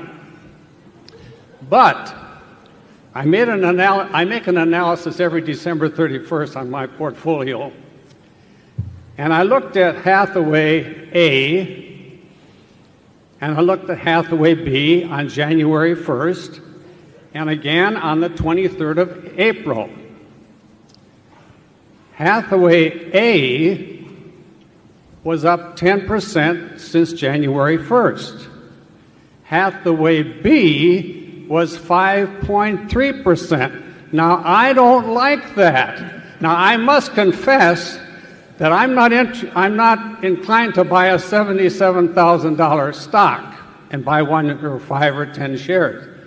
But in this instance, because I bought a fair little bit of it, I bought the B, and my increase in value per share is 4.7% less in B than in A, and I got to have that explained to me by Mr. Buffett. Okay.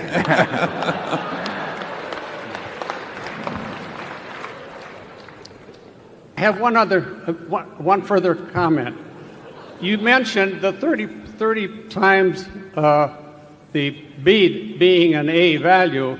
Well, if I multiply the value on the 23rd of April of $2,474 per share by 30, I come up with $74,220, but the price of A was $77,000. Now, I want to know whether I'm stupid or some good, intelligent answer from Mr. Buffett. Okay. If you'll read what we've got, both in the original offering on the B as well as on the website explaining everything, the A can always be converted into 30 shares of B. So it can't sell for anything other than a very tiny amount less than 30 shares of B. And if it went below that, arbitrage would occur. But it doesn't convert the other way. So there's no question that whereas a share of B can never be worth more than about 1/30th of A, it can be worth less because the conversion doesn't run the other way. Now, at year end, I didn't look at the prices, but obviously the A and B were at almost parity, or probably at parity from what you say. And at that level, we say that if you're buying at least 30 shares of B, you're better off buying the A because you can always convert it into 30 shares of B, and without having paid any premium, you can't lose money, and you can gain money if the B goes to a discount. The B will periodically go to a discount against the A. It depends on the supply and demand of the two securities. The B will not go to a premium above the A of any significant amount because then conversion occurs, and we've had a lot of conversion occur. I have personally said on the website, for example, that I think when the B is at more than a 2% discount, I would rather buy the B if it was me. But if it's at less than a 2% discount, I'd probably buy the A because I just think that you've always got the right to go one direction and you don't have the right to go the other direction. I would predict, as I think I did just a little earlier, that if you take the next 10 years, you're going to find a significant number of months when the two stocks trade at parity at 30-to-1 relationship, and you're going to find a significant number of months when the B sells at a discount. When people who are buying smaller amounts are the more aggressive buyers of the stock, they will push the B up to the point where A gets converted into B, and that means that the B is selling at a very slight premium over the A. And when you find times when people are on balance preferring their larger buyers, maybe institutional buyers, then the A will tend to sell at some premium. I think you may have picked on April 23rd. My guess is it's narrowed a little bit because I think it's a 3.fraction% discount at the moment. But I would sort of use that guideline I stuck on the website, although there's nothing magical about it. Those will be the prevailing facts. I mean, if the B is selling at 2,500 and the A is selling at 75,000, a 30-to-1 relationship, and you are buying at least $75,000 worth of stock, I advise you to buy the A because the next day, if you wanted to, you could convert it into 30 shares of B. But you can't buy 30 shares of B and convert it into 1 share of A. So I'm not sure on the day you actually bought, if you bought B, it sounds as if you did. On the day that you actually bought B, I don't know whether you were buying it at a discount or not. Most of the time last year, it did not sell at a discount. Most of the time this year, it has sold at a discount. There will be times when it will sell at parity, and there will be times when it sells at a discount. Charlie?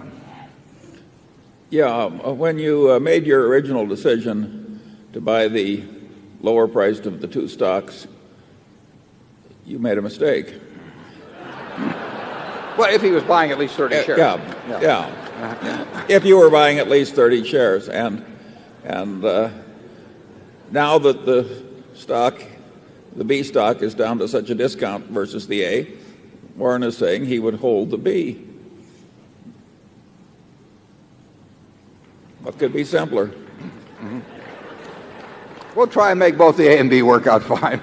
But you should understand the relationship of the two, and we tried to be extremely clear about that when we brought out. We had a page which we devoted precisely to that point, and I put this thing up on the website because I was getting some mail that was questioning this. People clearly didn't understand it, so I put this up on the website, and if you click on our home page, you will see some reference to something else you can click that says the relative situation on the A and B, and I hope it's clear. Zone 3. Hi, my name is John Liu from New York City. First, let me start out by thanking both of you for the incredible education that you've provided me through your annual reports and the various presentations that you've given in public and in publication. I was about to send you my tuition check last week, but instead I decided to buy more shares of your company. I hope you'll forgive me. No, you learned well.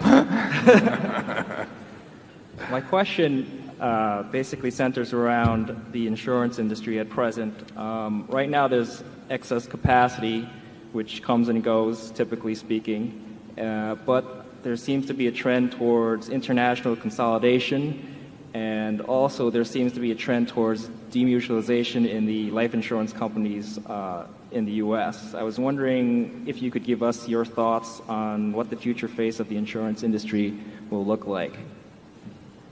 Yeah, both of those trends do exist that you talked about. I don't think that consolidation usually solves many problems. I mean, if you have two lousy businesses and you put them together, you got a big lousy business usually. And I am not a big fan of consolidation where the theory is that you really have two very mediocre businesses and you're going to wring the costs out of one, and it just doesn't work that way in my experience. But the consolidation will go on, and the demutualization of life companies will go on. It's not inconceivable that we would play some part in one or the other in some way, although it's not high on our list. But I've learned in this business never to say never, because things do happen that caused me to want to retract some earlier statements. The winners are going to be the people that have some franchise based on specialized talents, on terrific distribution systems, managerial know-how, even the ability to use the float effectively, and in the case of something like GEICO, on the superior, it's combined with the franchise, a superior distribution system. I mean, we have the low-cost method of distributing personal auto insurance on an all-comers basis. USAA does a terrific job of delivering low-cost insurance to a specialized group. GEICO actually came out of USAA. And Leo Goodwin and his wife Lillian, who founded the company in 1936, were both employed by USAA, and Leo, as I remember, was an officer of the company. So the idea of GEICO came out of a USAA, but they've limited to a given class. We offer it to everybody in the country, except we can't offer it in New Jersey or Massachusetts because we can't figure out any way to make any money there. 20th Century's done a terrific job of becoming a low-cost operator in a given urban area in the greater Los Angeles area. But in terms of an all-comers, all-geography, all-occupation type operation, in my view, GEICO is the best operation in the United States, and better yet, consumers around the world around the country are agreeing with that view. GEICO gained last year 20.8% policyholders. This year, in the 12 months ended March 31st, it's up 22.5% policyholders. These are on big numbers, the base, and the growth has accelerated. So that sort of an advantage will make for a very good insurance business over time. I think the average insurance company is going to remain very average, and there is a lot of capital in the industry, as you pointed out. There's more capital in the industry than there is opportunity to use it intelligently, and nevertheless, it doesn't go away. You are not seeing consolidation that takes away a lot of the capital of the industry. You're not seeing massive repurchases or anything of the sort. So the capital is there. It's seeking an outlet in premium volume. That actually hurts a General Re to an extent, because it means that the primary companies want to retain more of the premium they generate just so they can show some kind of growth against this capital base. I think generally we're very well positioned in the industry. I think the industry will be tougher in the next few years by a significant margin in the personal auto business But frankly, I look forward to it because I think it may offer us the opportunity to grow even faster. We have the best vehicle in a very, very big industry, the auto insurance business, and we've got incredibly good management to take advantage of that, and we've got policies available as you leave the door. Charlie? Nothing to add. Zone 4. Good afternoon, and thank you. My name is Paul Worth. I'm from Wichita, Kansas, and my question is as follows. For the consumer franchise companies that Berkshire owns, Coca-Cola and Gillette in particular, in which emerging markets do you see the greatest 10-year potential for unit sales growth, and what economic, political, or social changes are precipitating that growth? Secondly, do you believe that the U.S. market cap as a percent of the world's at 53% is near its zenith, and which countries do you believe will likely show the greatest percent growth in total market cap?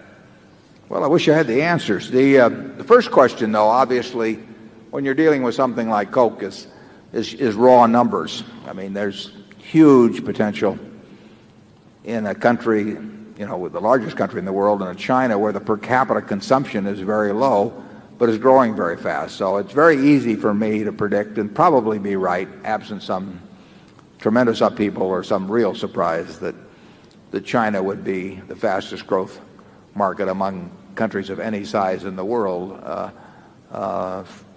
for Coke from this level. But that's based on the fact that you just got a huge number of people that clearly like the product, that are starting from a very low base, and where a lot more bottling infrastructure is going to be needed, but which will be supplied to facilitate that growth. With Gillette, it's a little different. And people are already shaving.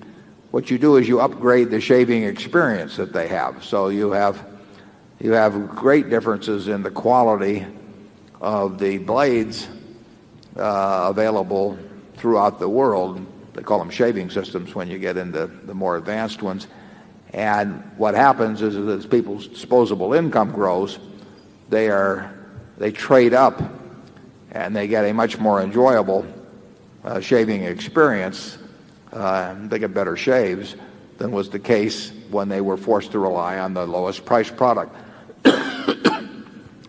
But both of those companies have tremendous opportunities as the prosperity around the world, as the standard of living grows, and there's just no doubt in my mind that in the blade and razor business for Gillette, which is only a third of their business, and in the soft drink business for Coke, they're going to share, and it'll be uneven in the years that it happens and all of that sort of thing. But I would almost guarantee you that 10 or 20 years from now, both of those companies will be doing a lot more business in those areas I named than currently. And we don't fine tune it a lot more than that. I mean, I do not sit and try and work out country by country what's going to happen with a Gillette or Coke. It would be a waste of time. I wouldn't know the answer anyway. But I'm pretty sure of the conclusion that both of them will prosper a great deal. And I would hate to be competing with either one of them here or anywhere else in the world. I mean, they have the winning hand. Charlie? Well, I'd agree with everything you said, and I'd like to add that if I knew for sure that the United States share of worldwide market capitalization was going to go from 53% down to 40%, I wouldn't know how to make money out of that insight by running around buying foreign securities. Yeah, we just don't operate on that basis. And I mean, a few years ago, emerging markets were all the rage, and every institution in the country was getting promoted by somebody who said, I'm going to run an emerging markets fund, and they felt they had to participate in it, and their advisors told them they had to participate. We regard that all as nonsense. In the end, you just have to think for yourself about what you know and what you don't know, and go where that leads you. And you don't do it by buying into things with names on them, or sectors, or any country funds, or that stuff. that's merchandise that's designed to sell to people, and it usually is sold to people at the wrong time. Yeah. Our game is to find a few intelligent things to do. It's not to stay up on every damn thing that's going on in the whole world. Yeah. Zone 5. Hello, my name is Everett Puri. I'm from Atlanta, Georgia, and I have two questions. One is for Mr. Munger in our never-ending effort to have the Munger Book Club surpass the Oprah Book Club. I was wondering if you could make some recommendations. Yeah. The second is, it seems that with the pharmaceutical industry earlier, that the threat of government regulation or government appropriation of those cash flows led to a reasonable market opportunity. And the same thing with Sallie Mae. And I'm wondering if you feel that that's going on with the tobacco industry now, or if that is a larger threat to that industry, larger and permanent threat. Well, number one, the books.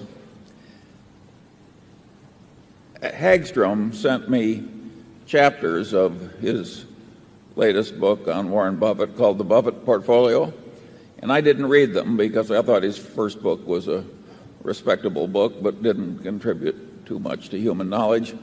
And anyway, he sent me the second book, a full version, and I read it, and I was flabbergasted to find it not only very well written, but a considerable contribution to the synthesis of human thought on the investment process. And I would recommend that all of you buy a copy of Hagstrom's second Buffett book. I noticed the airport was heavily promoting it, and it's called the Warren Buffett Portfolio. It doesn't pick any stocks for you, but it does illuminate how the investment process really works if you think about it rationally. Another book that I liked very much this year was Titan, the biography of the original John D. Rockefeller. That's one of the best business biographies I have ever read. It is, and it's a very interesting family story, too. That is just a wonderful, wonderful book, and I don't know anybody who's read it who hasn't enjoyed it. So I would certainly recommend that latest biography of John D. Rockefeller I. The third book is sort of a revisitation of the subject matter of the book I recommended a year or two ago called Guns, Germs, and Steel, which was a physiologist's view of the economic history of man. And it was a wonderful book. And much of that same territory has now been covered by an emeritus history professor from Harvard who just knows way more economics and science than is common for a history professor. And that gives him better insight. And his book is a takeoff in title on Adam Smith. And the title is The Wealth and Poverty of Nations. And the guy's name is Landis. So I would heartily recommend those three books. Now, what was the third question? The other question was about tobacco and pharmaceuticals. Oh, tobacco. Mm-hmm. I don't know about Warren, but I think the legislative threat to tobacco is serious. And I haven't the faintest idea of how to predict it. Yeah, I would say that there's no comparison between the threat to tobacco currently with the threat to pharmaceuticals in 1993, that the problems of the tobacco companies are of a far different order than the problems of the pharmaceutical companies. Nobody was against pharmaceuticals. They had different ideas about maybe pricing and distribution and all of that. But tobacco is a different story. I mean, tobacco companies, well, you can figure it out for yourself. In terms of books, I would recommend.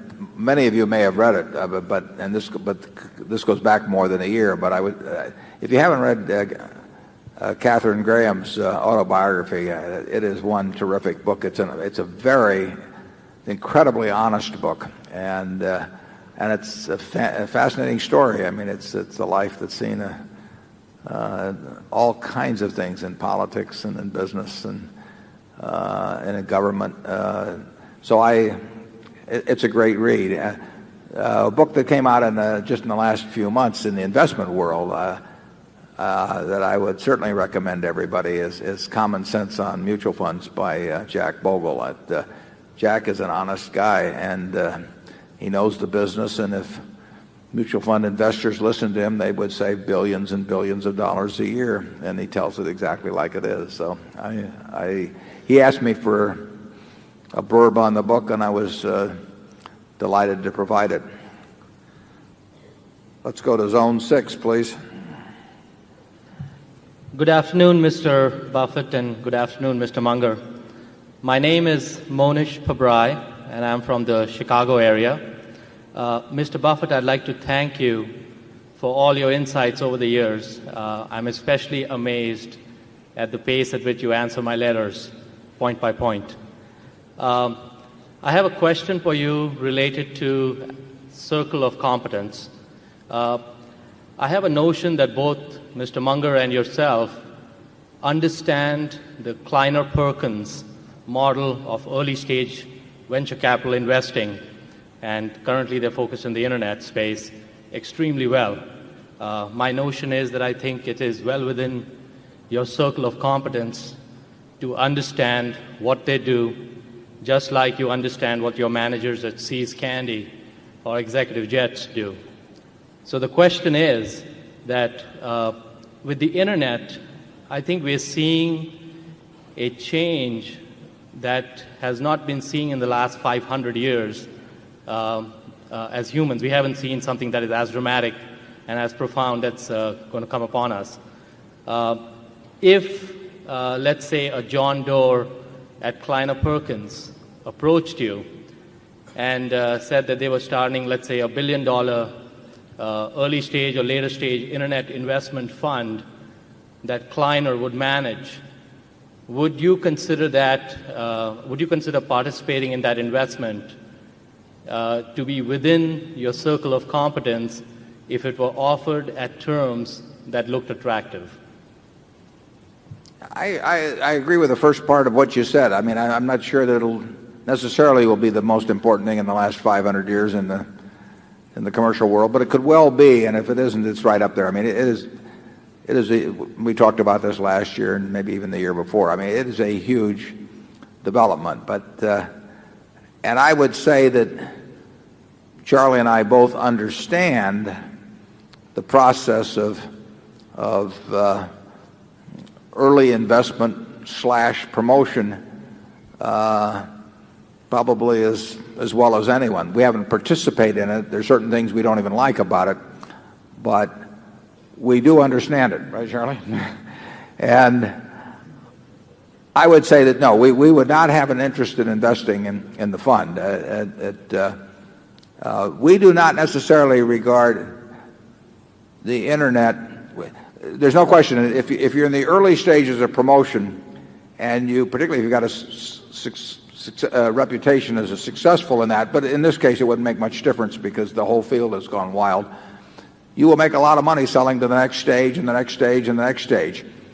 But in terms of picking out businesses that are going to do wonderfully as businesses, not as stocks for a while, but as businesses, I don't think it's necessarily so easy in the internet world. And I would say that if you were to ask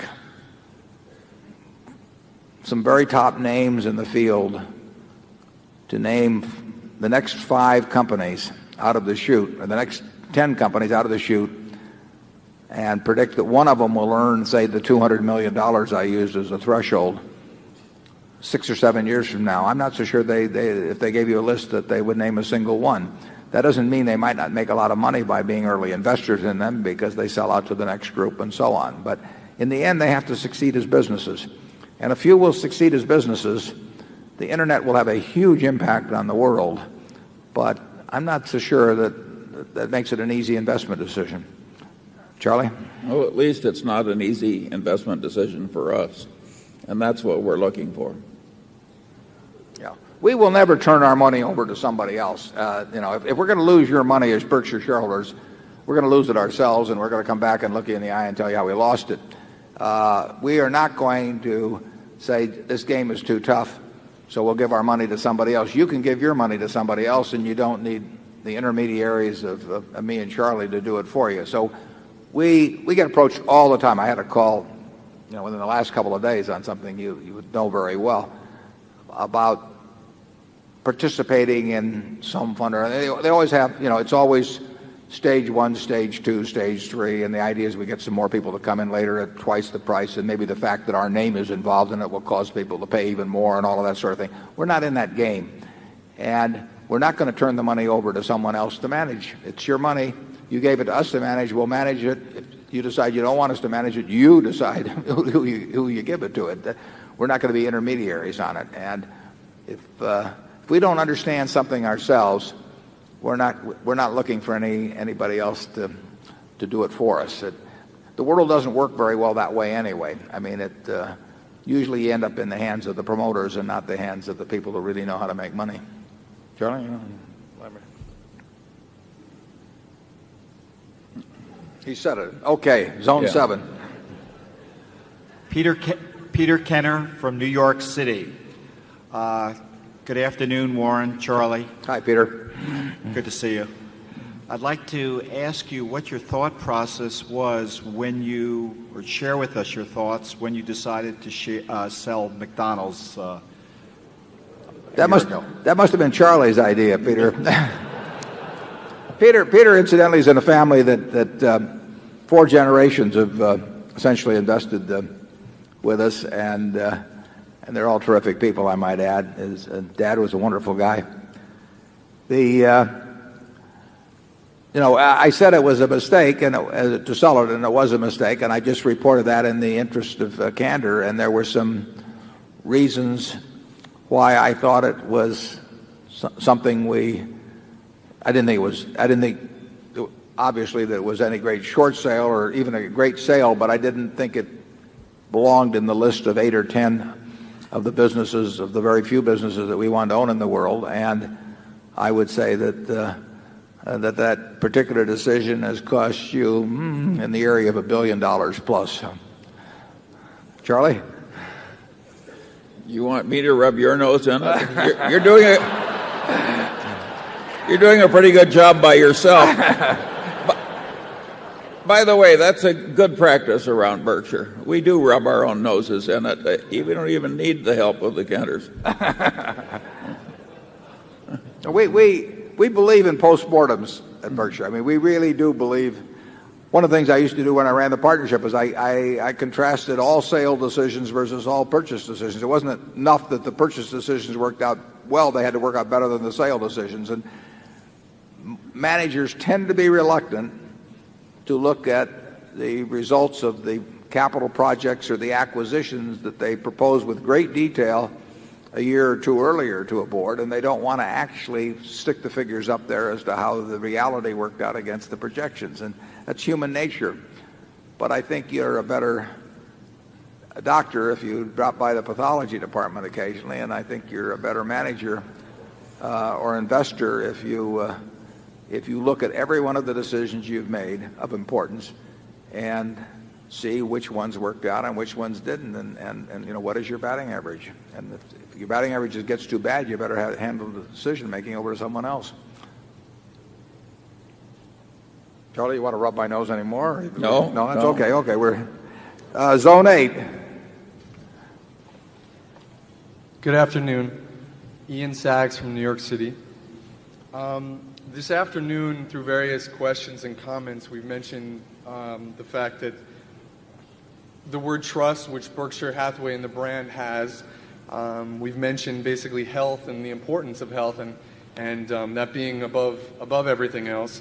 With Berkshire's competencies in the insurance industry and with the healthcare services sector being relatively depressed, although the dynamics would be different in the industry, how risk is managed on an overall basis, has Berkshire looked at all in terms of taking a position or buying a health insurance business?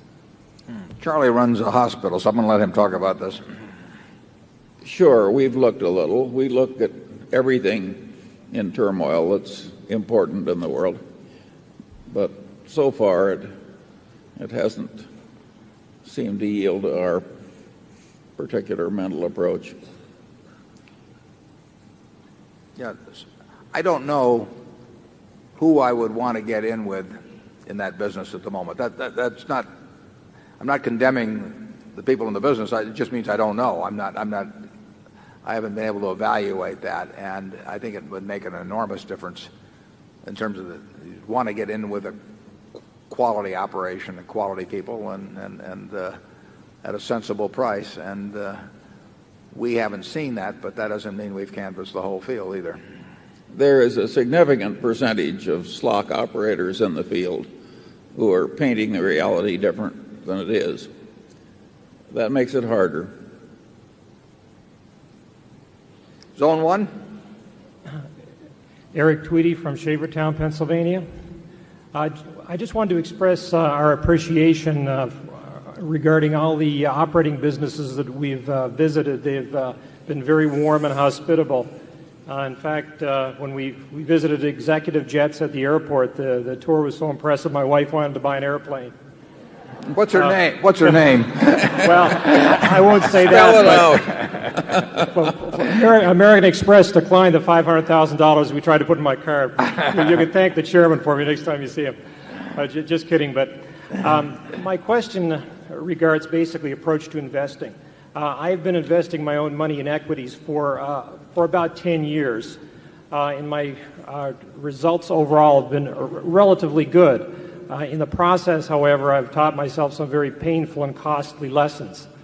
For instance, my first equity I ever purchased was a share of Berkshire Hathaway for $5,500 in 1990, and I sold it 3 months later for something over $8,000 and congratulated myself for the rapid and shrewd profit. And earlier this year, I repurchased the same share for $70,000, and I intend to own it for the rest of my life. So you can see I'm growing. My question is, I have no formal education in accounting and finance, and I would just like some advice from you regarding an approach to educate myself in a reading list of basic texts, obviously starting with the Berkshire Hathaway annual reports. Thank you. Thank you particularly for your comments about the people from our operating companies, because they have just been terrific. They come out here, you know.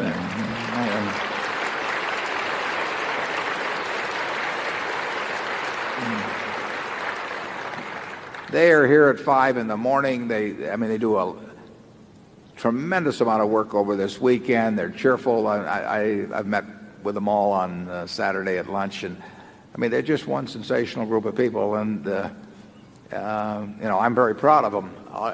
And the managers should be very proud of the people they've brought with us, and I hope you get a chance to thank as many of them as possible personally. Incidentally, at the C's counter, you'll find Angelica Stoner, who's been with us for 50 years, and here she comes from California to help us out and sell peanut brittle, and she's having a good time doing it.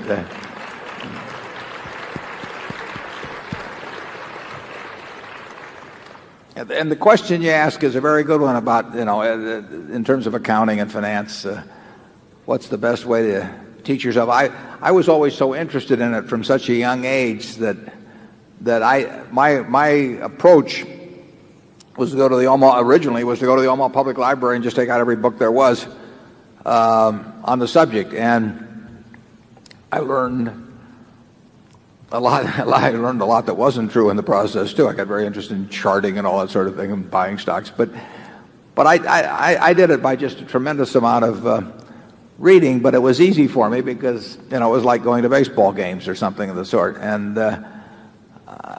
in terms of naming specific texts in accounting, and I think you may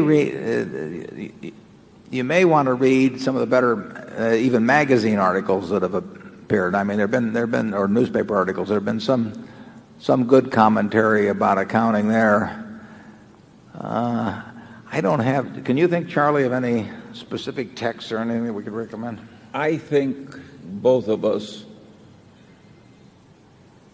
learn more from the great business magazines. than we do anywhere else. It's such an easy shorthand way of getting a vast variety of business experience, just to riffle through issue after issue after issue, covering a great variety of businesses. And if you get the mental habit of relating what you're reading to the basic structure of the underlying ideas being demonstrated, you gradually accumulate some wisdom about investing. I don't think you can get to be a really good investor over a broad range without doing a massive amount of reading. I don't think there's any one book that will do it for you. Yeah. You might think about picking out 5 or 10 companies where you feel quite familiar with their products, maybe, but not necessarily so familiar with their financials and all of that. But pick out something so at least you understand if you understand their products, you know what's going on in the business itself, and then get lots of annual reports and through the internet or something else, get all the magazine articles that have been written on those companies for 5 or 10 years. Just sort of immerse yourself as if you were either going to work for the company or they'd hired you as the CEO or you were going to buy the whole business. I mean, you can look at it in any of those ways. And when you get all through, ask yourself, what do I not know that I need to know? And back many years ago, I would go around and I would talk to competitors always. You'd talk to employees of the company and ask those kind of questions. That's in effect what I did with my friend Lorimer Davidson when I first met him at GEICO, except I started from ground zero. But I just kept asking him questions. And that's what it really is. One of the questions I would ask if I were interested in the ABC company, I would go to the XYZ company and try and learn a lot about it. Now, there's spin on what you get, but you learn to discern that. Essentially, you're being a reporter. I mean, it's very much like journalism. And if you ask enough questions, Andy Grove has in his book, he talks about the silver bullet. You talk to the competitor and you say, if you had a silver bullet and you could only put it through the head of one of your competitors, which one would it be and why? Well, you'll learn a lot if you ask questions like that over time. And you ask somebody in the XYZ industry and you say, if you're going to go away for 10 years and you had to put all of your money into one of your competitors, the stock of one of your competitors, not your own, which one would it be and why? You just keep asking and asking and asking. And you'll have to discount the answers you get in certain ways, but you will be getting things poured into your head that then you can use to reformulate and do your own thinking about why you evaluate this business at this or that. The accounting, you just sort of have to labor your way through that. You may be able to take some courses even in that. But the biggest thing is to find out how businesses operate. And, who am I afraid of? If we're running GEICO, who do we worry about? Why do we worry about them? Who would we like to put that silver bullet through? I'm not going to tell you that you keep asking those questions, and then you go to the guy they want to put the silver bullet through and find out who he wants to put the silver bullet through. It's like who wakes up the bugler, in the Irving Berlin song, and that's the way you approach it. And you'll be learning all the time. You can talk to current employees, ex-employees, vendors, suppliers, distributors, retailers. I mean, there's customers, all kinds of people, and you'll learn. But it's an investigative process. It's a journalistic process, and in the end, you want to write the story. I mean, you're doing a journalistic enterprise, and 6 months later, you want to say, the XYZ company is worth this amount because, and you just start in and write the story. And some companies are easy to write stories about, and other companies are much tougher to write stories about. We try to look for the ones that are easy. Charlie? Yeah.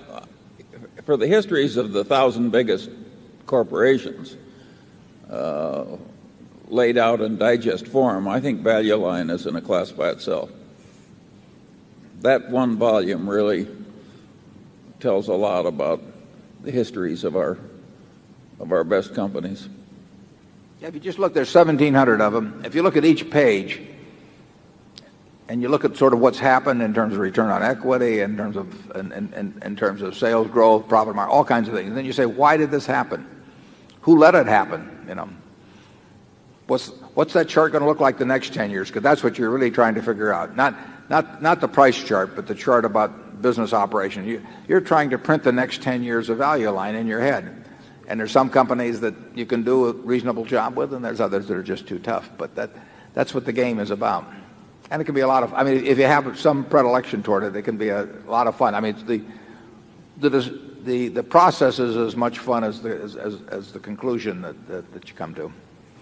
Of course, what he's saying there, when he talks about why, that's the most important question of all, and it doesn't apply just to investment. It applies to the whole human experience. If you want to get smart, the question you got to keep asking is why? Why? And you have to relate the answers to a structure of deep theory. And you got to know the main theories.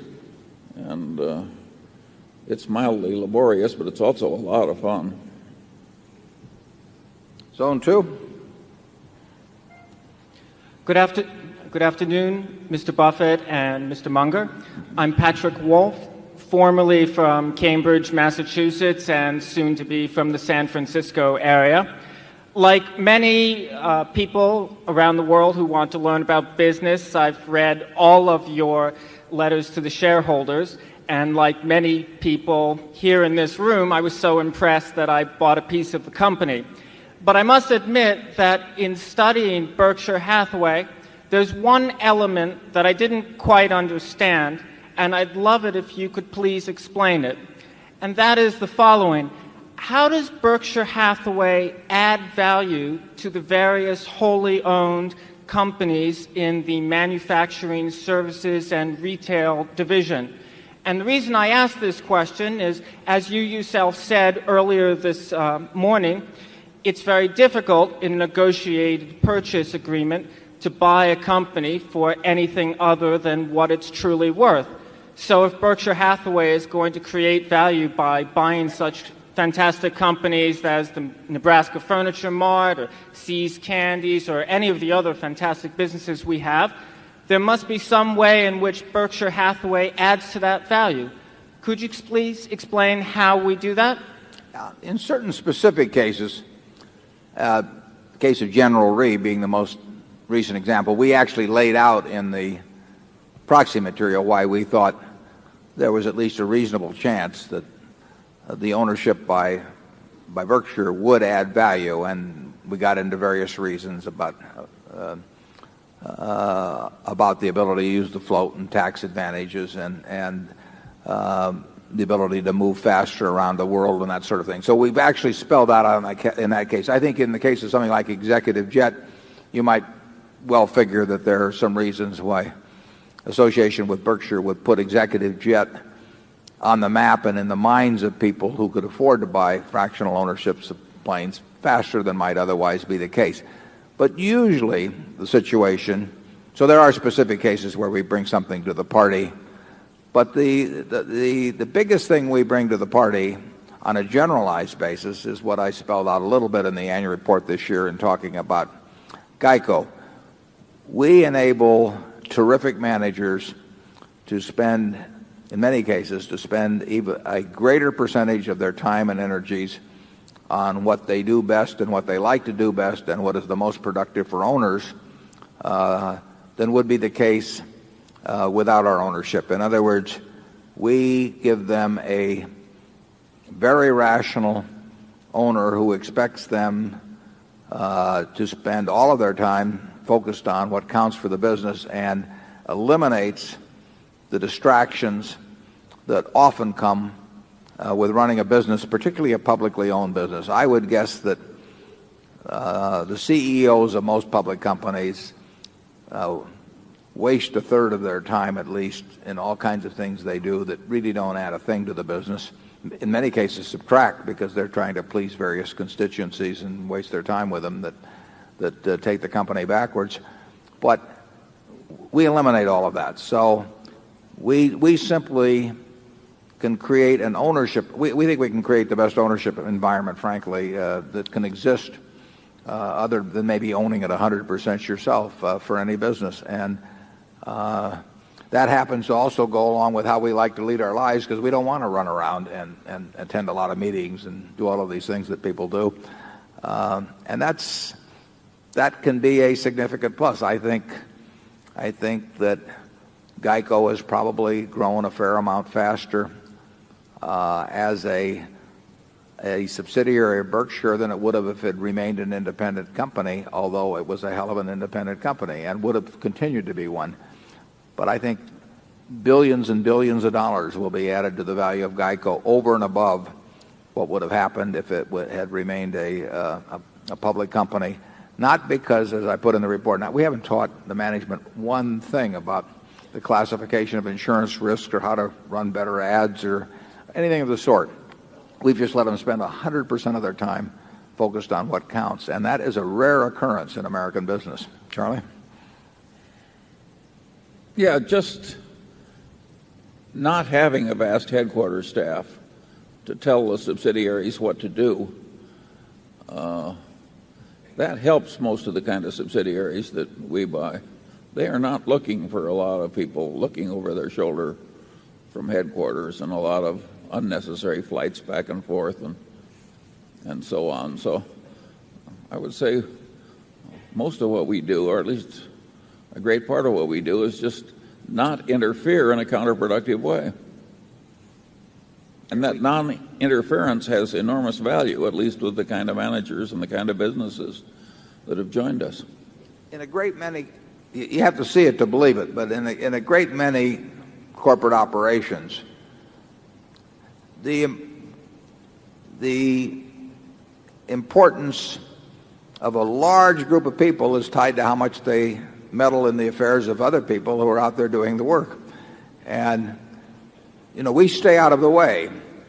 And we're appreciative owners and we're knowledgeable owners. We know when somebody has done a good job, and we know when they've done a good job when industry conditions are terribly tough. So we could look at our shoe operations, for example, and they are in tough industry conditions now. We've got some absolutely terrific people, and we are knowledgeable enough about that so that we don't go simply by a bunch of figures and make a determination whether people are doing the right thing. So we're knowledgeable owners, and we have no one whose job at headquarters is to go around and tell our managers how to run their human relations departments or how to run their legal departments or a dozen other things. And not only do people have more time to work on the productive things, but I think they probably actually appreciate the fact that they're left alone. So I think you even get more than the proportional amount of effort out of them than would be indicated simply by the amount of time you free up, because I think you get even an added enthusiasm for the job. And I think having people in a large organization that truly are enthusiastic about what they're doing, that doesn't happen all the time. But I think it does happen to a pretty good degree at Berkshire. Charlie? Yeah. No more. Okay. Zone 3. Chairman, hi, I'm David Butler from here in Omaha. A comment and then two quick questions. The comment is regarding the annual reports. I read a lot of annual reports for a living, and I sort of start off with the assumption that I'm going to have to spend 20 to 30 hours looking at 5 years of 10Ks and 5 years of annuals, probably some 10Qs, and gronk through a lot of numbers to have any kind of idea how the company really is working. And comparing that to Berkshire, which has basically crystal clear clarity, it's quite refreshing to read honesty, and it's quite refreshing to see accounting that's actually presented in a clear fashion and that doesn't try to hide facts. So as a shareholder and as an investor, I'm very grateful for the effort and for the high quality of your annual report, and I think we ought to give Mr. Buffett and Mr. Munger a hand for that. Thank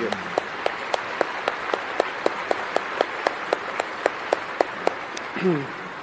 Okay, now that I've brown-nosed a little bit, here comes the zinger, huh? Yeah, I'm nervous about the derivative operations that General Re has. Now, right now, the balance sheet figure says that there's a $400 million net asset position, but there are also some really hairy derivatives, the swaps and the floors and caps. And knowing that in the past you haven't used those types of leveraged derivatives, I'm wondering if that's going to change now. And then secondly, in terms of going through an intrinsic value calculation, when you and Mr. Munger think about intrinsic value, obviously a big part of that is the marketable securities portfolio. Do you think of intrinsic value in terms of the marketable securities as what their market value is, as in terms of their look-through earnings, or is there a separate intrinsic value calculation that you sort of roll into the overall Berkshire intrinsic calculation? Yeah, I'll answer the second part first. On the intrinsic value, we tend to use the market prices in the way we think about things, although there are times when we feel that we own securities that are worth far more than they're carried for.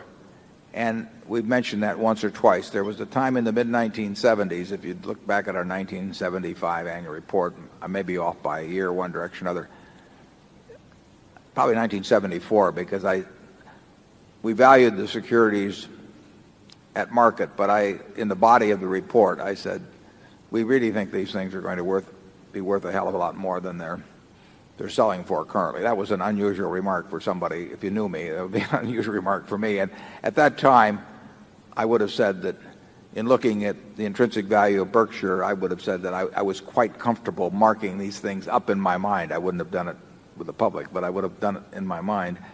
But under most circumstances, we tend to think of the market value as being representative of it, because that is the price at which we could buy or sell that day. And if we thought they were ridiculously high in relation to intrinsic value, we'd probably do something about it.